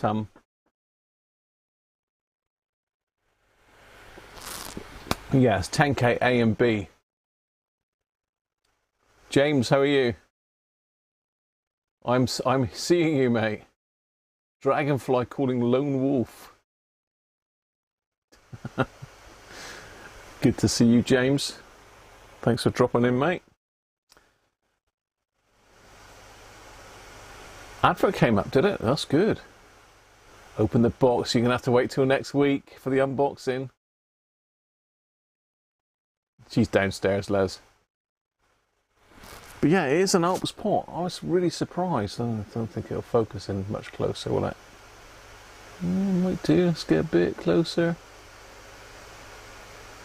Just coming out of focus. But yeah, it says, look, 10KB, 10KA. And it is. And get the light to stop shining on it. Does say Alps Japan, look. So yeah, genuine Alps dual pot, and that's for the volume and squelch for those that didn't watch the video week before last. I think it was not last week's, but the week before. So if you want to catch up on the IC735 to see where we are with it, then you'll need to look at the video 2 weeks ago. Yeah, it's a one-off though, Sean. It's not available anywhere. I couldn't find one anywhere at all. 10-4. Yeah. 10-4, James, good buddy. Take the money.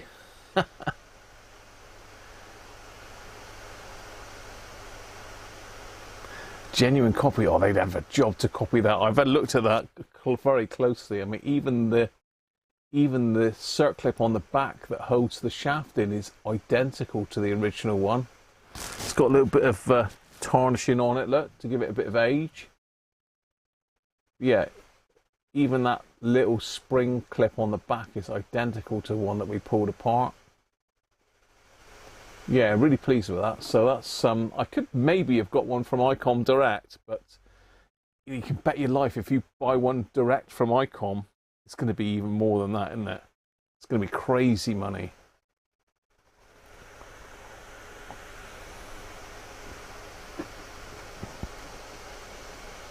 White dog poo. Dear, oh dear. That reminds me of that film Step Brothers. White dog poo. Oh, Sean, you're a loony, aren't you?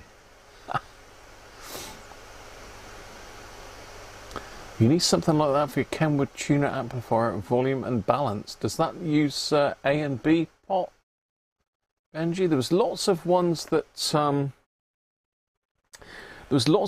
had, I think, 10 and 100K combined. I was able to find those, but none that had 10 and 10 A and B like that. So yeah, really chuffed. Bob, how you doing, mate? Yeah, it's going to be good fun. I think we've definitely got to look at this ICOM and get it going. We've got to try it. I mean, it might be the output transistors in it, or the drivers. I don't know. But as I say, very, very kindly donated to me.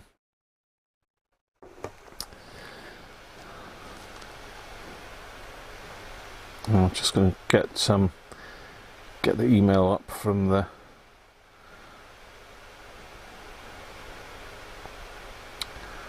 Let's have a look, see if I can find it. So it's John over in Ireland. He did pop his address on the, I think it was Is it Tipperary? I think it's Tipperary. I think it's Tipperary, John. So, John, if you're watching still, mate, Radio Birder, thank you very much for sending that on. I say there's no mic or power lead with it, but they can be got. That's not a problem. And it has even got the original polystyrene inserts in it. So, yeah, made in Japan. Really lovely made bit of kit. It's doing funny stuff with the camera, isn't it, really? But I don't think it's not going to change by me altering the angle of it. Well, I've got funny lines going on around my screen anyway.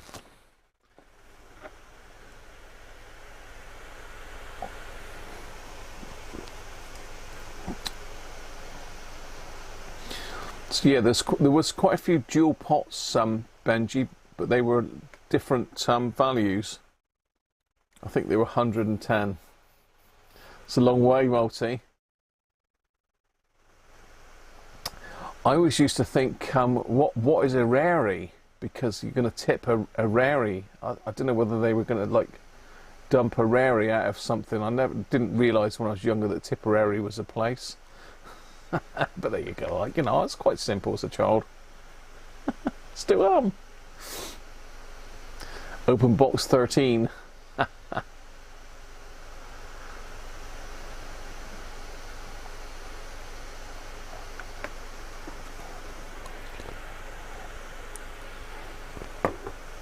So the only reason we've got to replace it is because it got bent over.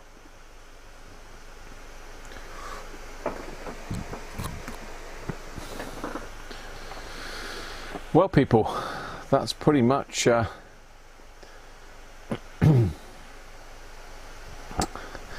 not sure, because some it depends.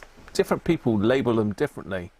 Different manufacturers, you can have them backwards. I mean, I always used to think the A pot was the audio pot, which was the log pot, and the B pot was the linear one, but I'm not sure which way round it is.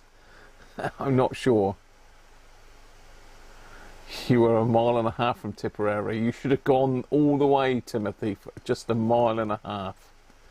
You're back, Rob. Where's Tipperary then, Rob? You'll know. Cheers, Theo. Radio Birder. Oh, Waterford. Waterford, there you go. Rob might know where that is, Mr. Rob's radio channel.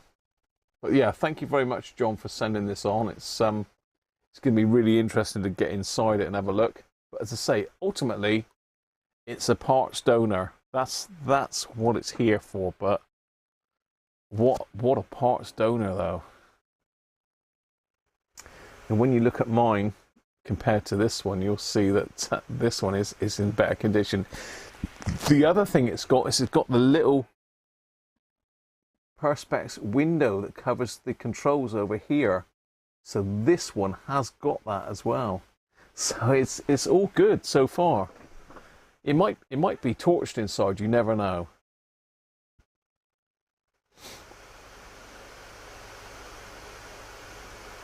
Yeah, cheers, Sean. Always good to see you, mate. You have a good holiday and let us know how you get on. Come and see us when you get back. Or you could come join live from wherever you're going, mate. I won't say where you're going because it's obviously up to you. But yeah, you could join us, couldn't you?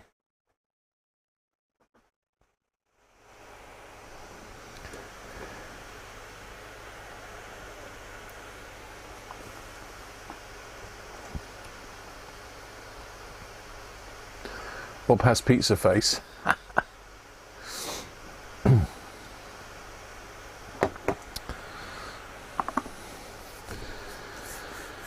Yes.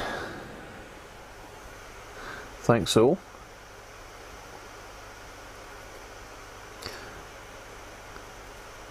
Another great show in the can. Yes, it's really in it. The can was traditionally the film canister, wasn't it? So when the film's in the can, then, you know, they've shot the film. Job done. So thanks everybody. Thanks for the super chats and for taking part today and for all your help. It's been a bit of a journey, isn't it, getting through it, but it's good. It's good learning for everybody, including myself. So it just shows you the sort of things to look for. If we just literally just took that chip out and put another one in, we probably would have ruined that IC. So it's well worth going through the components around it first, just to make 100% sure. Cheers, Derek. Thanks for your help as well, mate. Very, very good. And Ivan is the master spotter.